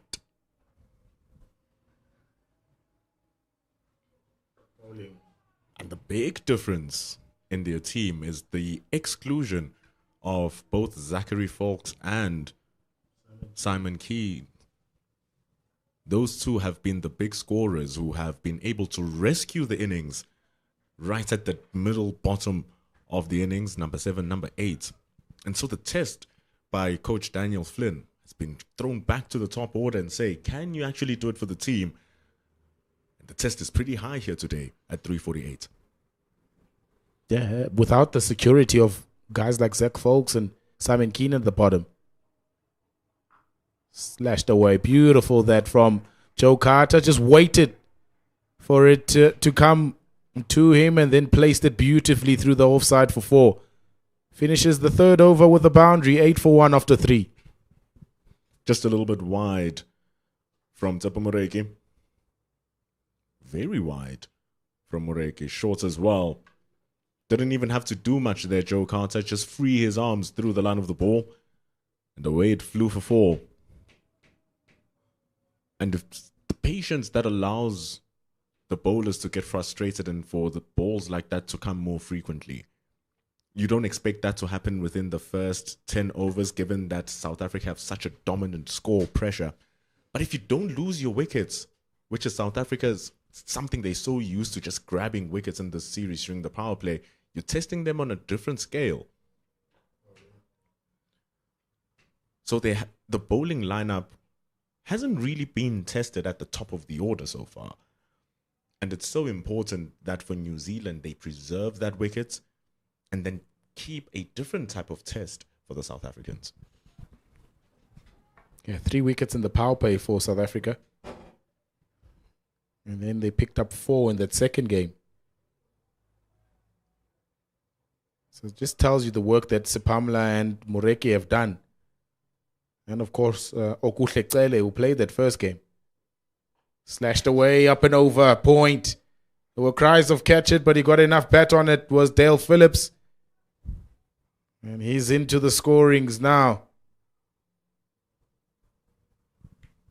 Loose delivery from Sipamla. He's able to get it over that backward point. Full conviction through the shot. It wasn't as short as you might believe, and it wasn't as wide as you might think. He really had to squeeze himself through that ball.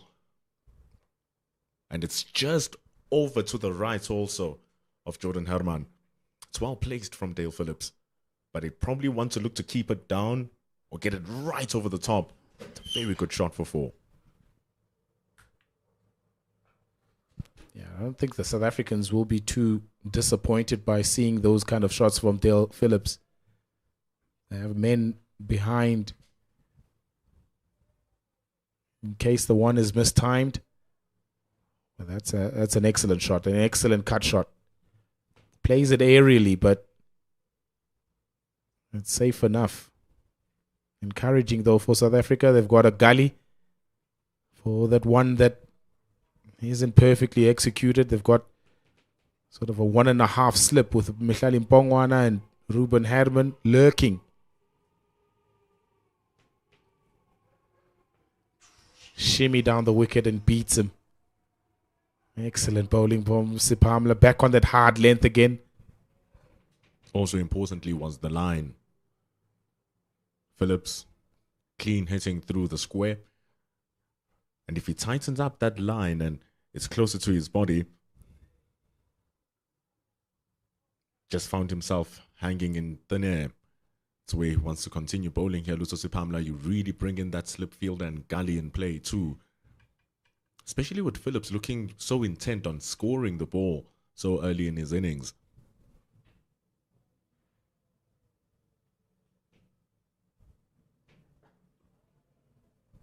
That slip cordon also, Ruben Herman, the wicket keeper himself, standing at gully. Mihlali Mpongwana, the tallest player in the South African side, standing at about 1.5, close to second slip, so he can cover good distance if he dives.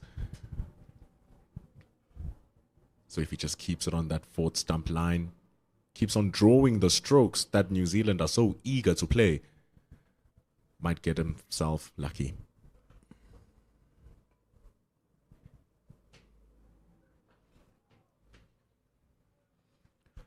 Four from the Luto Sipamla over. 12 for 1 after 4. New Zealand A in pursuit of 349 for victory. And of course, to avoid a whitewash in this 3-match ODI series. They'd also want to build some confidence going into those 2 unofficial test matches that will begin in Potchefstroom at the JP Marks Oval from Sunday. Some time out in the middle would do these batters the world of good. Confirmation of this schedule. New Zealand A's tour to South Africa. Beaten in the first 2 of these ODIs, and today looking a stiff challenge to be able to overhaul 349 and then those 2 unofficial test matches. Shimmy down the wicket again from Joe Carter's trying to, and I understand it. I mean, you have to try and go from ball 1. When the asking rate is starting at over 7 and over, you have to try and maintain that, catch up with it. So about early pressure inside this first 10 over power play for the New Zealand batters. Get off to a flyer and then manage the middle over as well.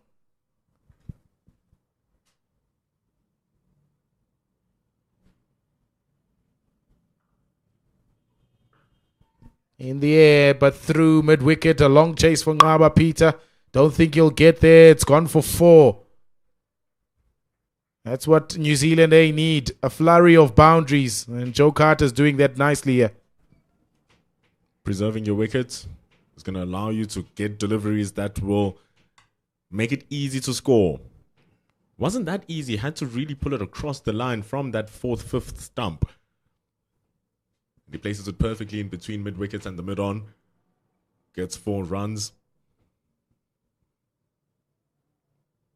It's a very heavy asking rate indeed. Pela, currently at 7.3. And at times, it's okay to allow, especially when you're just starting off your innings, it's okay to allow yourself to be behind, but then you just limit how behind you are. If you're looking at a starting rate of about 7, if you're starting off at 5 runs and over, that's definitely a run rate that you can be able to catch up on. But if you're going at less than half of the asking rate that you need for the opening power play, you're asking for a lot of trouble when the ball is much more slower, more dead, and you need to work harder to score your runs. Yeah, this first 10 over power play is of crucial importance for these New Zealand A batters. And try and do a lot of the heavy lifting inside that 10 over power play. They can go in 5s and 6. Keep that run rate and asking rate in check. But also crucially not lose too many wickets. They've already lost 1. So those are the things that this pair will be telling themselves. You can get an odd boundary here or there, drop and run, convert a 4 run over into a 5 and 6 or 7 and over. We're still in touch of South Africa's score. Pulled away. This will go to the boundary. It's not a great ball that from Mureki. Those 2 boundaries will make Joe Carter feel really, really confident in his stroke play inside these first 10 overs of the power play. Too easy. Right on his torso. Waist high length. Just swivels around his body. It's a clean hit that from Joe Carter. Right between the gap where there's no square leg. They really are going to need more of those. South Africa are going to need to tighten up their lines though. Don't take it easy. And sometimes you feel like you can try a little bit more because you have so many runs to play with. But even the bowling side needs to ensure that the current run rate is in check. And after 5 overs, recovering well here with this partnership between Joe Carter and Dale Phillips. It's 20 for 1. They need 329. They've got a perfect record, South Africa A against New Zealand A in unofficial ODIs. Today, by far, the highest score that they've ever scored against New Zealand A, 348 for 5. 296 for 6 in Centurion and 276 for 7 in Johannesburg.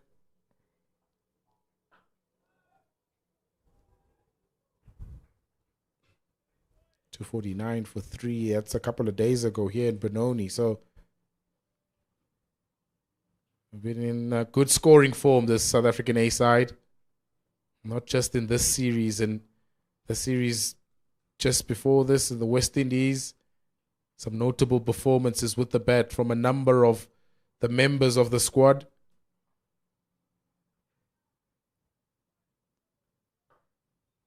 And it's a settled squad. They're building pressure, they're building confidence as a group. That's in front of square. That's a shot of authority from Dale Phillips. He just stood tall and punched that through the covers for 4. There's some momentum now building in this New Zealand A innings. Great shot. They're really punishing width. They're not letting South Africa breathe. If they just give them any whiff, don't want them to free your arms. And it just crunches that through the gap for 4 runs. Speaking of South Africa A playing more cricket, New Zealand A themselves are also playing more cricket.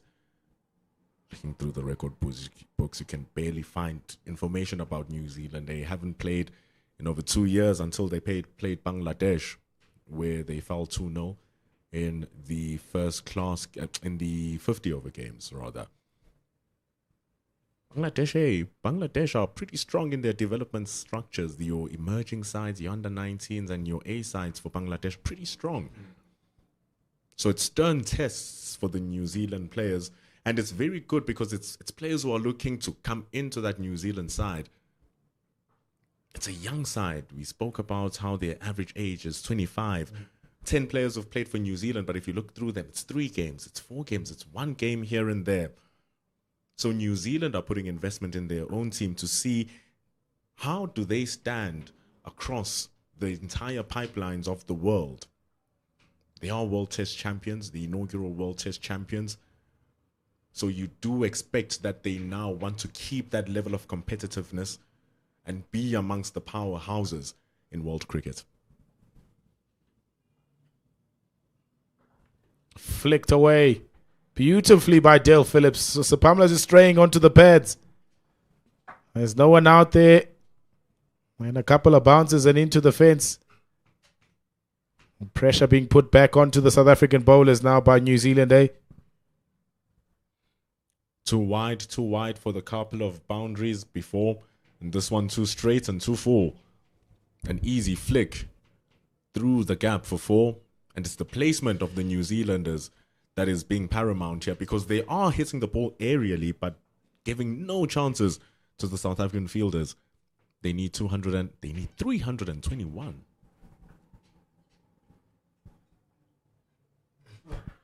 He comes back with a beauty.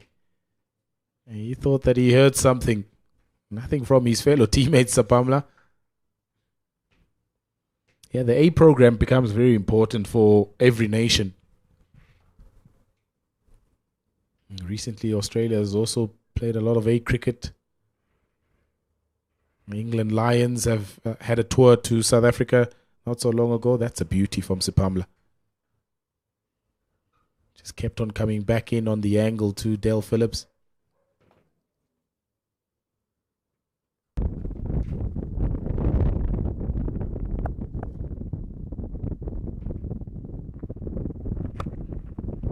Up and over. This is the danger of Dale Phillips. If you give him enough boundaries, he can get going very quickly. He's a fast scoring guy. And he ends the Sapamla over with yet another boundary. 32 for 1 after 6. He's unafraid. He's a fearless batter. It's what we saw in that first game, even though he lost his wicket early. It's wide, it's full. Shows that he can go on both sides of the wicket. He can go with either shot. He can cut you and he can drive you. And he's exploiting the fact that the inner ring is inside during the first power play, saying, okay, I'll go over the top and really put the pressure back into the South African bowlers. 32 for 1 after 6.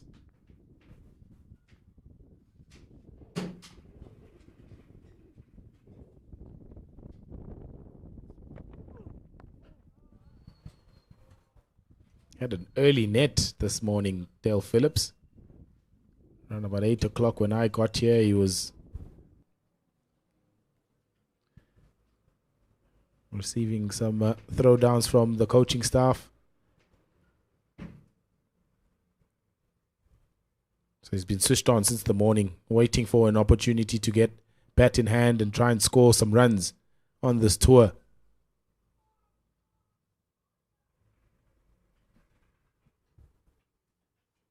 It's a change in field here for Mureki.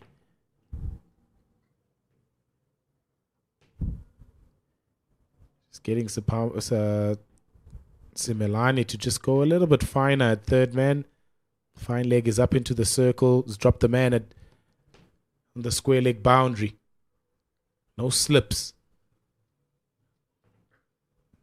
Gives himself some room. Joe Carter is really trying to put pressure on the South African bowlers here.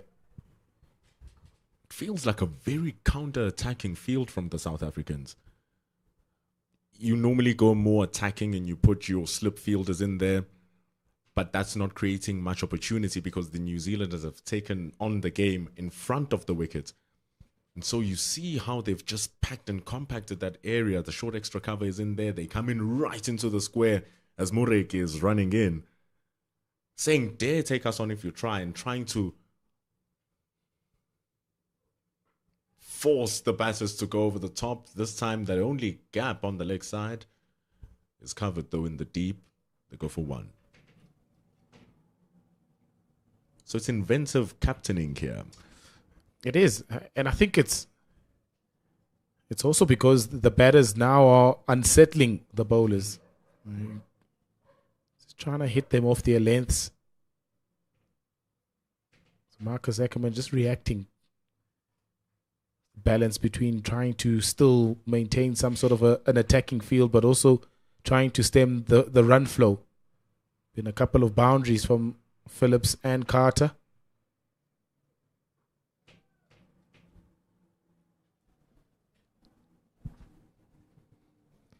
Slowly reaching unfamiliar territory in this series. Don't want to feel like, yes, we've won this series, we have so many runs in the bag, and you let loose, but that's not what's happening here. It's just little loose deliveries here and there from the South Africans, which the New Zealand A team is able to pounce on. And that run rate now has climbed up to 5 runs to the over for New Zealand A. Slashed away. That's gone fine. Simelani with work to do. Can't do it. Another boundary for Joe Carter. This partnership is going at a rate of knots now with these boundaries. The New Zealanders are going hard at it. They really aren't afraid. Seems like Dale Phillips knew that it was going to go there the way he played it. And vacant slip cordon goes extra fine for 4.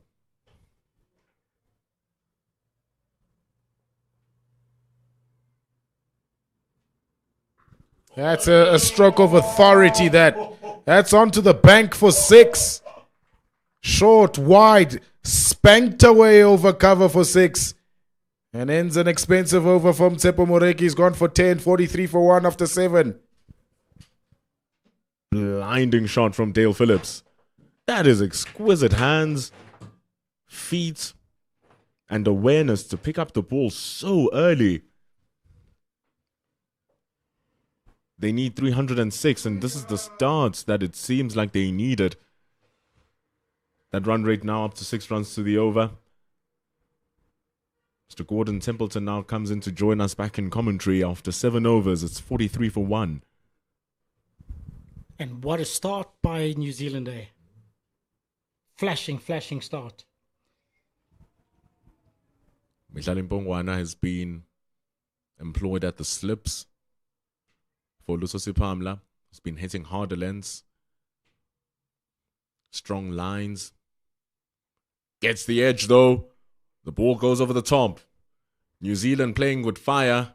And they seem to be fireproof at the moment. It's working in their favor for 4 more runs. Now, Pendula, question is, very good afternoon, listeners and viewers. Question is, what exactly did they have for lunch? Because clearly they came out here firing. A number of the backroom technical staff were saying, yeah, a boring game, we're going to finish early. Looks like New Zealand, they are out here with another view, another direction of exactly how they're going to approach this game. And Phillips and Carter are seriously carting away. Gorgeous. That is excellently played from Joe Carter. Onto the front foot, presents the full face of the bat as he drives that through the covers for 4. Classic cover drive, that front foot to the pitch of the ball and effortless through the covers. Yeah. Now, this will be a true test for South Africa, and that boundary also brings up New Zealand's 50. And run rate's also looking good. They have achieved the required run rate of 7 per over. They're going at 7 at the moment. And there's still another good 43 overs to go. Ooh, a false shot there. The question is now sustaining that run rate over the course of the match. Still 42 overs to go after this one. That's a lot of cricket. But it's also an excellent opportunity for both Joe Carter and Dale Phillips to get themselves in, because there's still so much cricket to go in the series. 2 unofficial ODI, 2 unofficial test matches, which will be starting on Sunday, where you have all the time to bat. So you want to have that volume in yourself, in that muscle. And most importantly, you want to have those runs on the board.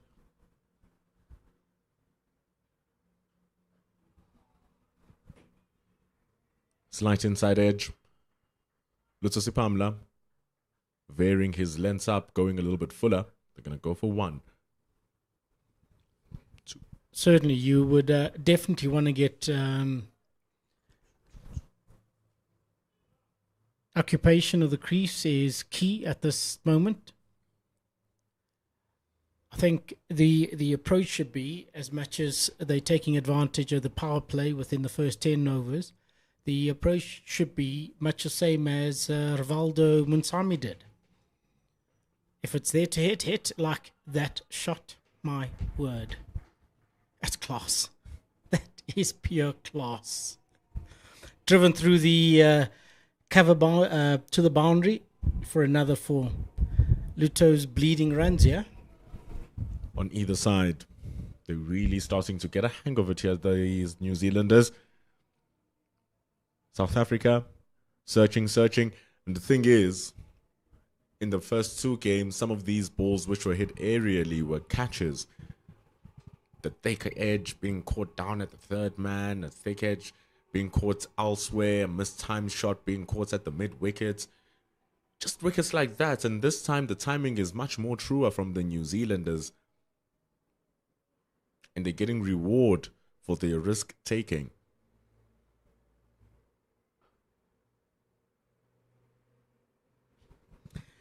Certainly are. After 8, 57 for 1, New Zealand are. Would it be that they've acclimatized? They've gotten the lay of the land, the lay of the Willamore Park wicket. The square is not playing up as much as it did this morning, or particularly from the Chalet end. So both batsmen are feeling a lot more comfortable, a lot more confident to play their shots. And I won't say that the bowlers have bowled too bad a line or a length thus far. It's just the amount of loose deliveries every now and then in the over. You can have 5 great deliveries, but your over still goes for 4 if you bowl 1 loose one at this level, which is what has been happening so far.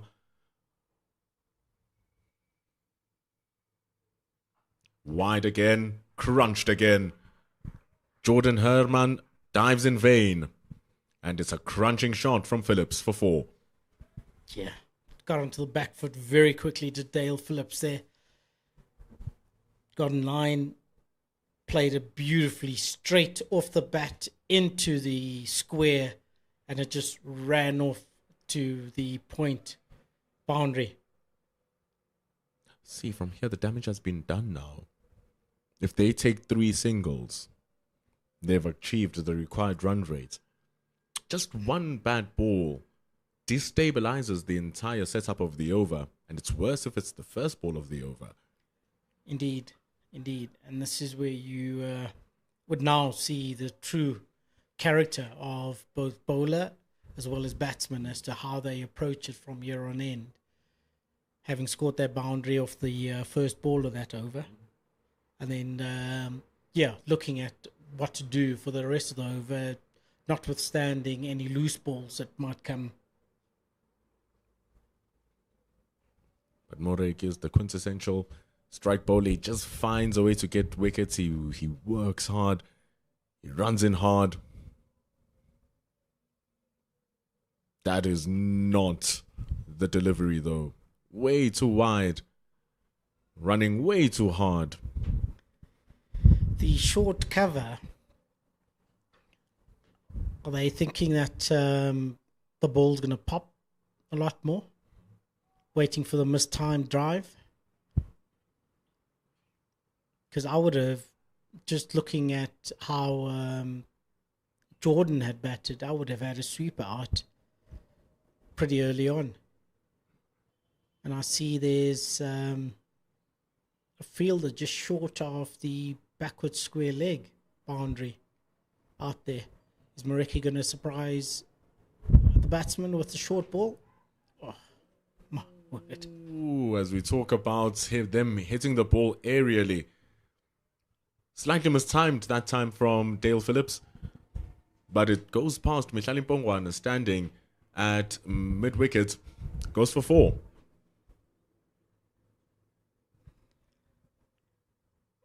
Tepong Reki looking for the Yorker there. And nicely picked up by Dale Phillips to the boundary. See, it's moments like those when the ball just pops up. An opportunity is created. And again it goes up. Much more authoritatively this time from Dale Phillips. It's 4 runs with an exquisite cut shot. And he opened up the blade there, didn't he? Opened up the blade and went aerial. So also not a bad ball either. And it darted in as well, so he gave himself a bit of room and opened up the blade. And off to the boundary it went. Oh, Dale Phillips on 39 of 22. How quick is that? Joe Carter as well on 30 of 27 balls so far in their partnership.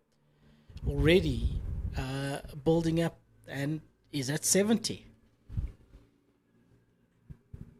It's a bleeding over from Tepong Moreki. It's already gone for 13 runs with 2 balls to go. One did look like it was almost an opportunity, but it was just a shout in vain as Dale Phillips had placed it perfectly past the mid-wicket. They've already reached 70. By the looks of things, they're going to try a short ball here, looking at the field placement or the adjustment, because they brought in the third man and dropped square leg onto the boundary as well as the fine leg went off to the boundary as well. Throwing off with a bit of a double bluff. Thinking that that's what's going to happen. He goes in a little bit fuller there, Tepong Moreki. But I think the footwork here from Dale Phillips is what's also messing Moreki up. Even with that delivery, it was indeed the bluff as the square leg is now moved back and the third man is down in the boundary once more. Last ball of the over.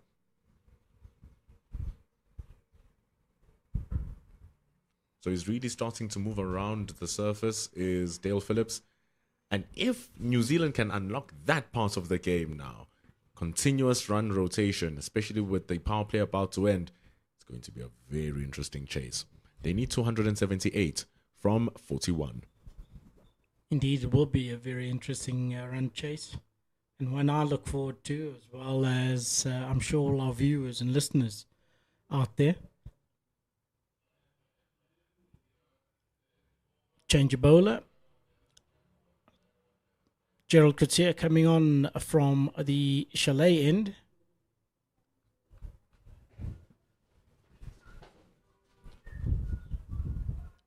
One of the country's, if not one of the world's fastest bowlers. Racks up that speed gun. But goodness me, look at that average. He gets wickets, this man. He gets on average 2 wickets a game. And they cost him 22 runs apiece. Not shabby at all. In he comes. And out he goes. Rocket shots from Dale Phillips. Man, is he seeing it good. Pumps Gerald Coetzee over the side screen for 6. And he just rocked back, played through the line of the ball, over the mid, on boundary, onto the stands, and the side screen for 6. Well, hold on. What does that say to the bowler? Let's see what his reply is, Gerald Coetzee. Well bowled. Well bowled. Had him in 2 minds there. Wasn't too sure if he should be on the front or the back foot. It was an extraordinary shot from Dale Phillips.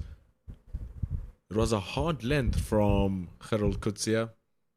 There's not much you can fault, but there's much you can say about the shot from Phillips to get it over for 6.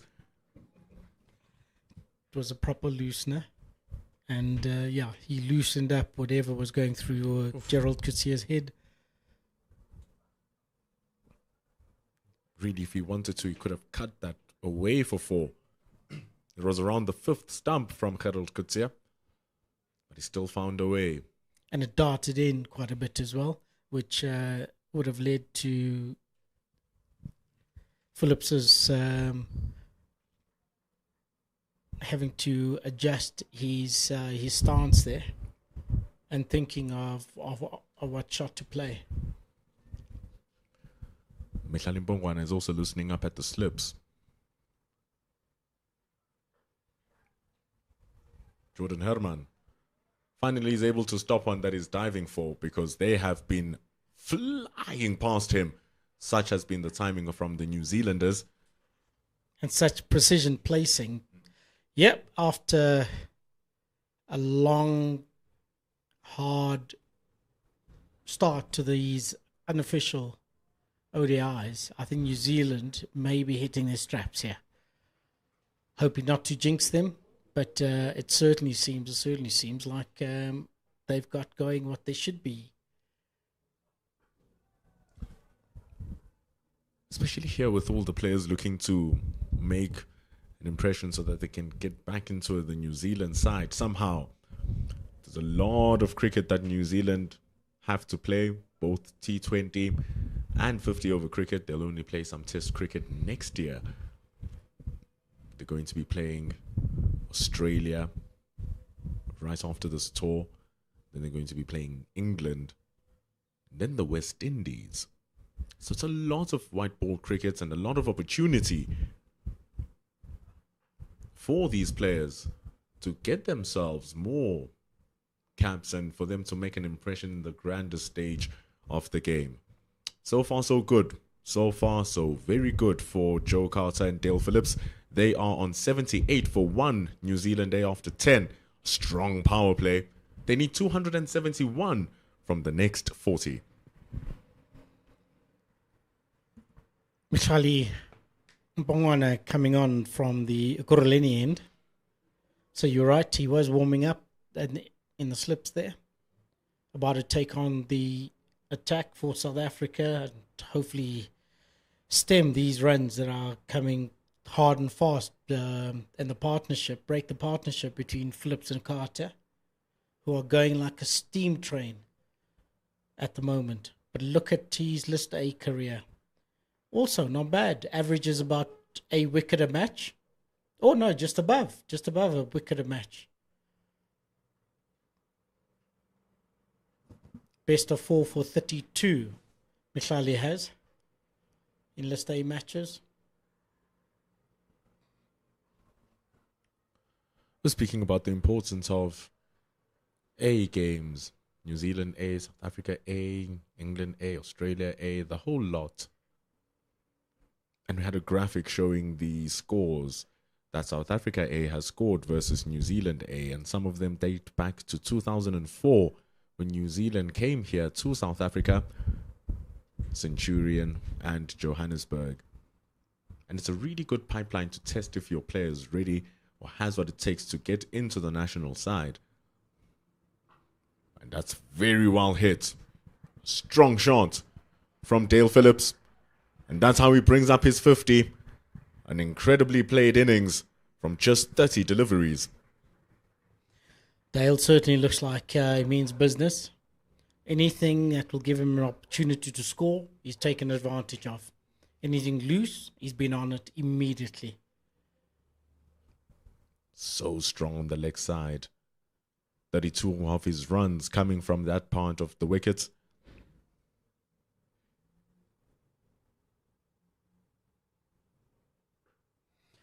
I suppose your the fact that you shared there earlier about all the white ball cricket that they'll be playing would be as part of the plan to have backup heading into the T20 World Cup next year. And then the year after that, the 2027 World Cup, which will be played here in South Africa. And like we said, the New Zealand team is still pretty young, 22, 23, 24, with an average age of 25. So you are hoping to see more investment in these players from the Black Caps. Oof. Missed out on that. Went just over the stumps as well. Michali also probably saying to himself, right, I got the spot now. I need to keep it right there. Earlier on, I'd alluded to the sweeper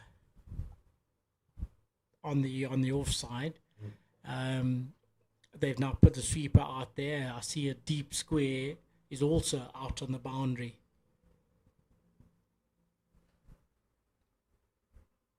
And what does Dale Phillips do? Says, well, I see those people out on the boundary on square the wicket, but I'll go straight over the bowler's head for 6. Class. It's an exquisite shot from Dale Phillips. It's really, really good. Look at that. The bat swing, the arm flow, and then the pause for just a couple of seconds in order to complete the full stroke. It's a blinding strike. Still open down in the deep, mid-on and mid-off are up in the circle. This time he drives it through the covers. There's a deep point cover there, but all he's going to do is lose the race to the ball, Jordan Herman. These two batsmen have achieved a run rate of 8.44 in New Zealand. And whether it's short, whether it's full, they're playing their shots and getting maximum reward for every single quality shot that they've played thus far. 14 runs in that Mihlali Mpongwana over. Big hitting from New Zealand. 92 for 1 after 11. They need a wicket here, South Africa. And equally, New Zealand have needed a partnership like this at the top of the order just to put some pressure on the South African bowlers with that new balls, because they haven't been tested with those new balls.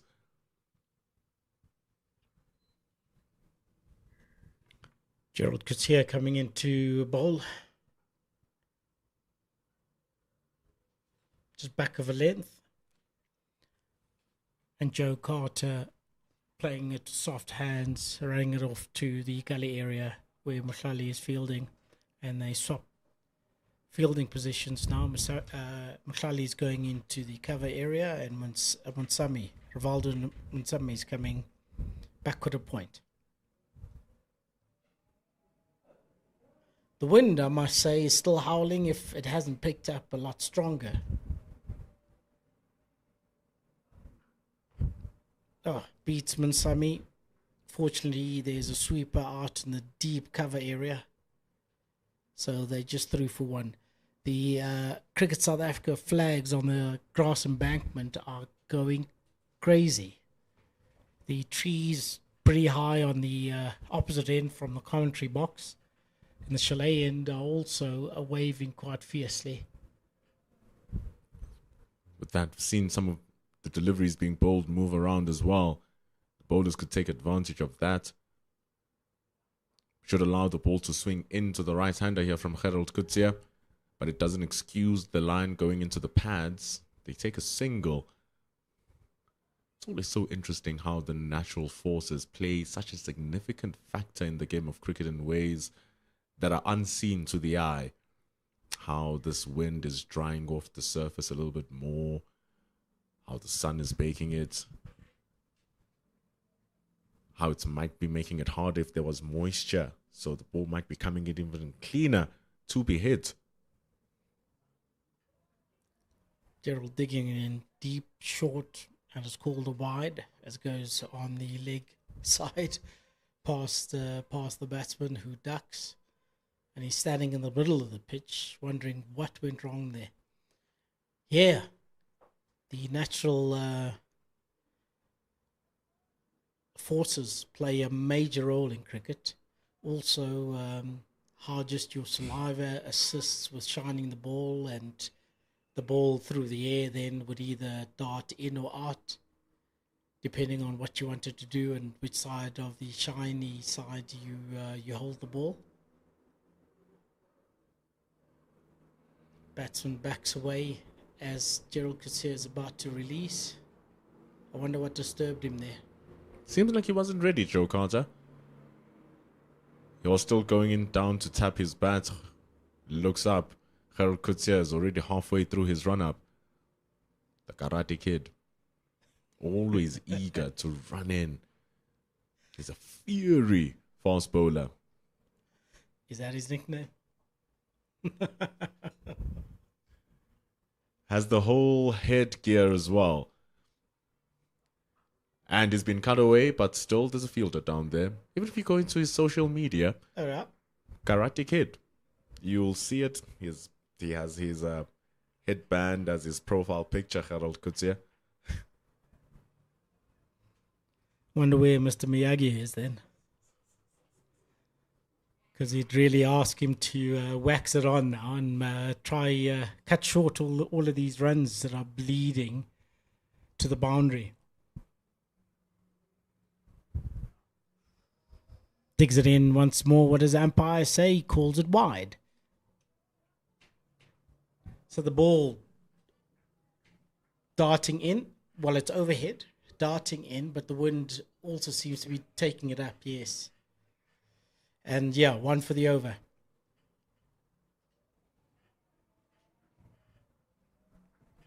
Really hitting it harder. We saw extra bounce coming in from the chalet end that side when Ben Lister was bowling, giving a lot of problems to the opening batters for South Africa. Even Ruben Herman losing his wicket as he was trying to pull one, which got really big on him. Extra bounce for Kutsia. And twice now he's been called wide because of that ball going way over the batter's head, because of that extra bounce. But it's no surprise that a 150 plus bowler is looking to be that aggressive to the batters who are seemingly comfortable now in their stroke play. Indeed, indeed. Trying to cause a bit of discomfort with Gerald Kutsia. Trying to put the batsman on the back foot as he bowls the last ball. But doesn't Dale Phillips just looks like he has got such a lot of time? Seems to, with ease, cart the ball through as he plays it through to the cover boundary at the end of the 12th over, 98 for 1. Looks good that he's found his full stride here, Dale Phillips. We were cheated to none of his exquisite stroke play in that first game. Looked to lap one off Tsepo Moreki. Found himself caught by Snetemba Qeshile behind the wickets. And now he's showing what he's about. 63 from 37 right at the top of the order. And it's not just the amount of runs that is accumulated here, Gordon. It's the manner in which he's gotten them. It's so fearless. And it's really rustled up the South African bowlers.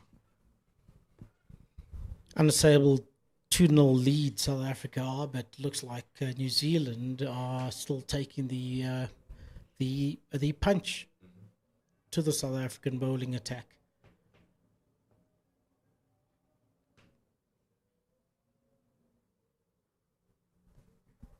That's 100% down the leg from Mihlali Mpongwane. He even saw the weight gripped off the surface and just ran past behind the back.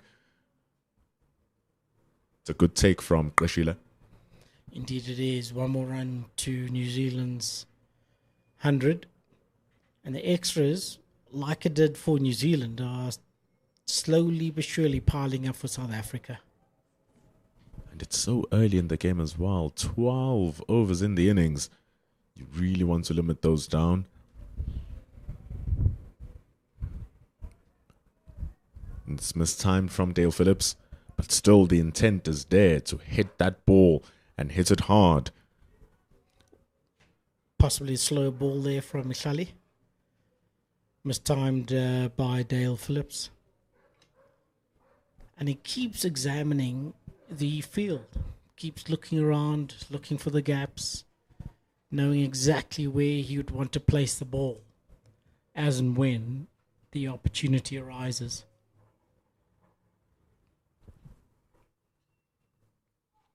And Ackerman brings his deep square a bit squarer. Mid-wicket has fallen down to the boundary and he's brought the third man up into the circle. Short from Mihlali. Would have pierced the two fielders, but not enough force on there, and they run through for 2. That's 100 runs up for New Zealand A. It's also the 100-run partnership between Joe Carter and Dale Phillips. They've been needing a partnership at the top of the order, something that is not Simon Keane and Zach Fawkes, and then it comes in the form of Phillips and Carter. And that has been crunched away. What a mighty blow from Dale Phillips. Slapped through the covers for 4 runs. Beautiful shot of the back foot there, somewhat short from Mihlali. And Dale Phillips makes good use of the opportunity. But this is a good contest. This is good to see. 100-run partnership by a set of batsmen, which will bode very well for the other batsmen sitting in the dressing room. Oh, a shot goes up and umpire Jali says, no, hit his pad. The biggest issue here for New Zealand also is that they don't have Nick Kelly. Don't have reports of that, but he didn't continue fielding. Ball just going wide here from Mihlali Mpongwane. They heard a sound, just flick off the padding. They don't want to lose wickets. New Zealand, especially with this partnership, they want to maximize it as much as possible. Oh, that was an opportunity. But a very tough opportunity for Snetemba Qeshile. Dale Phillips was hitting down on that ball. It nabbed his gloves and it was dying on Snetemba Qeshile's left hand. Just couldn't get to it. You wouldn't have seen much of the ball until it was way past the batsman. Oh my word, yes. Anticipation. Yeah, he's upset. He's upset with himself. Obviously has very high standards of himself. So he would see that as a dropped opportunity, a dropped catch. was very tough. But that would be the last thing that New Zealand need right now. Joe Kelly normally comes in at number 3. That spot was been taken by Joe Carter, who's been the stand-in captain. And they are playing in a standing partnership here between he and Dale Phillips. 106 for 1. New Zealand needing 243 runs to win. And those 243 runs are required of double Nelson now. Not impossible. It will make for a very good run chase, very entertaining run chase here. Gerald Coetzee comes in for his third over from the chalet end. And looks like, slight change in field. But it looks like Ruben is warming up on the boundary there. Was it Jordan?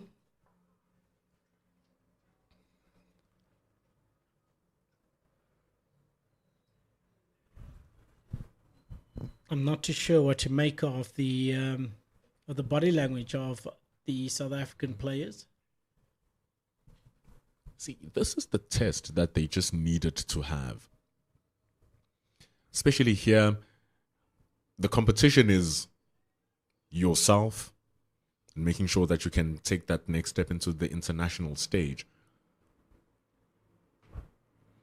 But it's also very good that in the SID level, you are able to get tested in all different types of situations.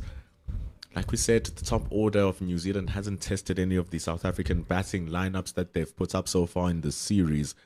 And it's the first time you can positively say that before over number 20, South Africa's body language is not as hyped as it used to be.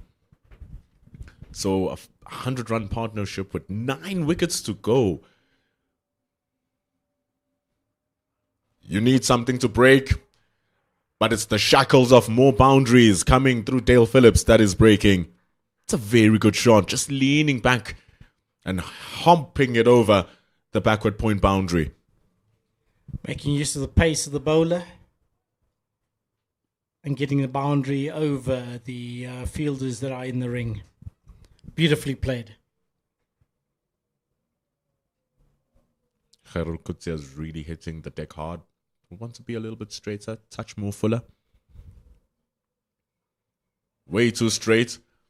Luckily enough, there is a fielder around down there, Tristan Lees, who's come in standing fielder.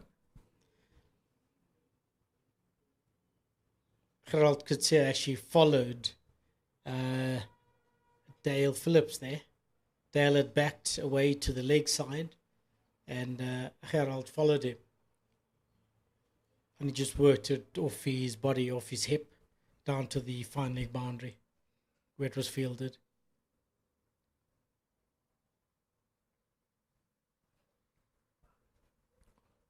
South Africa still have the option of Andile Simelane, who can come in and bowl his medium paces, but he's really picked up a couple of knots in his bowling. Andile Simelane can clock that 130. Has represented South Africa in the T20 international game. So he has some decent pedigree. Has a couple of skillful soloer balls. Still have Ngaba Peter. Exciting leg spinner. And then finally, Jordan Herman. Here's that extra bounce from Gerald Coetzee, though. He finishes his third. The score is at Nelson for 1 for New Zealand. It's 1-1-1 for 1, still needing 238. 14 overs gone, and let's see, are they going to take the drinks break now? No, looks not.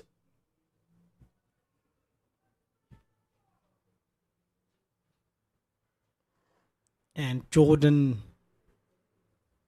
Herman seems to be preparing to bowl, change of bowling from the Ekurhuleni end. It's been a surprise package here, Jordan Herman. He's an exquisite batter.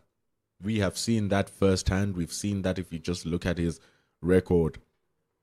And he's really coming in here and showing his prowess with the ball. He's taken a couple of wickets. throughout the series, and most impressively, he's been able to control his economy and control his bowling. Exciting talent. Hailing out of the Titans area. But that's good. That's more all-rounders for the selectors to have headache over. But what a batting talent. Boy from Dux, both he and his brother, Ruben. Definitely from the Titans area, but applying his trade down in the Eastern Province for the Warriors, Jordan Herman. Brother Ruben Herman. Not too far away from here in the Northwest, the Northwest Dragons.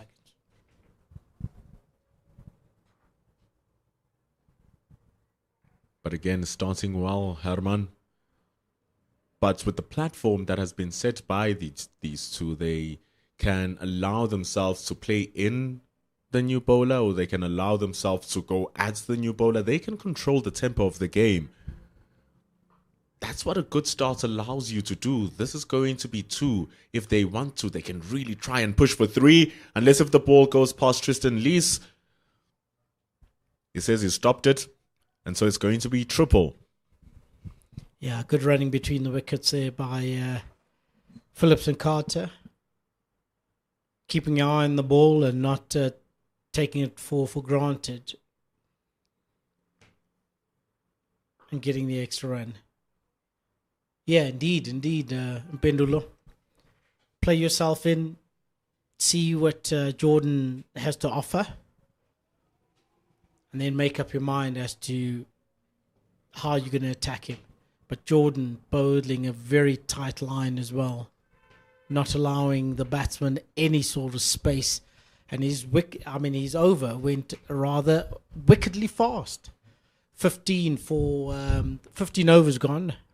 16 for 1 on New Zealand Day. And now they take the drinks break. Doesn't bowl much, doesn't take much time, but it does take wickets. Took 3 in the last game, Jordan Herman. It's 116 for 1. 186 not out from our 153 balls from Jordan Herman. Now with the ball, but he set it all up with the bat earlier on. Rivaldo Munsami struggled at the beginning of his innings, but started getting into his stride and eventually lost out his wicket on 73 runs. There were all small contributions going down the batting order for the South Africans to help that total to 348 runs. Dale Phillips, Joe Carter, they are raising their hand for the New Zealanders without their mainstay powerhouses at the lower part of the order in Zach Folks and Simon Keane. Can they do it still? We'll return after we've had a couple of drinks here. 233 from 210.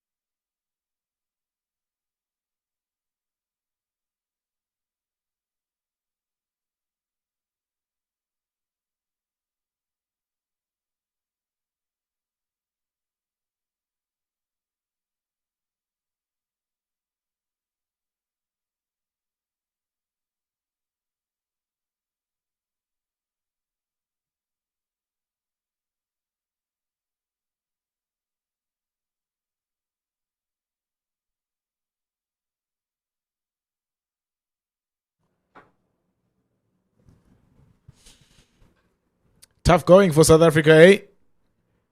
In defense of 349, it's Joe Carter and Del Phillips who are ruling the roost here at Willamore Park in this run chase. 73 from 49, Del Phillips, and 33 from 39 for Joe Carter. 116 for 1. New Zealand, by far their best start of this series. Just a solitary wicket to fall of Reece Mariu. South African bowlers have been plundered everywhere. None have been spared. Coetzee will go to Phillips.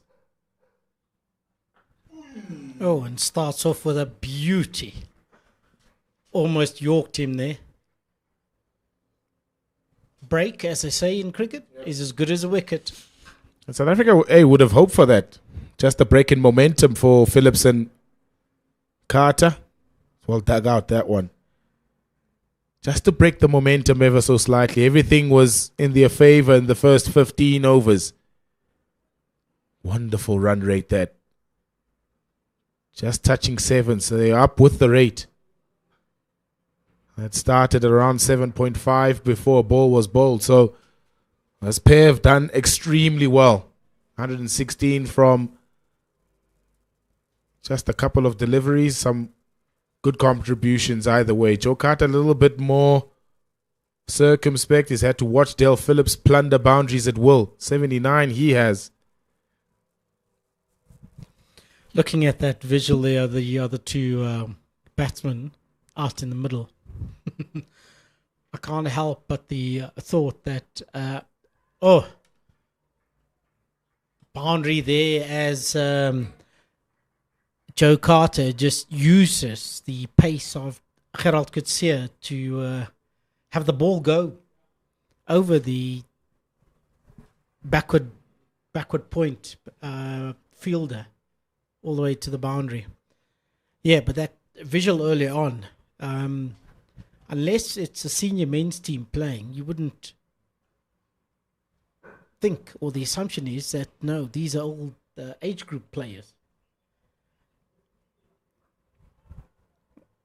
And looking at those, or the visual of Carter and Phillips over there, he's a grown man. They're playing big boy cricket here. Carter and Phillips. So also this pitch is nice. It's flattened out, hasn't it? The sun has baked on it nicely now. That extra bit of zip has probably just come off after South Africa's batting innings. It's gotten flattened, and that strikes me as a new ball pitch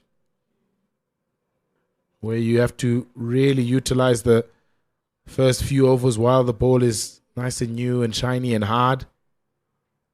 And they've done a lot of that, Joe Carter and Del Phillips. Correct, and the wind has also contributed to drying out and flattening out the pitch as well. But this is beautiful to see. These two batsmen really knuckling down and contributing positively towards a competitive game. And Gerald again pitches it in, almost a Yorker at the end of that over. New Zealand 121 for 1 after 16. Phillips on 80, Carter on 37. Bowled well, Gerald Coetzee in the first game. Bowled with a lot of venom, a lot of speed. He was fired up. Hadn't played a 50-over game in a very long time. Went after him a little bit in the first spell, and then he came back nicely. Got the wickets of Mohammad Abbas. Bowled real venom.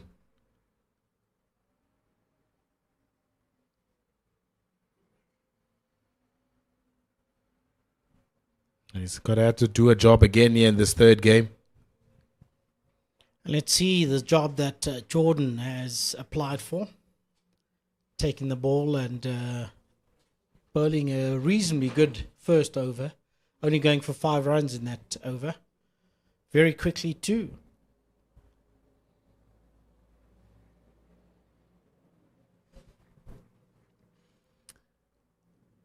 He's used very much as a sixth bowler in the first two ODIs, Jordan Herman, and bowled in pretty much the death overs. That's lovely played. That's a really good shot. That if you have the beating of a short fine leg, it'll always run away for four. And Gerald Coetzee dived, but in vain. I think Gerald Coetzee was still going back to his mark. He wasn't quite ready in his fielding position when that ball got bowled and hit around the corner for four.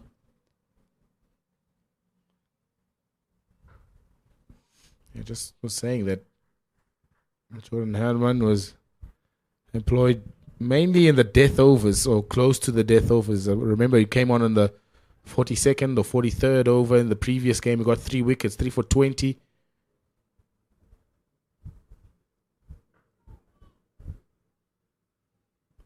I suppose that's what the thinking is here, to try curb this particular run rate that New Zealand have acquired now, and going like a Boeing at the moment. And that run rate of theirs is just keep on crawling. It's going up steadier and steadier as the 17th over comes to a close, 128 for 1.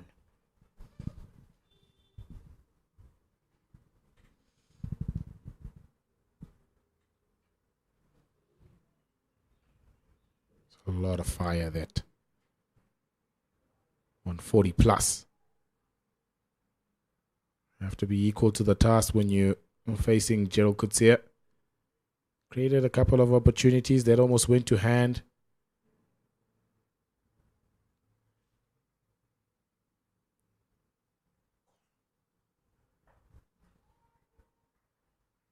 On the bounce to Jordan Herman at the boundary line. They need somebody to slow it down, don't they, Gordon? They need somebody to just hold up an end here, South Africa. Correct, we're back live, and Gerald Coetzee also, yeah, indeed. I don't know. Does Similani come on?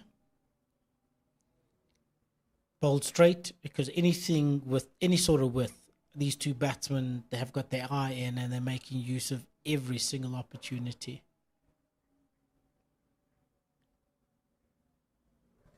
Do we get a Ngaba Peter on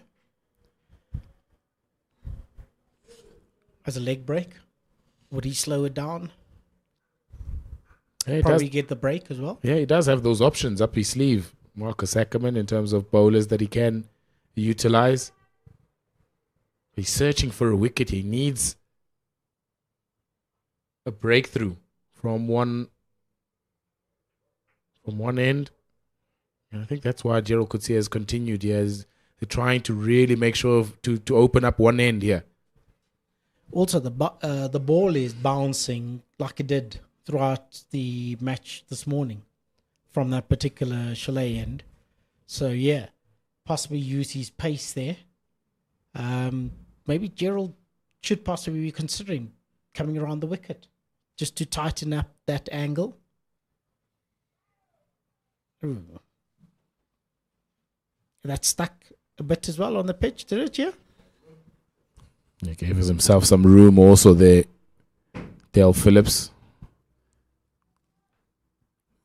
Younger brother of course, Glenn Phillips, attacking batter as Dale Phillips. Even Glenn Phillips, actually, they use him quite a lot as a finisher.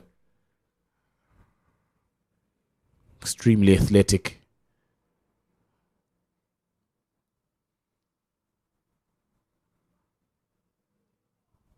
So he's played very, very nicely here, Dale Phillips. It's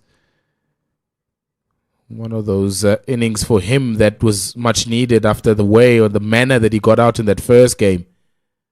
Attempted a scoop of Tsepo Moreki, only managed to scoop it back behind him to the wicket keeper, Sinetemba Qashile. And that was early on in his innings. Today he's played everything on merit.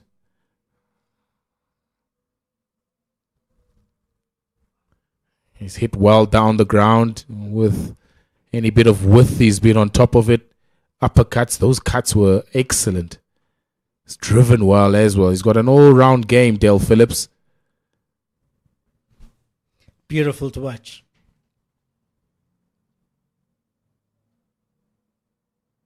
We were saying early on, when you're taking a break, Pilar, that with so much white ball cricket coming up for them, this is a true test and a message to the selectors for the senior sides going to the T20 World Cup and eventually to the World Cup in South Africa in 2027. Fiery bumper to finish off the 18th over. 1-3-1 for 1 after 18. Yeah, a lot of nations now preparing for those ICC events. A lot of ICC events up until, the year 2030 or 2031, I think. South Africa A's highest individual scores in unofficial ODIs. David Bedingham versus Sri Lanka last year in Potchefstroom. Really belted the ball over the plaque there, David Bedingham, and then Jordan Herman today. 186, quality innings. Reza Hendricks, that is way back in 2017 against Afghanistan. Ryan Rickleton, 169. It's a nice pattern that is building here. A lot of those players have gone on to play for South Africa. Ruben Herman, 158, not so long ago too, just a day ago. Down the ground, over mid-off. One bounce and into the fence. Joe Carter also looking for a first half century in this series. He's 47 or 47 thus far. Has played the secondary role to Dale Phillips. And Jordan going around the wicket now. Probably trying to cramp up the batsman for space. And Opportunity straight to Ngaba Peter. That's the breakthrough that South Africa were looking for. Joe Carter, after hitting a boundary in the previous ball, this time can't get up and over mid-off, and Peter takes a simple catch. New Zealand, after a very long partnership and a profitable one between Joe Carter and Dale Phillips, lose their second wicket. And that's the break that South Africa was looking for shortly after the drinks break. Jordan coming around the wicket. The ball did quite a bit there as it bounced, yeah. Probably just bounced on him, and that's didn't follow through properly with that chosen shot of his. And Ngaba Peter taking the ball easily.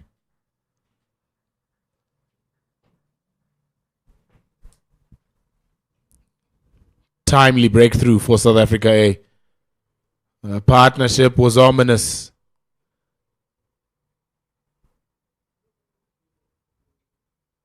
Just cramped him up. A little quicker from Jordan Herman, and then Peter in the frame. Comfortable catch for him. Indeed. It was a lot quicker. He did put it down a lot quicker.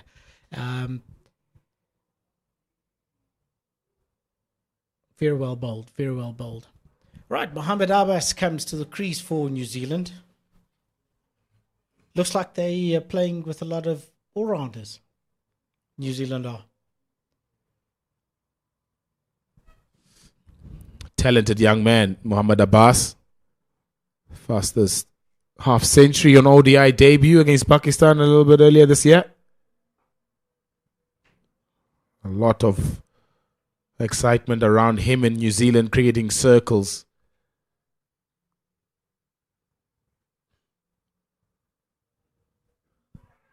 It's going down the leg side. Won't be given out by umpire Jele. Also needs to continue the work that both Dale Phillips and Joe Carter were doing. Mohamed Abbas.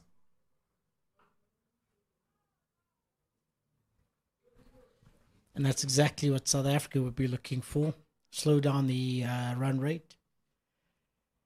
Have a go. Keep bowling at the new bowler, new batsman. And keep Dale Phillips off strike for as long as possible. They'll achieve that because the single means that Mohamed Abbas will be on strike at the start of the next over. 136 for 2 after 19. really timely breakthrough that for South Africa, eh? Well, what are we about to witness now?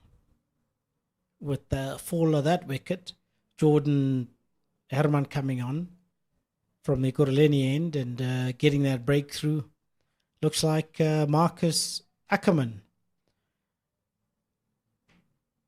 has thought it best to bring Ngaba Peter on from the Chalet end with his leggies. Yeah, good change, especially just after picking up a wicket. Yeah, his figures, Ngaba Peter. It's a growing list A career. Leg spinner, very young also.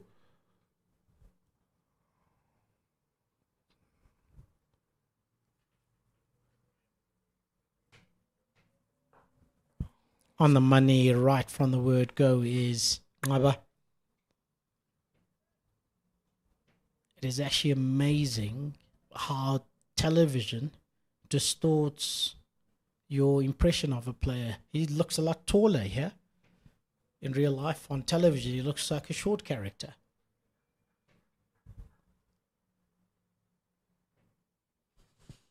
Yeah, quality leg spinner. Still young, still finding his feet in the different levels of cricket.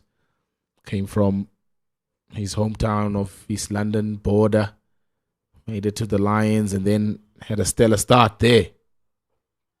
And all of a sudden, he saw himself in Proteas colours. So it's been a meteoric rise for Ngaba Peter. Started well here.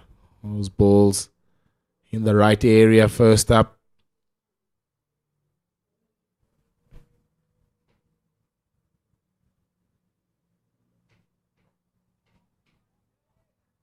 Yeah, certainly keeping the batsmen at bay, not giving them much width.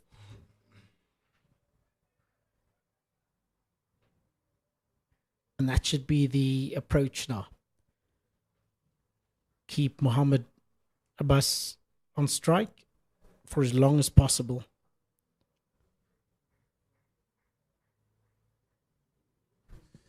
Yeah, no risk needed also for these two New Zealand batters. They've done a lot of the heavy lifting in the first power play between Phillips and Carter.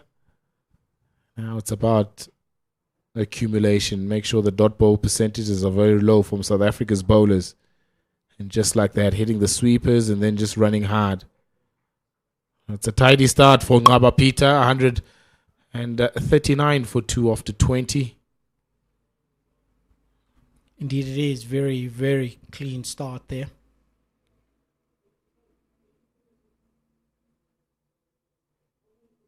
So you got spin from both ends.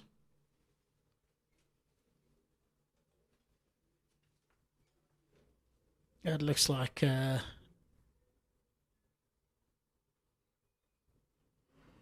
Dale getting some hydration, getting some liquid, or could that be salt or sugar tablets? Prevent him from cramping up.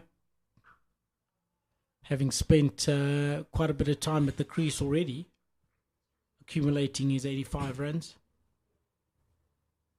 The pace with which Jordan Herman bowls, he's offies. My word. Yeah, very flat trajectory.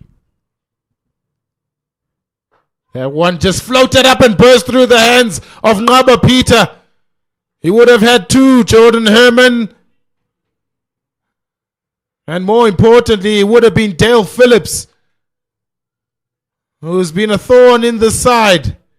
And it's gone quickly and through the hands of Peter at mid-off. That's the wicket that they wanted, South Africa A. Did that ball rush onto Peter there? Will Dale Phillips capitalize on being dropped?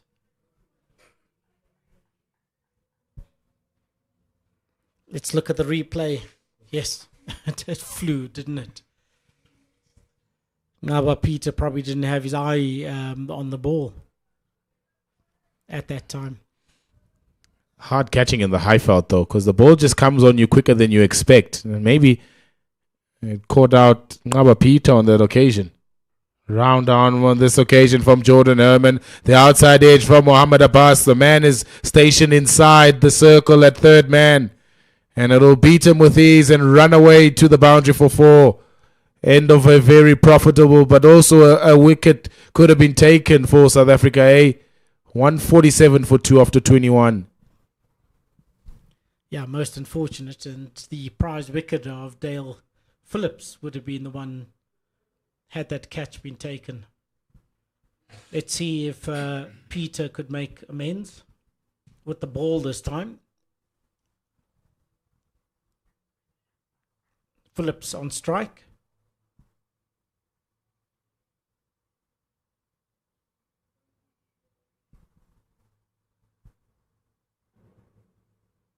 Oi, that's a no ball. That is certainly a no ball, and it's come off the toe end, the Q end of Dale Phillips's bat. He didn't expect that at all. Was it off his bat or off the helmet? It's definitely off his bat. It's a periscope, actually. He just periscoped it. Oi. Yes, it is off the bat. Free hit now for Dale Phillips.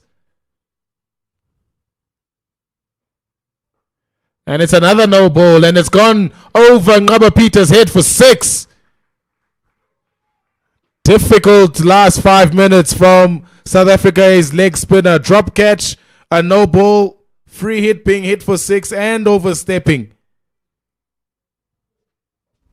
Do you think he's phased after dropping that catch? How about Peter?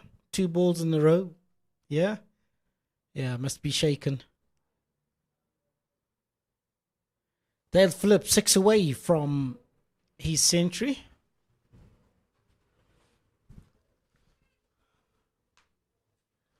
Yeah, it's important for him to keep his head up here, Ngaba Peter. Forget what happened in the previous over. Concentrate on just making sure he's hitting a line and length for his captain here. 94, Dale Phillips of just 66 deliveries.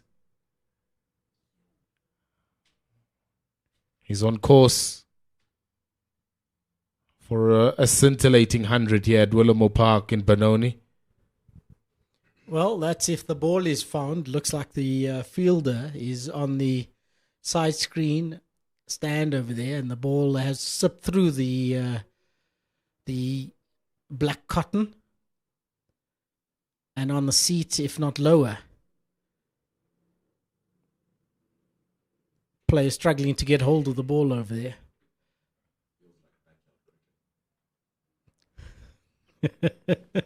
Pendulo at the back here saying, feels like backyard cricket. They're waiting for the ball to be found in the next yard. Yeah, neighbors don't often bring it back, though. Or the dog is too big, so you're too afraid to go get it. Hey, my neighbors used to cut up the ball, our tennis ball, if it lands into their yard. Copped a lot of broken windows. Yes. Good work from Rivaldo Munsami, just making sure that he puts on his boots, get back on the field, and try to defend another no ball and free hit here from Dale Phillips.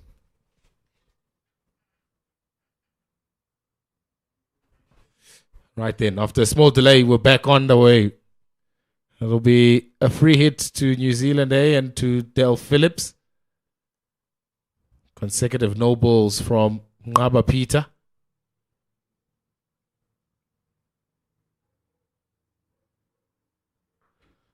Bang on the onside, another 6. It's 100 in spectacular fashion for Dale Phillips.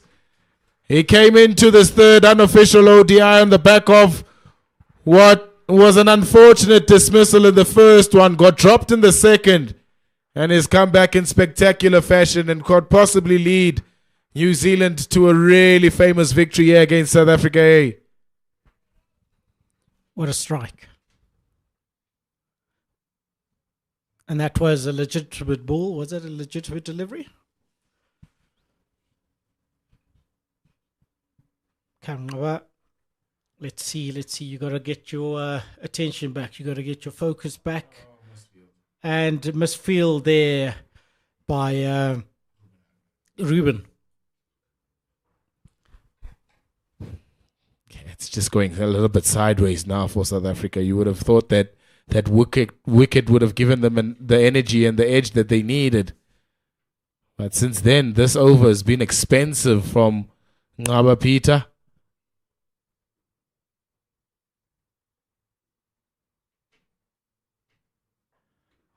Just over, and then the gap again. That'll be 4 again. 2 sixes, 2 fours. Del Phillips and New Zealand A are on the charge. And very quickly here to chase down this mammoth total set by South Africa A. Definitely a very expensive over. Just looking to calculate exactly how much this over would have cost so far.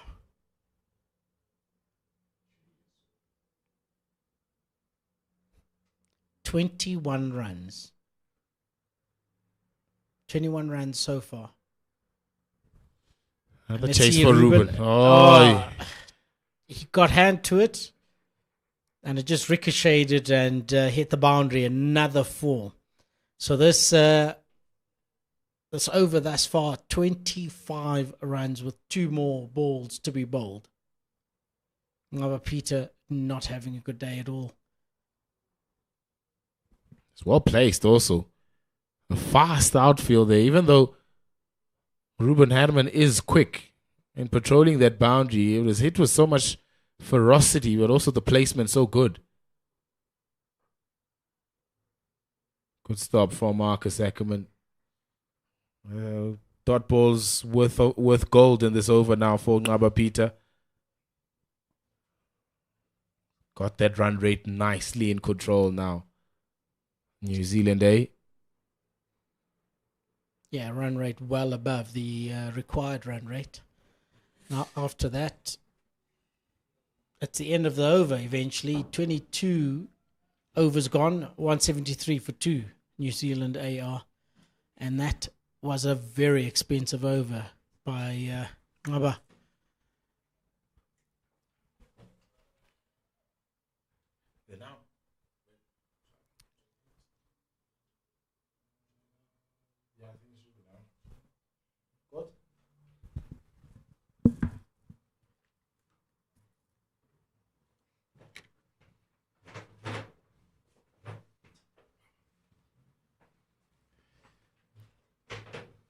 Yeah, tough going now for South Africa. They needed a wicket. They got one. But the energy is just dropped. Peter does well there to stop the boundary. Pendulo Mokobane. You've sat and watched this. It's been a spectacular innings from Del Phillips. They needed somebody to stand up tall, particularly in this last opportunity on this white ball tour. After some disappointing performances in the first 2, they needed somebody to really stand up, and it's been Del Phillips. Also had a chance from Ngaba Peter, blasting through the hands. And it feels like that drop translated into the over. Ngaba Peter bowled straight afterwards. Just never got into grips with it. And of course, Dale Phillips climbed into it very healthily as well. The ball got hit so hard it went to hide a little bit behind the side screen. Jordan Herman will feel aggrieved on the other side. He's bowling pretty decently, has bowled decently throughout the whole tour as well. But it's just taking them apart here, Dale Phillips. Hitting it so hard. Hitting it so clean. Tristan Lees, no chance. And he moves to 117 runs. Yeah, kick off the turf. That from Jordan Harman. He knows that he offered a little bit of width. And that man just behind square on the offside. Difficult to try and cut it off. Beautiful shot that from Dale Phillips. Excellently placed. Just giving New Zealand the edge and the impetus that they need to finish off this tour, this leg of the tour. It's very reminiscent of that Ruben Herman innings in the first game on Saturday. Wickets were being lost all around the South African camp, and he just stood up by himself and really took the game on. 158 runs in commanding fashion. In this very fashion that Dale Phillips is taking it on to the South Africans. And Mohammad Abbas must be okay playing second fiddle because he hasn't been in form either. And this is exactly the type of partnership that you need in order for you to get yourself back into that game. Yeah, it's a great platform for Mohammad Abbas to come in and just nudge it for a couple of overs. He's playing a great foil now to Dale Phillips, just knocking it around, giving him the strike. Noticing that he has better flow in his batting innings. So smart cricket from Mohammad Abbas, just knocking it around, not taking the unnecessary risk as of yet. It's pretty impressive that the equation of 167 from 159 is the way it is. They really did start off on the front foot with this partnership. Basically, the style of cricket that New Zealand have played hasn't changed. But it's just as if today everything clicked and it's starting to work. Yeah, better execution today. When Nick Kelly made note of it in that second game where they wanted to play their own aggressive style of cricket and taking on the bowlers inside that first 10 over power play. Just the execution not going in their favor. And today, Dale Phillips has been on it.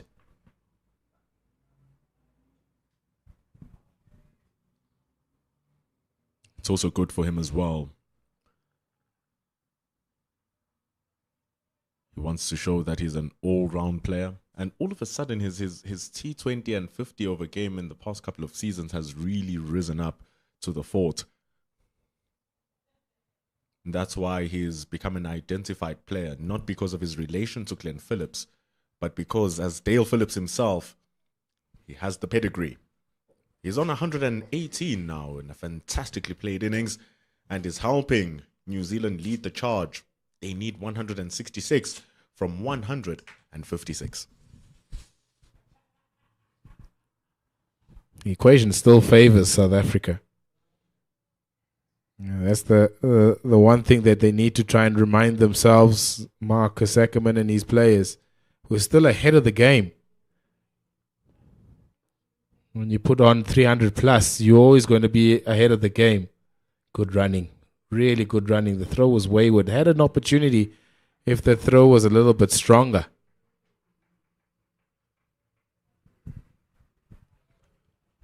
Additionally, Peter, you have that many runs to defend, and majority of the runs are being piled on by one batter. And is the reason why this partnership between he and Abbas, Dale Phillips, has reached 50.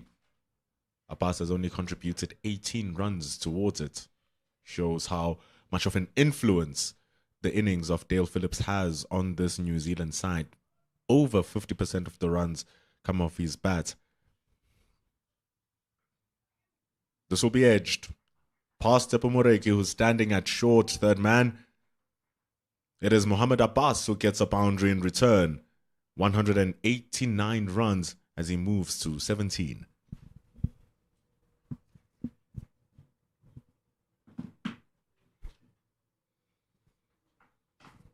Thick outside edge.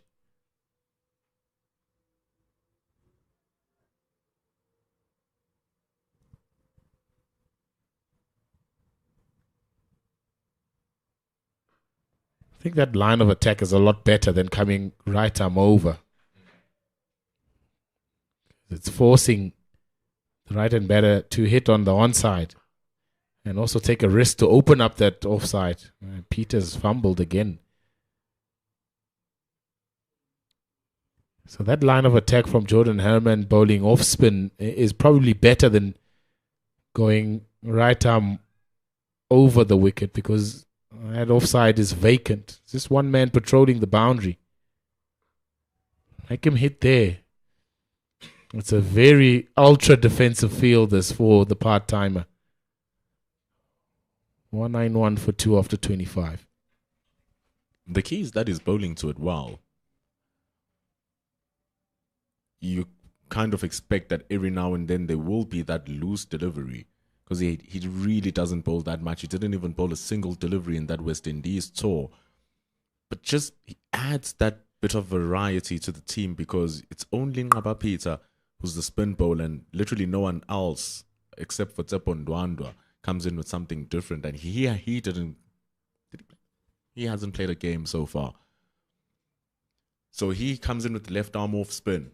Ngqaba Peter comes in with right arm leg spin, turning the ball in the same direction. So having Jordan Herman come in, it's a good opportunity for him to showcase his skills as an all-round player. If I take you back not too far ago, Devald Brevis versus Sri Lanka A had a magnificent game where he took a four-for with his leggies after scoring a half century. And he is eager to showcase that he can bowl too, and he wants to do it in a bigger stage. So good opportunity for Jordan.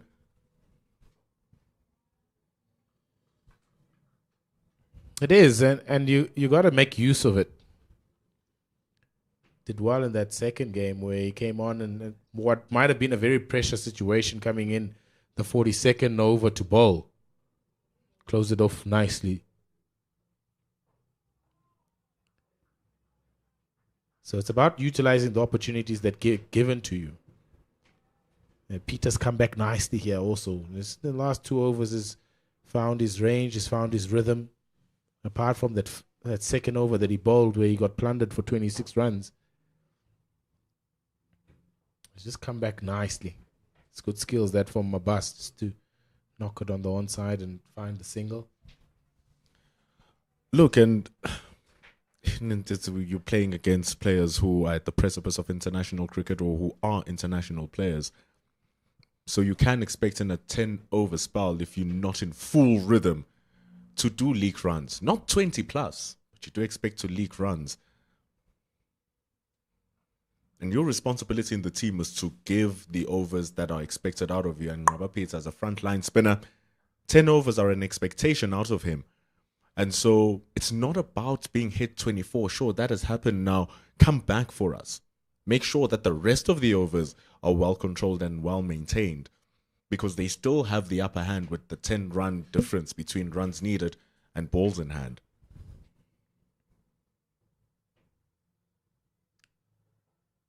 It's also commendable for Marcus Ackerman for keeping him on. A lot of captains would have been tempted to yank him off after conceding that many runs in 1 over. 195 for 2 after 26. So it's about trust and belief. And leg spin is a difficult art to try and master. So it needs a lot of backing from the captain, and he's receiving that from Marcus Ackerman. He's given him the trust that he can still come back after conceding 26 runs in 1 over. So that relationship becomes so important between bowler and captain, especially in pressure situations. You don't want the captain to just back you when everything is going well and going your way. He still has to back you when things aren't necessarily going your way. Tsepo Moreki's been brought back. And on top of that, Pila, you have to back yourself when things are not going your way. You have to back yourself that they are going to go your way eventually. Tsepo Moreki, he's been going at almost 8 runs to the over. If there's one thing we know, he definitely backs himself. Very charismatic is Tsepo Moreki. Ball is being pulled away. Good job by Rivaldo Munsami at deep square leg. He's going to keep it to 2.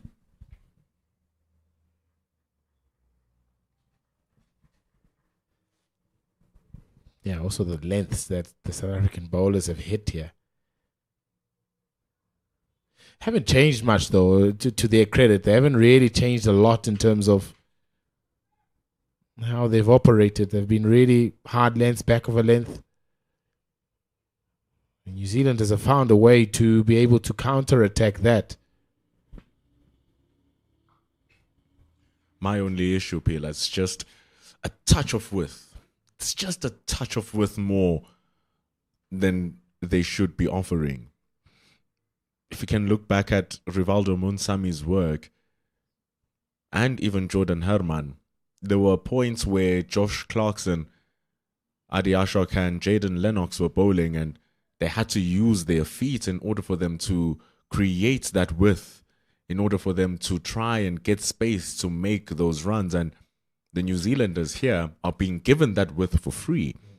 I think if they just tighten up a little bit here, South Africa, it will be a bit tougher for the New Zealanders, because it's just every now and then in the over they let loose.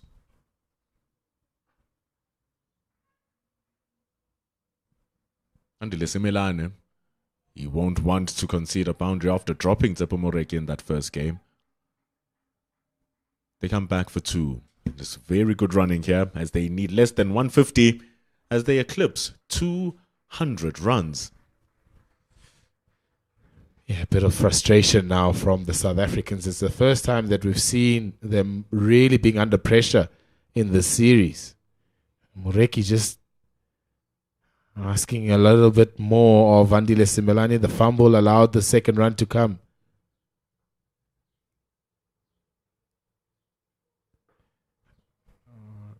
Up and over. And a couple of bounces. Marcus Ackerman in pursuit. He'll keep it to just 2. It was safe enough from Dale Phillips. Is continuing in his aggressive fashion. And this is going to be the test really for this side. A lot of what has happened in the first 2 games have been very much in their favor. Now conditions have changed ever so slightly and are favoring the opposition. How do they respond now? Equation is really nicely, finely balanced. 147 from 140. So how do you as the captain now, how do you as fielders, as players, as bowlers respond to this onslaught and this attack from New Zealand A? At the moment, it's Abbas who's answering all those questions, and it's Dale Phillips that's answering all those questions. Test for Captain Ackerman as well, who hasn't been in this situation, captaining this team.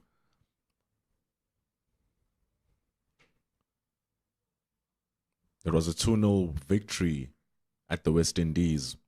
And the second game got rained out, which is why it was 2-0. But even there, South Africa had gotten up to 320 odd. It's 27 overs done at 204 for 2. New Zealand healthily needing 145 from 148. And so it's a test for his captaincy as well. How does he think under pressure? How does he lead the charge?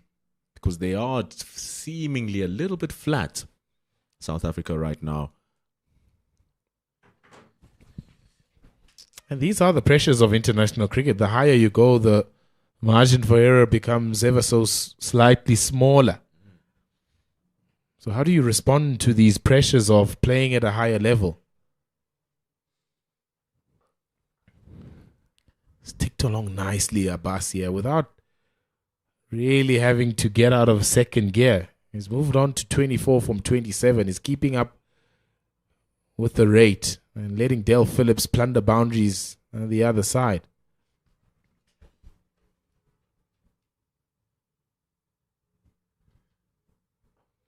A very different approach to the vintage Mohamed Abbas innings that we've seen in his international career so far, and we've seen from him so far. Free playing player. We just go back to that first game, or I think that second game, where the first ball from Tristan Lys went up for an uppercut and it was caught first ball.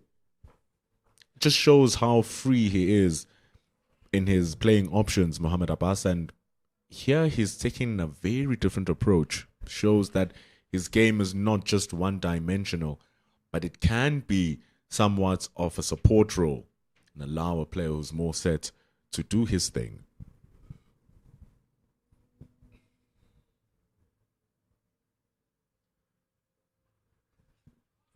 Superb shot, though. If there are dollies there to be taken, he will take them. Peter drops it short. Mohamed Abbas pulls it away for 4. And just also the responsibility of batting number 4. The New Zealand senior side, he came in at 6-7, tasked with a different role there. This is a completely different role. He'll be a little bit more accustomed to this, and I think in his stateside, this is where he would normally bat number 4.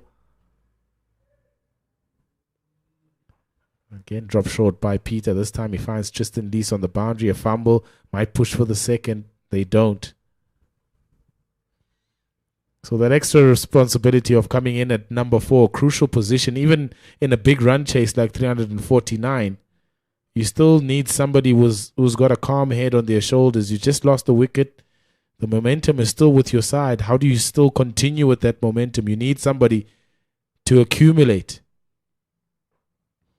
in a risk-free manner, and he's done that so perfectly here. Mohamed Abbas, end of the Peter over. You still need 137 here in New Zealand, 212 for 2. Shocked that we haven't seen Andile Simelane bowl 1 or 2. Especially with how Josh Clarkson went about with lesser pace. So the ball starting to grip a little bit more, have that bit of a spongier bounce. Andile Simelane works on hitting the deck really hard, and this is exactly the surface where you need a bowler's going to hit the deck hard. Got a 5-er down in Bangladesh with the SA emerging side. Might be keen to go on for a couple of loads. But Moreki, he continues with his job. He's only taken 1 wicket so far. The first one of the day of Rhys Mariu. But ever since then, 2 magnificent partnerships for New Zealand, anchored by the extraordinary batting of Dale Phillips. Yeah, and this one has already grown to 77 very quickly.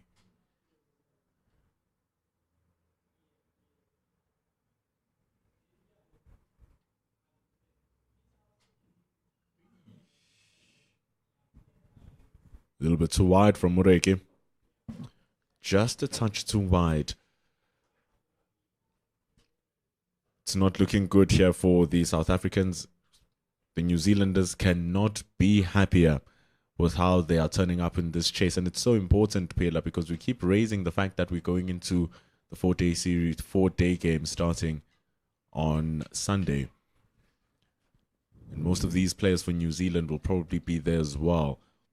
And so it's a confidence booster going into the longer format of the game. Clipped away. I think he might have gotten some piece of bat on that, Mohamed Abbas. We wait for the umpire signal. No, it's just off the pad. But it's runs nonetheless for New Zealand, eh?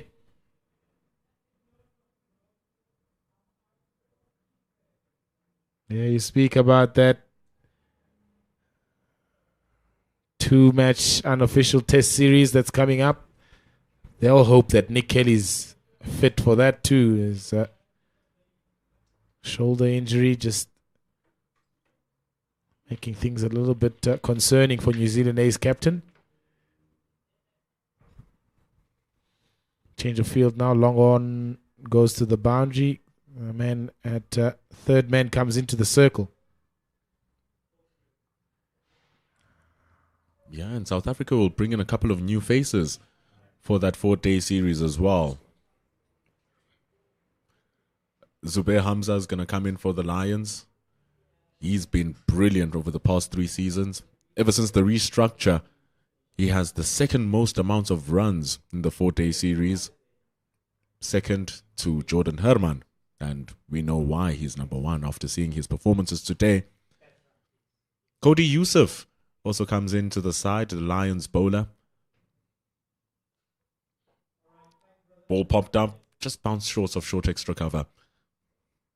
Cody Youssef called up to the England side as well, to the English side, travelling to England. Did pretty decently for South Africa versus Zimbabwe, Cody Youssef. Yeah, it might be tricky getting him back into the country if he's in that ODI squad. Of course, that last ODI being played on Sunday, so might be difficult for Cody Yusuf to make it back in time for the start of that 4-day test series. But yeah, Zubair Hamza, somebody that the selectors have reinvested in. He's been in the fringes. Also went on that tour to New Zealand last year at the start of it because of SA 20 bound players. I'm looking forward to him being back out in the middle for SAA. Lesego Senokwane got a call up to the Zimbabwe team. It's just been in a little bit of a rough patch of form. That's going to go down to the deep cover for 1 to end over number 29. It's 219 for 2.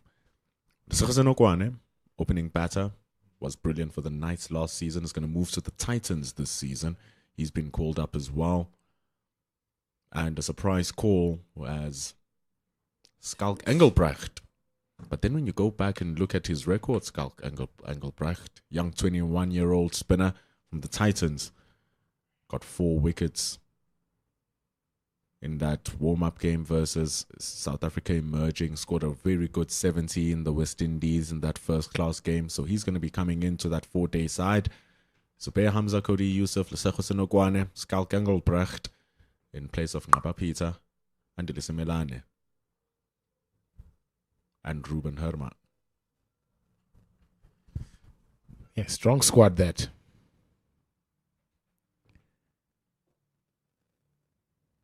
Gerald Kutsia back into the attack.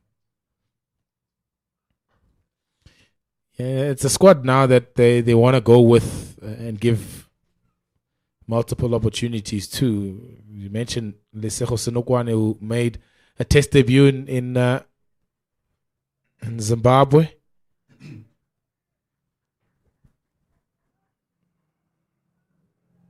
And it also needs to, the player that probably needs to just back up some of the performances that he's shown over the past.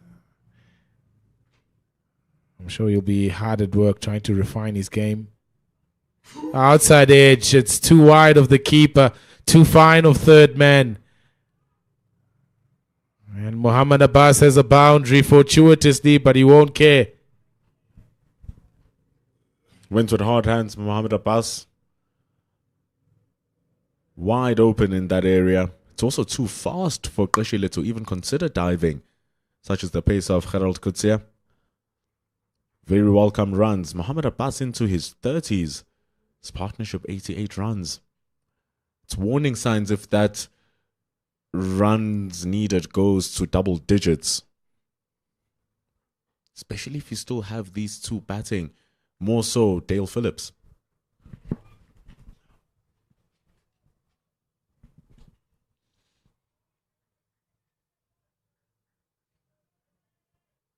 Yeah, Skalk Engelbrecht. I think he did go on the tour of the West Indies, if I'm not mistaken. They got 77 runs. So he's a exciting young prospect, Skalk Engelbrecht. Bows off spin accurately too.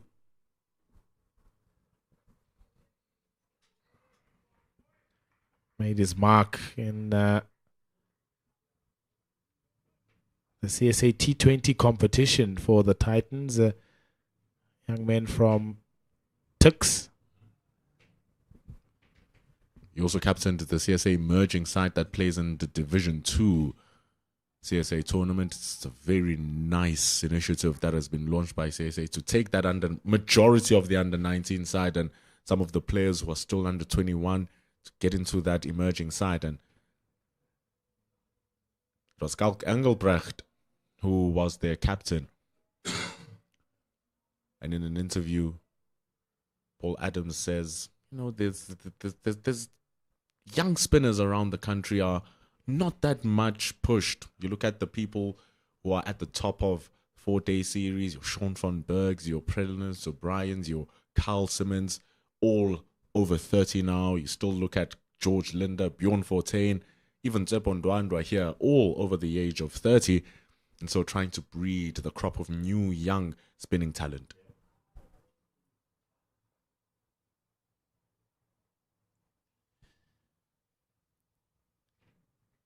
Two to five for 2 after 30. And that's such a great point. And I think I'm try and exit with it and add a few things. I mean, when you look at a Skalk Engelbrecht, early 20s, you want to give him as much investment as possible at higher level. But Peter, also similar age, you want to invest in those players. And of course, spin is going to be one of those disciplines in South African cricket that might, so when you look at it traditionally, hasn't been South Africa's strength. We've always produced great fast bowlers, the likes of Mufani de Villiers, Sean Pollock, Dale Steyn, Makai Antini, KG Rabada.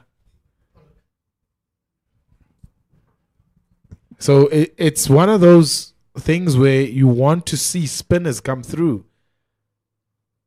Peter is young, he's raw, bowling a very difficult art in leg spin. So you want to give him as many opportunities as possible and add to that to Skalk Engelbrecht. That's easy pickings. 2 straight from Moreki. All that Dale Phillips needs to do is get a touch on it. It'll beat short fine leg to the boundary. Not a great start from Tsepo Moreki's over. Not his best performance today either, Tsepo Moreki. Does have a wicket though. Maybe all the more reason to invest in more of those spin bowlers to try and control it when your fast bowlers are not in it.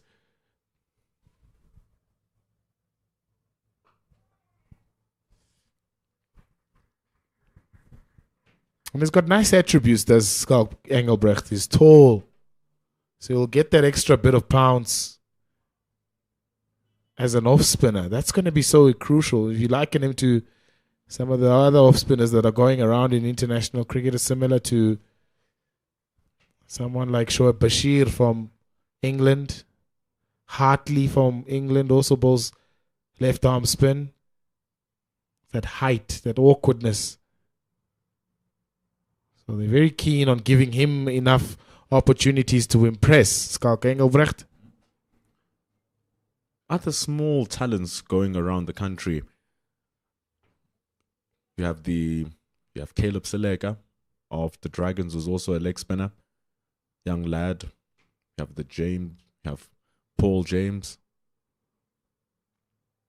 And more overlooked than others from Division 2 has been absolutely tearing it apart in Division 2 and finally gets a Division 1 call-up, Jade van Niekerk. Yeah, he's nice, isn't he? Can bat as well, Jade van Niekerk. Started his career down for Eastern Province, then made it across to Border, Eastern Cape Inyati these days.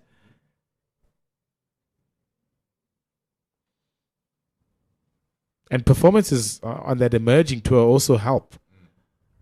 He was part of that, and he really did well. I think the previous tour to Zimbabwe, where he did really well with both bat and ball, Jade van Niekerk now finds himself at the Northwest Dragons. Nice side there also. It was assembled a good squad. So those opportunities and those characters you have to keep an eye on during this new season that has been recently launched. I think it was launched yesterday, a new season. I'll start off with the 4-day series before we go into the T20s. So those are going to be so interesting to try and follow those careers and those performances from some of the younger cricketers. It's experienced now, Jade van Niekerk, just a touch over 28, 29, I think it is, 27, 28. So there's still plenty of cricket left in him. So you look at him and where does he fit into the system? Lovely over. They just accumulated and milked this over from Tsepo Moreki. 2-3-4 for 2 after 31. Can never say that 9 runs were taken from that over of Tsepo Moreki. And now they can just work themselves into a good score in a great position here in New Zealand, eh? Gerald Kutsia, no wickets so far. Going at just over 5 runs to the over.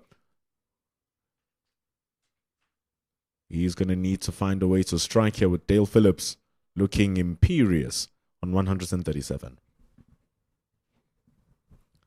Pendulo, you and Pila were having such an educational conversation about the emerging players coming up.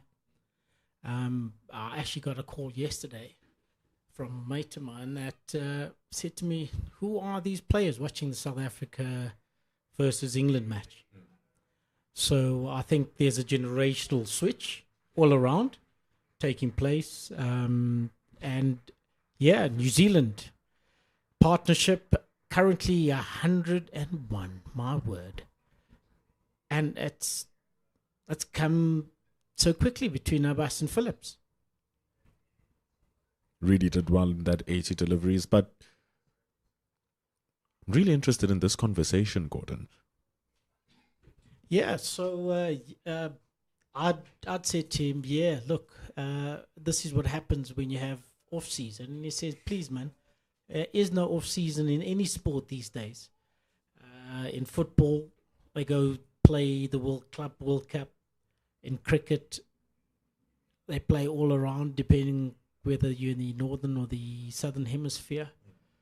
Hockey, tennis is now also. So, yeah, all the experienced players in all codes of sport are now being surpassed by the younger generation coming through and coming through hard.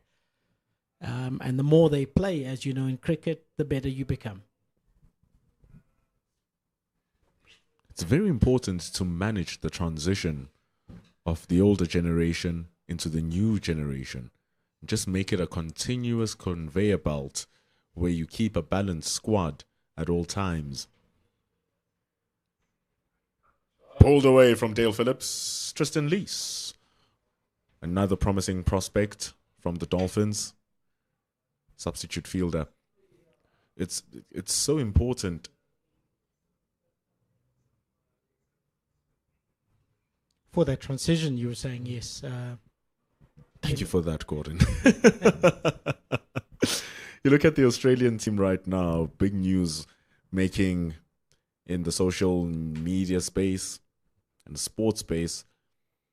It's the retirement of Mitchell Starc from T20 international cricket, one of the best in T20 bowlers in history, really. And now he's leaving. You have Pat Cummins, Josh Hazelwood. And even Boland is an old, is a well into his ages. He's over 36 years old. I'd rather just throw the word old, but in context, yes. In context, that is the situation. And so how do you transition and bleed in the new crop of fast bowlers that Australia has? Gerald Kutsia is one of the new blood coming into South Africa's fast bowling, pulled away for 4. You make a valid point there that it's of paramount importance that balance and that transition is managed. Yeah.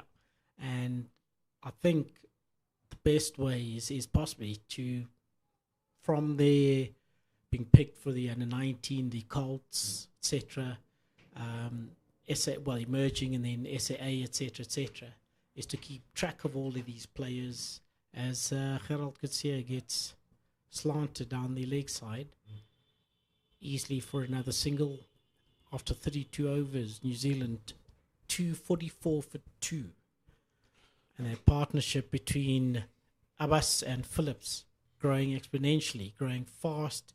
Partnership now standing at 109 runs. Partnerships win games. Big partnerships win you bigger games. 2 big partnerships so far for New Zealand. 105 is the deficit, and now we are in the territory where runs needed are less than balls required. As you can see, 105 from 108. Catchers also win matches.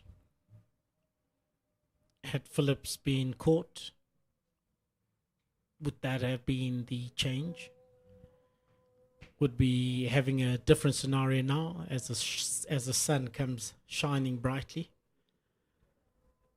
Andile Simelane. Here he comes, coming in very late for his new spell. Hits the deck hard, Andile Simelane. Should see some of the balls grip up as well from him. Let's see if he's going to get those wickets. Also one of the all-rounders who have been identified alongside the likes of Mihlali Mpongwana, who's here in the side.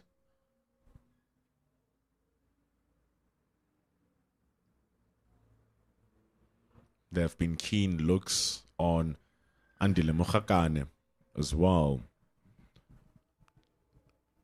Jason Smith was in the side too. Isn't bowling that much nowadays though, Jason Smith. And also just going into his 30s. But the emergence of the SA20, which is auction is next week Tuesday, the 9th of September. You look at the SA20, you look at the emerging sides playing more cricket, the A sides playing more cricket, the under-19 sides, even the under-19 girls who are playing more cricket now.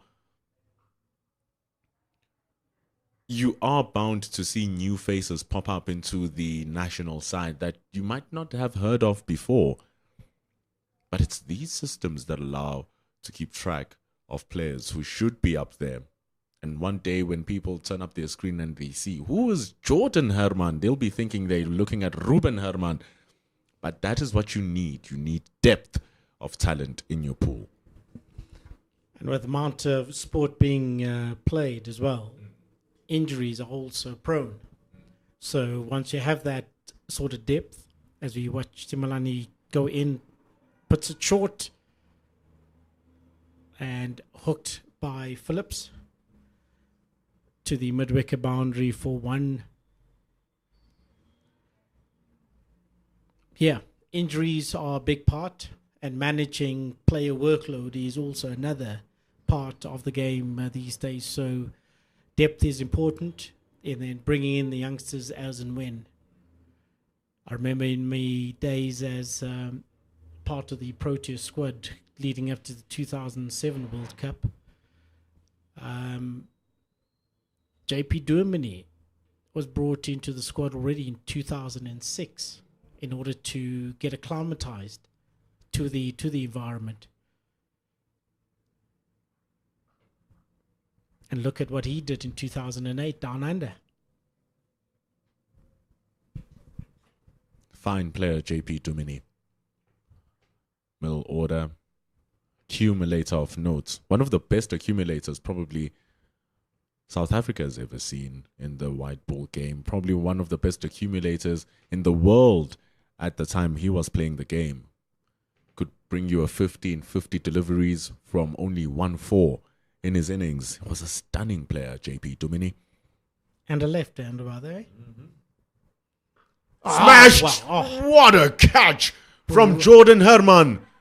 Goodness me, that was whacked from Dale Phillips. That should be blasted off the hands, but it sticks. And Andile Simelane strikes, and it is the big wicket of Dale Phillips. Do you think Dale was aware that the break is imminent? Would he have played that shot had he known that drinks were just around the corner? Yeah, a very important break for South Africa, breaking that partnership, and what sportsmanship by Ruben. Herman there shaking Dale Phillips' hand as he walks off. Yeah, well batted indeed. Well batted. Phillips, 147 runs came in 142 minutes of just, listen to this, 109 balls, scoring 18 fours and 5 massive sixes. It's a big breakthrough for the South Africans. A huge loss for the New Zealanders. And it might be the turning point that this match needed. as New Zealand were coasting to a victory, needing 101 from 103. Andile Simelane comes, breaks the big partnership, taking the massive wickets, and now they need 101 from 102. So much so that they need a break, and the players now take drinks. We shall return after a couple of minutes. New Zealand need 101 from 102.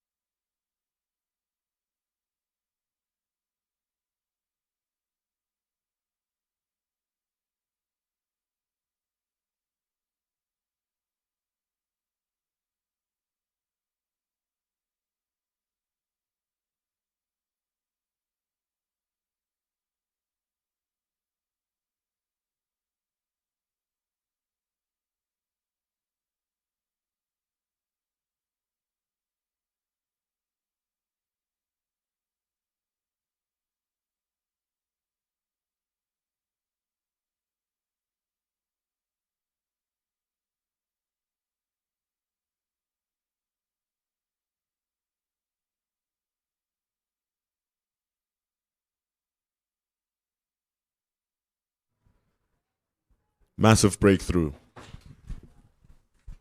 Big breakthrough. Indeed, it was a massive, massive breakthrough, and also that would have uplifted the South African players who seemingly had dropped their shoulders. Rabba Peter coming in for his 6th over. Went for 23 in his first over. And then for the next 4 overs, just went for 22. So good recovery. But now, Curtis Heafy. We saw a myriad of strokes from him in that second game. He is the leading run scorer of the Ford Trophy 50 over competition down in New Zealand.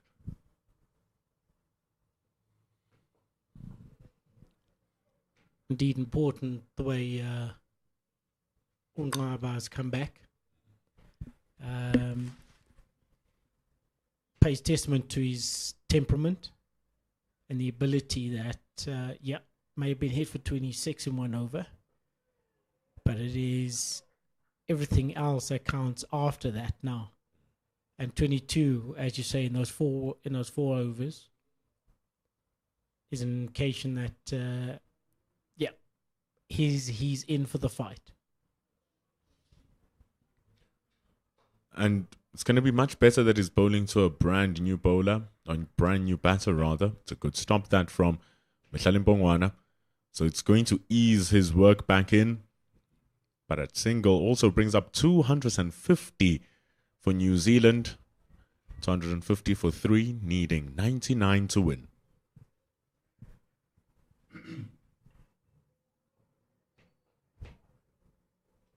Mohammad Abbas seems set.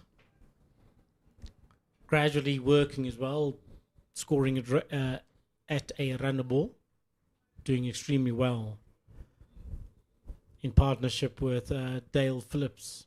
But that partnership now, I think South Africa may be smelling an opportunity to break through and get into that lower order. Oh, quick hands from Snetsan Bakbeshile. They're asking the question to umpire Stephen Harris if there was a touch from the bat. Mohammad Abbas is signaling that it hits his thigh guard. But excitement indeed here, Gordon. Like you said, that one wicket might just uplift the spirits of South Africa. Ngabapita pushes it down the leg. It's a good take from Qeshile. But it's 250 for 3 after 34. We'll now see one ball being taken away from game as the fielding side, South Africa, will choose the ball that will remain for the rest of the match. So quick were Qeshile's hands there. I actually thought he bowled him around his legs. Yeah. So one ball chosen. In fact, it's such a crucial time to take the wicket of Dale Phillips, especially when the ball is about to be removed in play, and so the conditions just change up a little bit. It's going to deteriorate a little bit faster. It's going to be harder to bat as dusk is coming in. And so, Andile Semelane with an important breakthrough. It will stick on the surface. It will be harder to hit. All he needs to do is just come in and hit the surface hard. But it did take a great catch from Jordan Herman.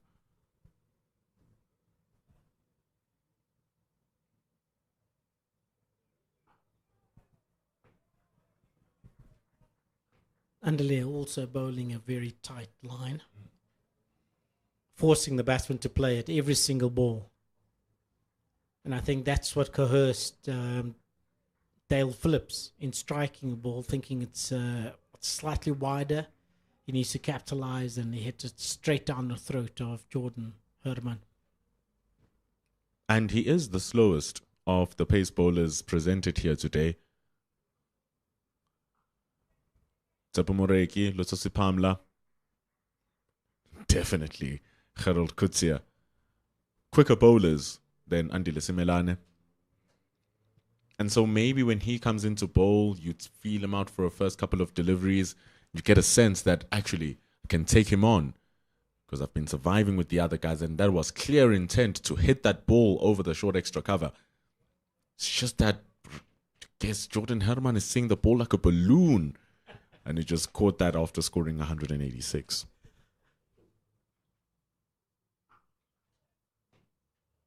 And it looked so effortless. He's at short cover, so that shot would have hit his hands really hard. And he didn't even flinch after that. It was ridiculous reactions and reflexes from Jordan Herman. Because that was well hit. He even created room for himself that time, Dale Phillips. But now the pressure is going to be thrown on to Mohamed Abbas now, who was well under the shadow of his much more explosive partner and allowed him to continue with his work and ease himself into his innings. But someone now has to take that baton, Gordon, and say, you know what, I'm going to take this on for my team. Certainly. And yeah, Abbas is set, needing 98 of another 93 balls. But Semelane, as slow as he is of the bowlers,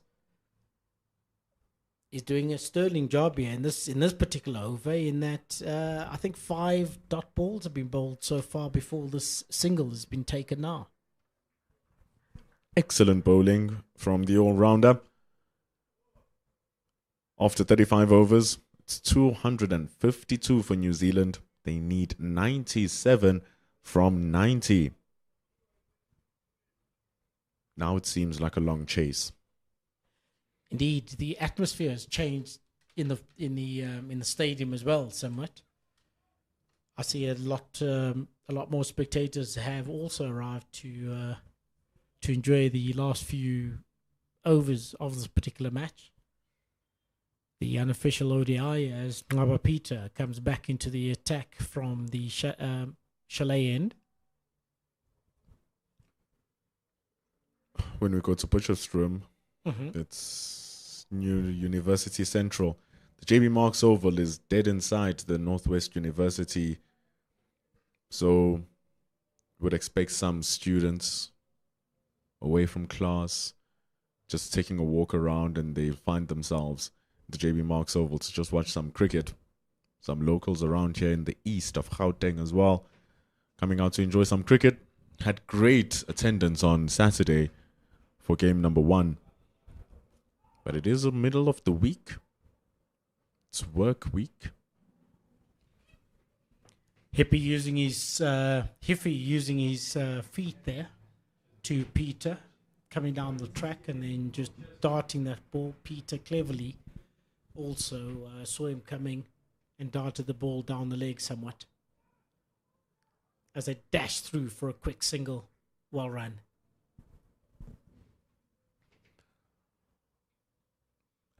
They must just continue with the same flow. No need to come in and rush and try to go at it hard. It's a neat approach being put in here by Curtis Heafy. Just speaks of the importance of the previous partnership. Not just for its size, but for the pace at which it was played. Getting boundaries left, right and centre. Mohammed Abbas beats the diving Gerald Kutsia at short third man. And it goes to the boundary for 4. Luck is also a big part of the game. Because as Gerald Kutsia tried to dive for that ball, it just was inches away from him and ran down to the boundary.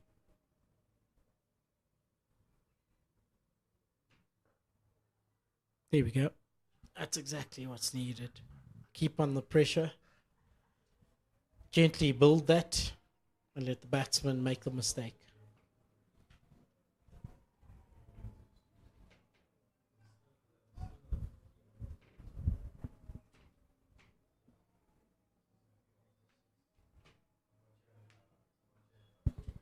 Slightly wider from Peter.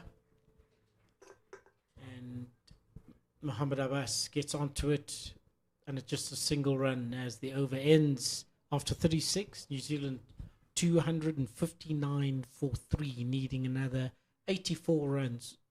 No, another 90 runs of 84 balls. This man has been making it a little bit tough for them, Andile Simelane now. 2 overs.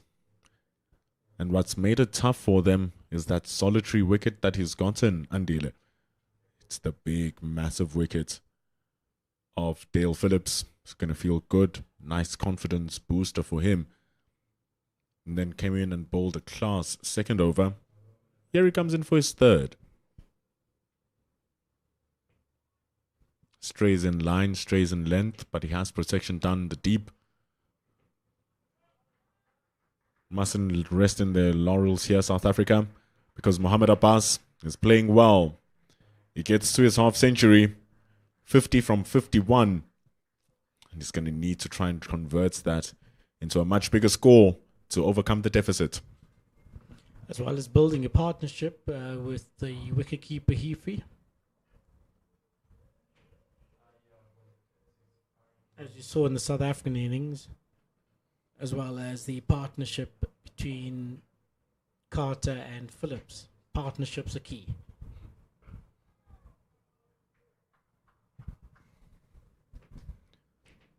And breaking partnerships is even more important. And test out that middle order. Test out that lower order. You want to, even if you've won the series, you still want to win any game that you find yourself playing. You're always as good as your last game. So here South Africa will want to close it off with a bang. So they're tightening up that offside.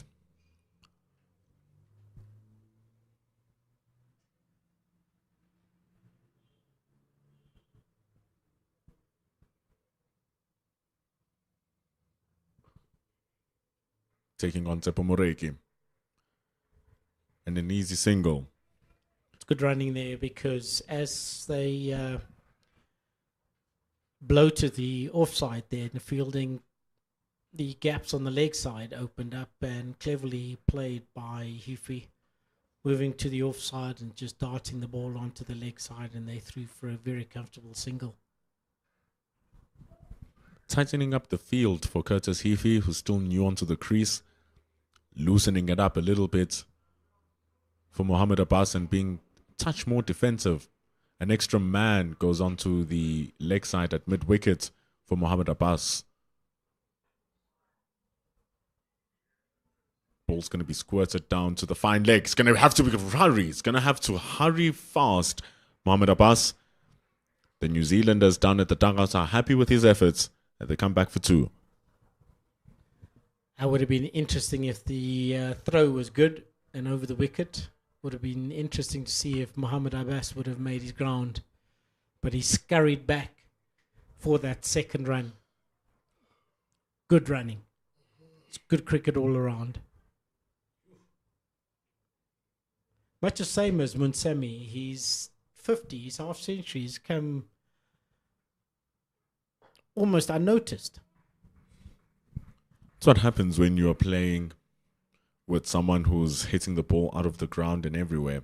When Dale Phillips was out of there, Mohamed Abbas slowly just accumulated his runs. He is going to need to accumulate a bit more as the team needs 85 runs, but so does this man, Curtis Heafy. He's here in the bigger stage and see New Zealand A side stepping stone away from the New Zealand team.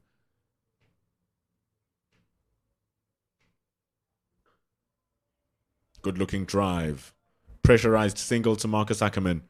He's not happy with himself. Every run counts as they now need 84 from 78 deliveries. It's always nice to see these A tours coming on Sunday, live here on Cricket South Africa's YouTube channel alongside Pitch Vision. We'll be bringing you ball-by-ball commentary and ball-by-ball action of those 4 days, starting from Sunday, finishing on Wednesday. Then we'll come back here at Benoni for the second 4-day match. A true test for these gentlemen and a good preparation for the South African players, because then they'll start off with their 4-day series. That ball almost slipping through the defences of Heafy. South African wicketkeeper and bowler Peter going up. Almost, but not quite there. Pressure needs to be built. Peter. You were saying the 4-day series starts immediately after they come back here for the second unofficial test match. And that for me, Pendulo, is where cricket is. Red ball. White ball cricket is very entertaining, but red ball cricket is where true cricketers play. Oh, that's going to be tough. It's a big shout from Ngabapita alongside Kreshile behind the stumps. They do not know how that is not out. Mohamed Abbas survives a very daring appeal from Ngabayomzi Peter. Let's look at the replay.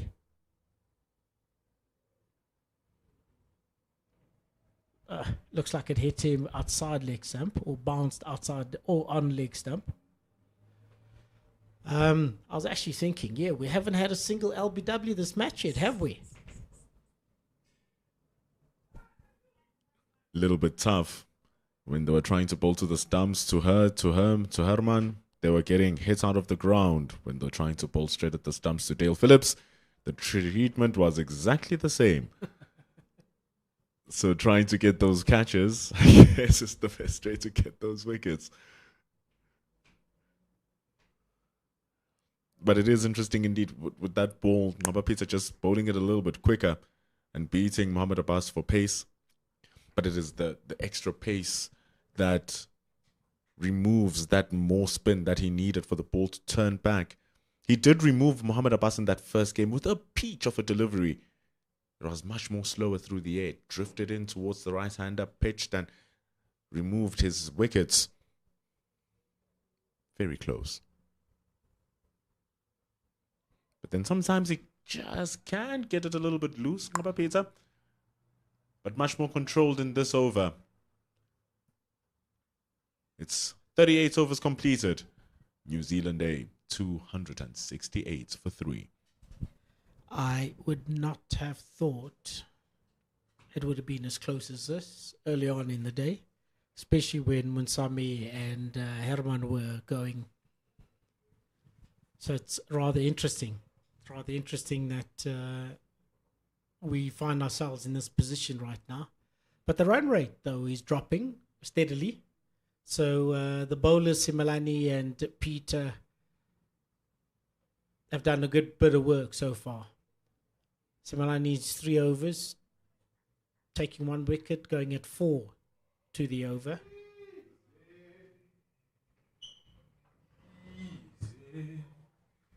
I'm here. As you hear Pila Sande Kawa coming in at the back there, and the batsmen take a very quick single. Take a very quick single to take the score to 269.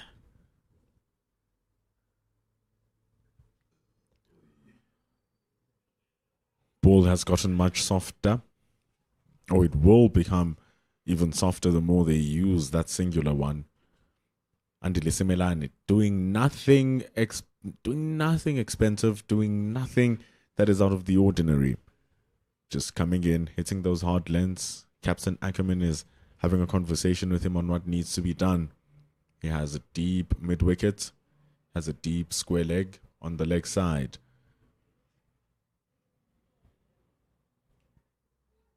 And he's just keeping it so true and so pure, and throwing the onus onto the New Zealand batters in order for them to work something out and score runs. There's quite a bit of consultation taking place between Ackerman, Simelane and Herman, who's fielding at mid-on. Working out tactics, trying to work out how they're going to break this particular partnership that has now grown to 21. Simelane drops it short, played to mid-wicket. And they threw for a single, as Mareki does the fielding.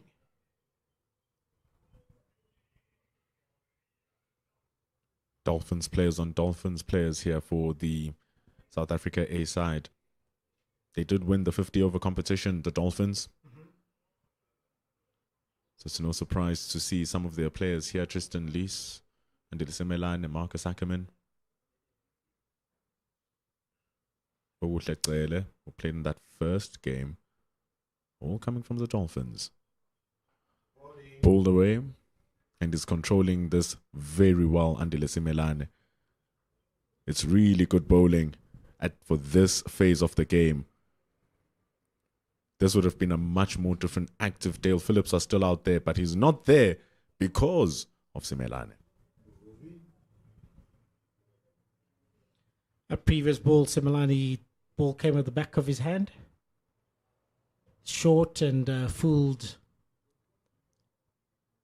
Heafy there, who was on the back foot, although he carted it. Oh! Nasty stuff from Simelane. Change up from out of nowhere. Really surprised Mohammed Abbas. That is a well-directed bouncer. And it rose out of nowhere. Yeah, a good length. As you watch it again. Yeah. It rose.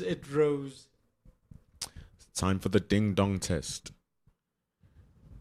Hits in the head. It is imperative that he gets himself checked out. Really wouldn't want to lose a second batter through injury. You've already lost Nick Kelly. Sure. And if you look at it now, wouldn't it be so nice to have a Nick Kelly just walk in should they lose a wicket? Because it just gives that extra hope that they have this in the bag. It's funny you should say that, because the thought that crossed my mind is Nick Kelly would surprise us and come out to bat. going to be hard for him to generate any power because he doesn't have that right shoulder.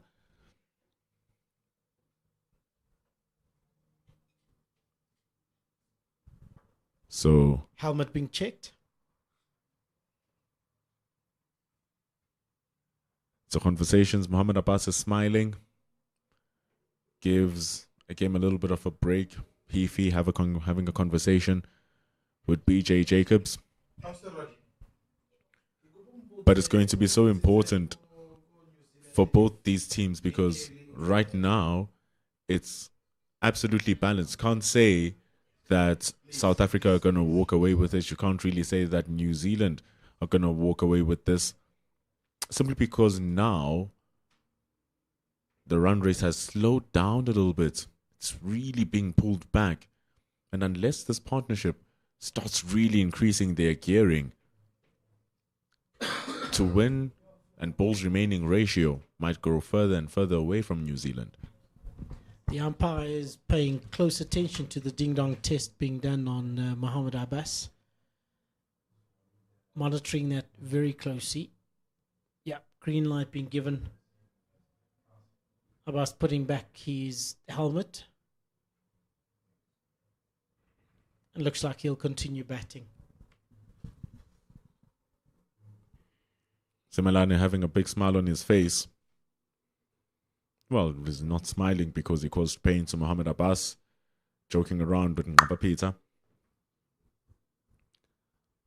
And also, it's much more easier for you to smile about if you are performing well and to what the expectations are from the team. You need that run to ball remaining ratio has come down quite a bit. New Zealand needing 77 of 67 balls. Interestingly, I see Duckworth Lewis on par is also up there. It's always a good indicator to just take a look at where you are in the game, referencing your score to what the Duck Lewis Stern par score is asking of you. After 39 overs, it's 273 for 3. You can see that at the bottom left of your screen, that DLS par is on 249. That is, if it were to rain now or if it was get to too dark because we won't have lights on, the DLS par score will take into effect. And if the game had to end at this moment, New Zealand would win the game because they are ahead. In order to reel that back in, South Africa would need to take wickets, which would drastically change that DLS par score. But so far, so good for New Zealand. And you can say that even though the equation is favoring South Africa, the smash situation is favoring New Zealand. Agreed. How about Peter back on?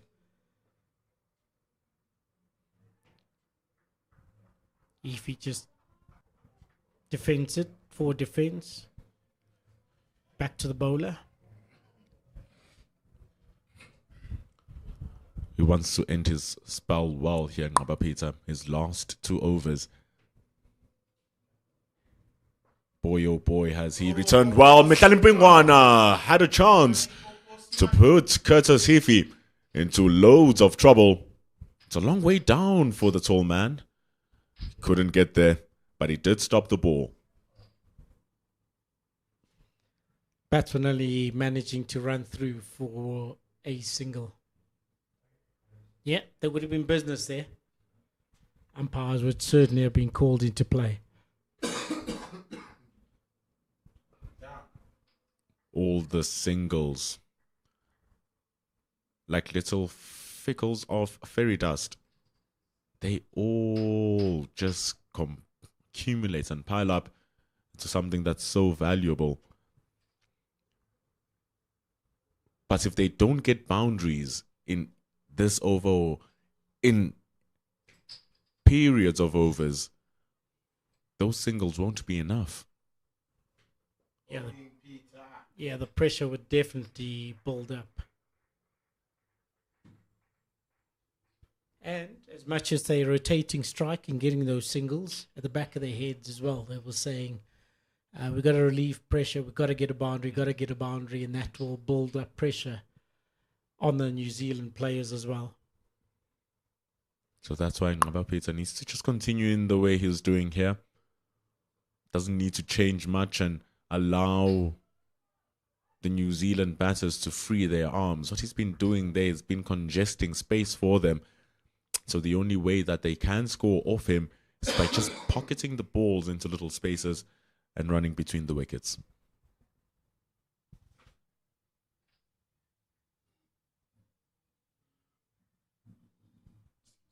Has one more ball though in the over of a very well constructed 5 balls so far.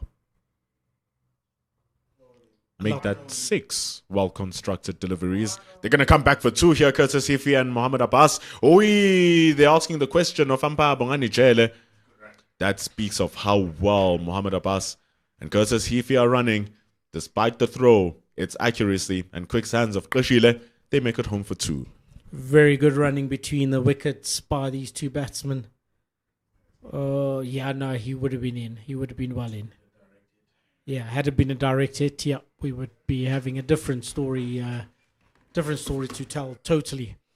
So, at the 40th over, New Zealand 279 for 3 after 40. And back into the attack. Jordan Herman comes back into the attack. Let's go. Come on. That's the voice of Pilar Sander. All patriotic, all energetic, bringing the last 10 overs of the match into the game. Yeah, death overs. Got to be excited. Gordon Templeton.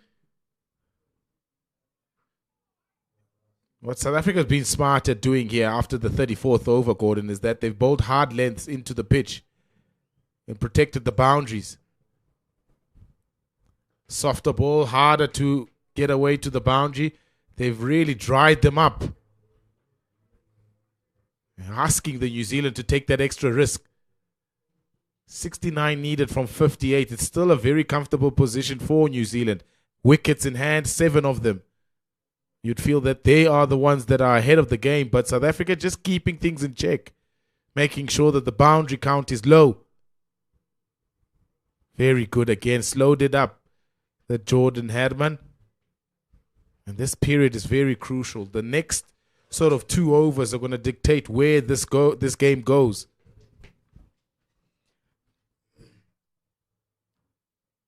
I find it interesting that he's bowling around the wicket to the right-handers, trying to get them to go aerial and thus make a mistake and get caught.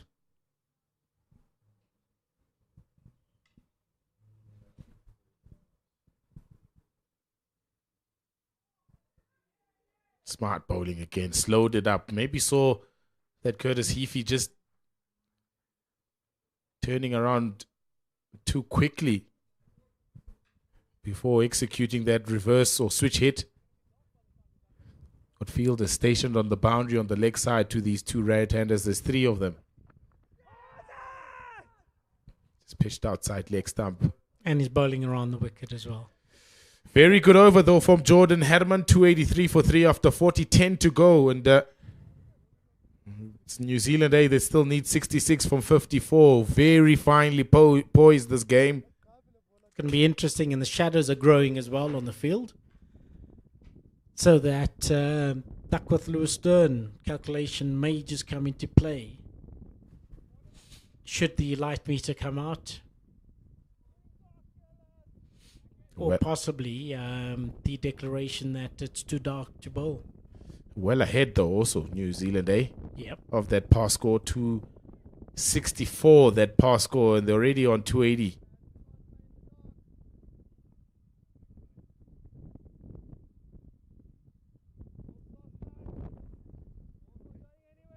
Change of gloves there for the batsman out in the middle. Also probably getting instruction as to how to pace themselves towards the end of this match.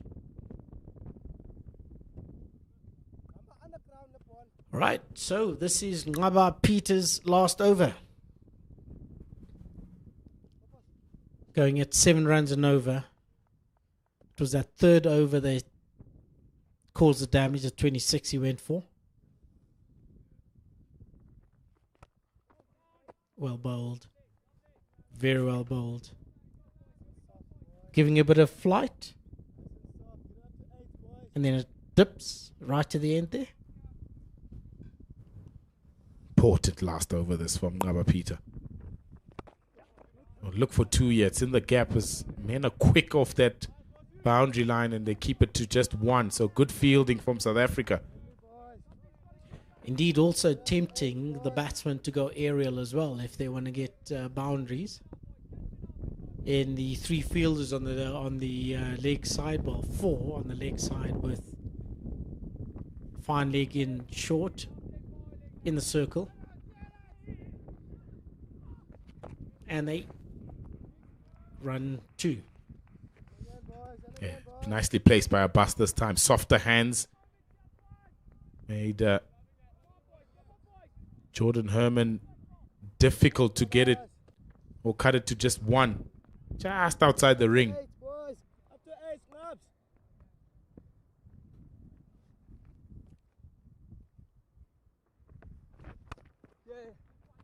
Almost 8 runs and over required from now on until the finish for New Zealand A. That run rate's just gone up a little bit. They've kept it in check all run chase long, but just in the last few overs, South Africa have been able to decrease the boundary count. They've starved them, just minimized them to just singles and 1s and 2s.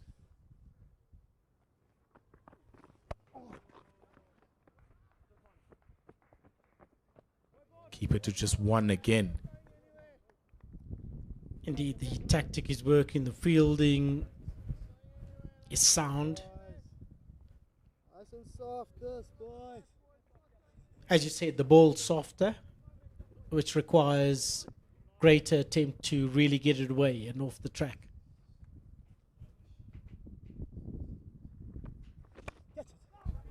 Good comeback from Ngaba Peter in his last couple of overs. He's bowled 10. None for 68. 42 done. 288 for 3. New Zealand A still in pursuit of 349 for victory. Still 61 runs adrift from South Africa's target. They've got wickets in hand. That favors them for now. And South Africa just drying things up. Softer ball, no pace to work with the 2 spinners in operation. So Heafy and Abbas need to create the pace from the ball.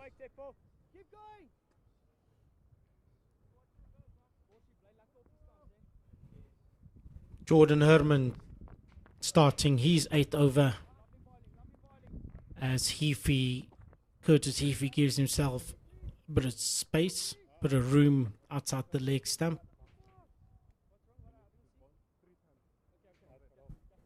Now, Pilar, this is what for me is fascinating. I've got the timer on now because I'd like to see how quickly Jordan, my word, Jordan dropped that one short. Abbas immediately swiveled, pulled the ball to the square leg boundary for 4. That's pleasant relief, that. And it actually cut the 2 fielders. It's got him! Stumped! Great work from Kashile behind. It's just gone in between bat and pad, and Mohammed Abbas in pursuit of going downtown has been stumped, and this is the wicket that South Africa wanted. This is the one that they needed. Mohammed Abbas stumped, and the pressure now back in New Zealand A's front. I was focused on the replay there, and it was quite evident that the deep or backward square leg fielder, Mhlali, had lost sight of the ball, and as a result, that ball, well, he couldn't get the ball, and it went to the boundary. Abbas goes for 66 off 70 balls. Quietly worked his way around. That's one more partnership broken. Key batsman that's in, out. Now, the tactic should be to try keep the boundaries to an absolute minimum, if not deprive New Zealand of any boundaries at all, as Josh Clarkson, right-hander batsman, walks in. Big hitter, Josh Clarkson, a strike rate of 94, so they'll be looking to him to find a few boundaries here. Best of 111 not out, so he can strike the ball. Danger. Very dangerous man to have. And he comes in at a pressure situation for New Zealand now. And immediately he is off the mark. Also quite a tall character. Big lad is Josh Clarkson.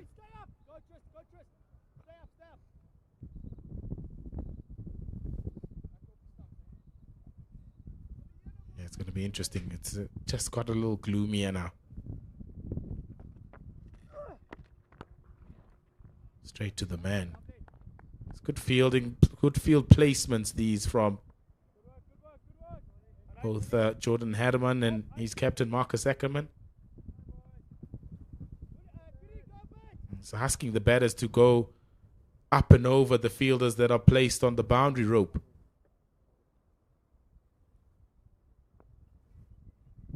Certainly enticing the big fella to go leg side. Well bowled to end off that over. Well, the wicket there spoiled my timer, but I wanted to actually see how quickly Jordan would have gone through his 6 balls. And that, from a psychological and a tactical perspective, also applies pressure to the batsman. Yeah, this whole game's just played at a very slow pace. And for 42 in 7, Gerald Coetzee needs to come back and pick up a few wickets here for South Africa. Hey, so yeah, we'll see some penalties being employed for possibly one team or either team. Innings or the match sort of wrapped up at around 5 o'clock. We're 20 minutes past 5 now, so it's been a slow burner. Gerald Coetzee hits strongly in front of square. Lots of work. Does it beautifully. No, he can't. No, he hasn't. Missed it.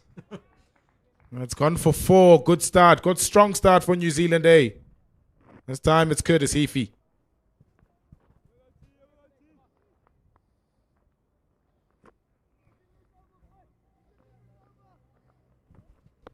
With the light having disappeared, I'm actually surprised that they brought back Gerald Coetzee at his pace.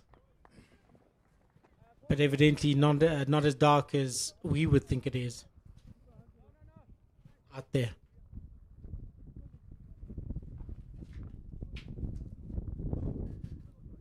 Extra fielder coming into the circle now when Josh Clarkson is facing up, the new batter. Yeah, it's evident that Nick Kelly won't bat in this innings, that injury preventing him to be able to come out. Great fielding by Peter. Backward point. Stopping the ball on the bounce there.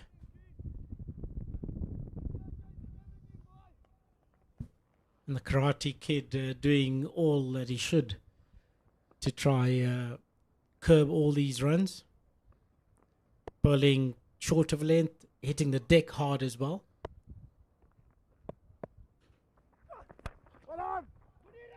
Somewhat fuller, looking for the Yorker is Gerald Coetzee.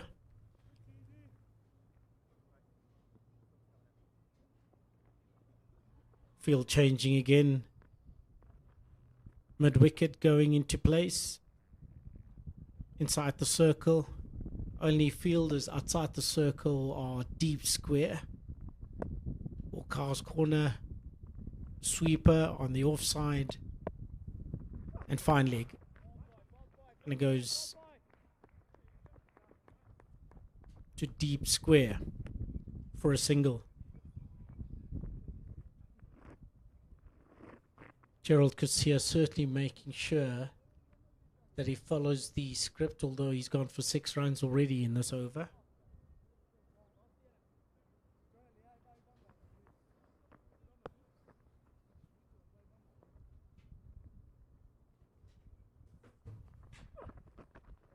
Yeah, too high, that. Way too high. Just bounced over the head and shoulders of Curtis Heafy. It's batted nicely also, Curtis Heafy. 300 is up for New Zealand, 47 needed from 37 deliveries. 25 from 30, Curtis Heafy. Just needs to find an extra gear now.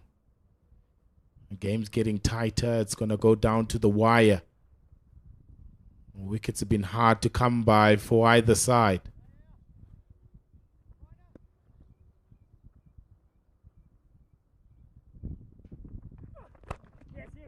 Bowled. It's really good. In the block hole, bowling to his field. Gerald Coetzee, end of the 44th, 303 for 4. None for 50 of 8, Gerald Coetzee. Now then,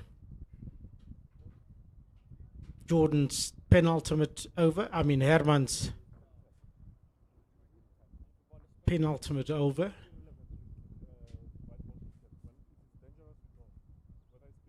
Right, and if I'm hearing correctly in the stump mic, umpire Jelle saying dangerous to bowl pace. Yeah. Jordan to Curtis Heafy. Gives himself room. And they go through for 2 as he hits the ball on the offside. And the sweeper is there to do the fielding. One more player going out into the extra cover, deep extra cover field as point comes into the circle and the ball is played to extra cover, deep extra cover. It's going to be interesting now who they turn to because of that warning from the umpires that you can't bowl place. It's a little bit darker. It's the shine and the color of the ball's just gone a little bit darker also. So who do they turn to from a slow bowling option? It's strong down the ground from Josh Clarkson, pushing for 2. We'll get it easily. Munsami sliding around. So who do they have in their back pocket to be able to bowl spin? Would Simelane be seen as a threat at his pace? Absolutely.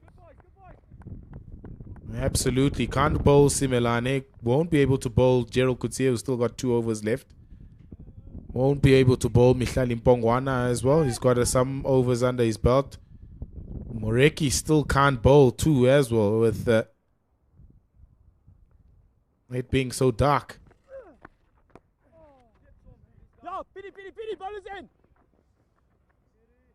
Peter's bowled out. I'm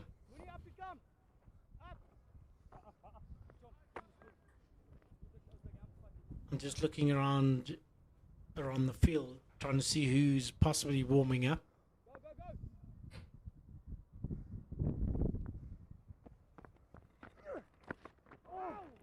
Oh, bowled into the block hole. Can't get up and over. Can Josh Clarkson. End of the 45th. 310 for 4. Yeah, the umpire's just getting together to try and make a decision here on who can bowl and who can't bowl. It's a bit too dark. That's what the umpires are saying. Coetzee is arguing, making a case for another over for himself. Stephen Harris explaining to the captain, Marcus Ackerman. He's not having it. South Africans aren't happy about pace not being able to be bowled. I think this is the end of the game also. And I think New Zealand will edge it on DLS. Yeah, it's too dark to continue. Too dark to continue. Can't bowl pace. Don't think South Africa have enough options with the ball in terms of slow bowling. So Duckworth, Lewis, and Stern will come into the equation. And the pass score at this point of the game is 302. And of course, New Zealand A sit on 310. So they will win this game. Pilasande, as I'm sitting here, just a thought crossing my mind now. Hold on, surely they would have looked at getting some sort of part-time net bowler in the squad to bowl. Yeah, well, that is the match situation as Pilasande makes his way down for the post-match presentation. New Zealand have scored 310 runs for the loss of 4 wickets in their 45. Duckworth, Lewis, Stern on pars 302 as the players and umpires walk off the field. Now we're just awaiting confirmation of whether there'll be a post-match presentation. Yeah, I just got confirmation that there will be post-match presentation. And yeah, players walking off, shaking hands.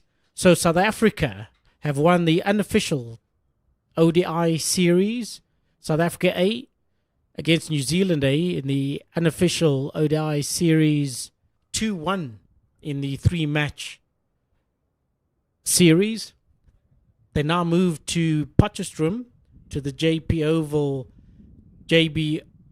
Marks Oval in Potchefstroom for the 4-day test, which starts on the 14th of September, which is this coming Sunday or the next Sunday coming. No, 7th. 7th, yeah, 7th. Coming with a 4-day test, unofficial 4-day test match will start between South Africa A and New Zealand A.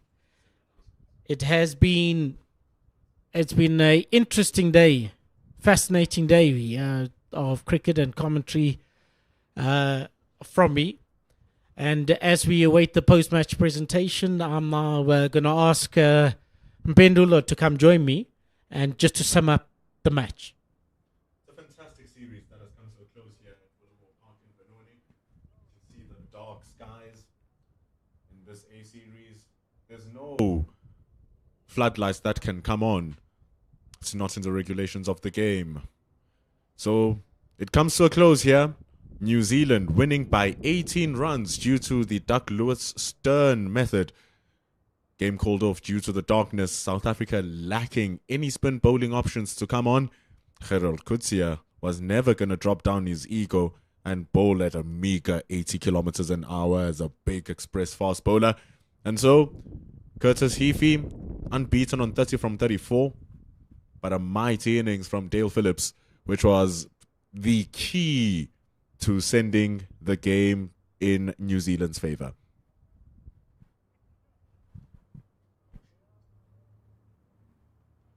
It comes to a close in Wilmore Park. 310 for New Zealand, 18 is the victory due to the Duckworth-Lewis-Stern method, the third unofficial ODI, finishing with New Zealand winning by 18 runs. Unbelievable turn of events as Dale Phillips remained clutch and it took the game on. We now move on to the JB Marks Oval, as Gordon has said, for the first unofficial test. And we're going to go to the second one a week later, coming back here at Benoni. Catch all the action live on Cricket South Africa's YouTube channel, as you have been right now. From myself and Mpendulo Makubane here on commentary, Gordon Templeton, who has been awesome. Pilasande Siklaba will take us through the post-match presentation downstairs. 50 over competition is over. 2-1 to South Africa. And we will see you again downstairs and afterwards on Sunday at Potchefstroom.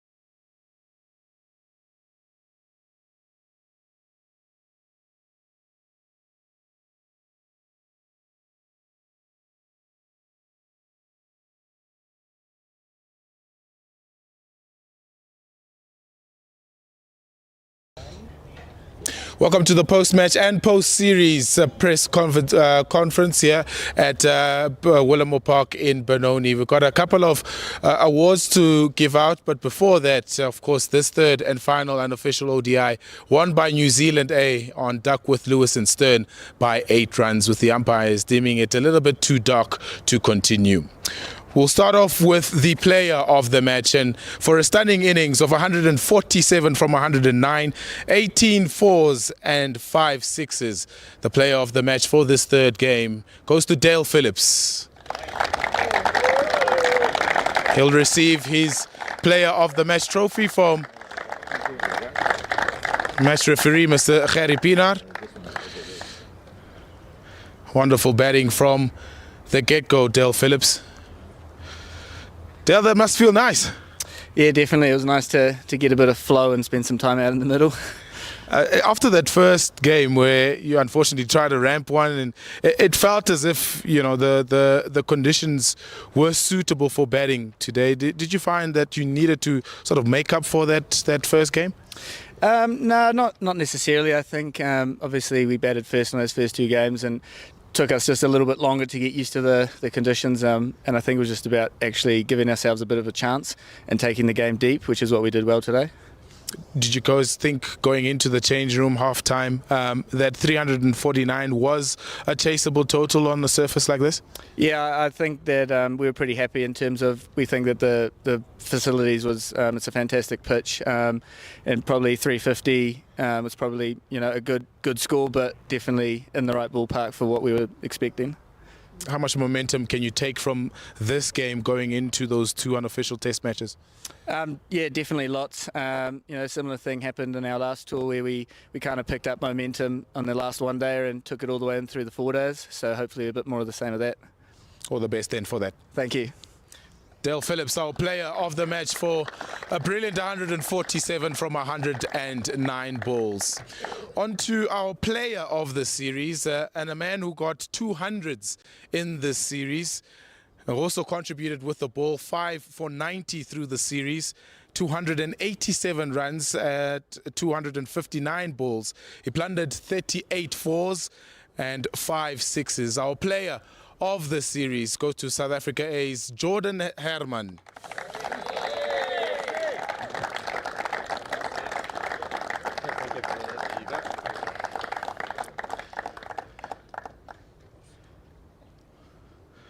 Jordan, we spoke about monkey off the back after that first one a couple of days ago. It must feel nice to double up again today.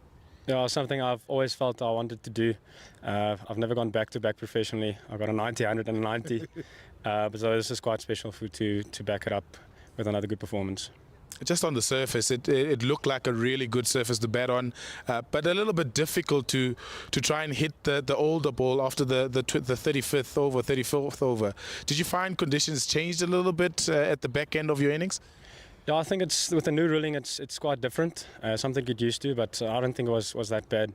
I think they've bowled nicely at the end as well. It wasn't really easy to hit as easily when a new batter comes in. So it's something I was aware and tried to take it deep and make it easier for the guy coming in. We might have joked about being an all-rounder in the last game, but 5 for 90 in 3 games, that really puts you in all-rounder status. Yeah, I'm definitely going to tag Robbie in my Instagram story so you can see it. Well played, and all the best for the 2 test matches up ahead. Cheers, thank you so much. Jordan Herman, our player of the series for this 3-match ODI series. I'd like to call on Nick Kelly if he's able to come through for a quick word on the series. Firstly, how's the shoulder? Yeah, it's all right. So we've got the scan results back. So probably ends my tour here, but it's looking like a few weeks rather than a few months. So small positive, I guess. Finally onto the game then. It clicked at the end, and Dale was also mentioning the fact that it started a little bit slowly in Bangladesh and then clicked at the end, and then taking momentum into those 4-day stuff. Do you hope that this can be something of a catalyst for you going into those 2 matches? Yeah, 100%. Yeah, Dale's right. We had a similar situation in Bangladesh where we lost the first two and won the third, and then had some really good success in the 4-day matches. So looked like the batters, got a better understanding of the conditions today, and the bowlers will also be better off for the hit out. So yeah, hopefully we can take that into the 4-day stuff. What other positives can you take from these 3 matches? Yeah, there's always lots of learnings. I know we won the game, but it'll be exactly the same sort of debrief after the game. We'll go back, look at what the conditions did, and now we've got some guys with some runs on the board. So yeah, hopefully we can take that into the Red Bull stuff. Unfortunate about your shoulder. Rest up, and hopefully we'll see you back in South Africa again. Cheers, thank you. Nick Kelly, New Zealand A's captain for this tour. I'd like to call on Marcus Ackerman, South Africa A's captain and the winning captain for this series, having won 2 games from the 3 matches. Marcus, another series under your belt, and that must feel really good to be able to lead the side again to a series victory. Yeah, definitely.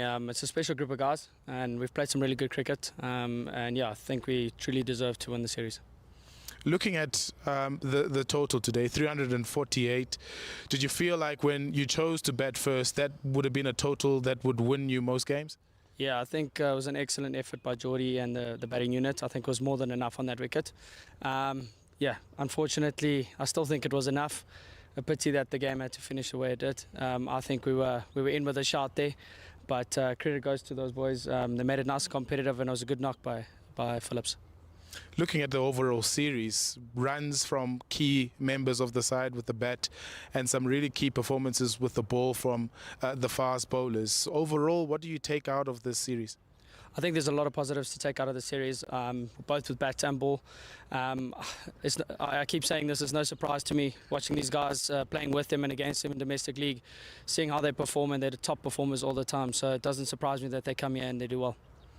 Well done, and all the best for those 2 unofficial test matches starting on Saturday. Thank you so much, Pila.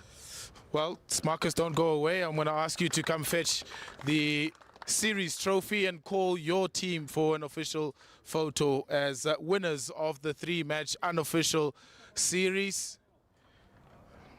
Marcus Ackerman leading South Africa A to yet another series victory in white ball cricket. Some stellar performances from a number of the guys, and we'll thoroughly enjoy this victory. And heading into those 2 matches in Potchefstroom and 1 back here at Willowmore Park in Benoni. But for the unofficial 3-match ODI series, the winners by 2 games to 1, South Africa A.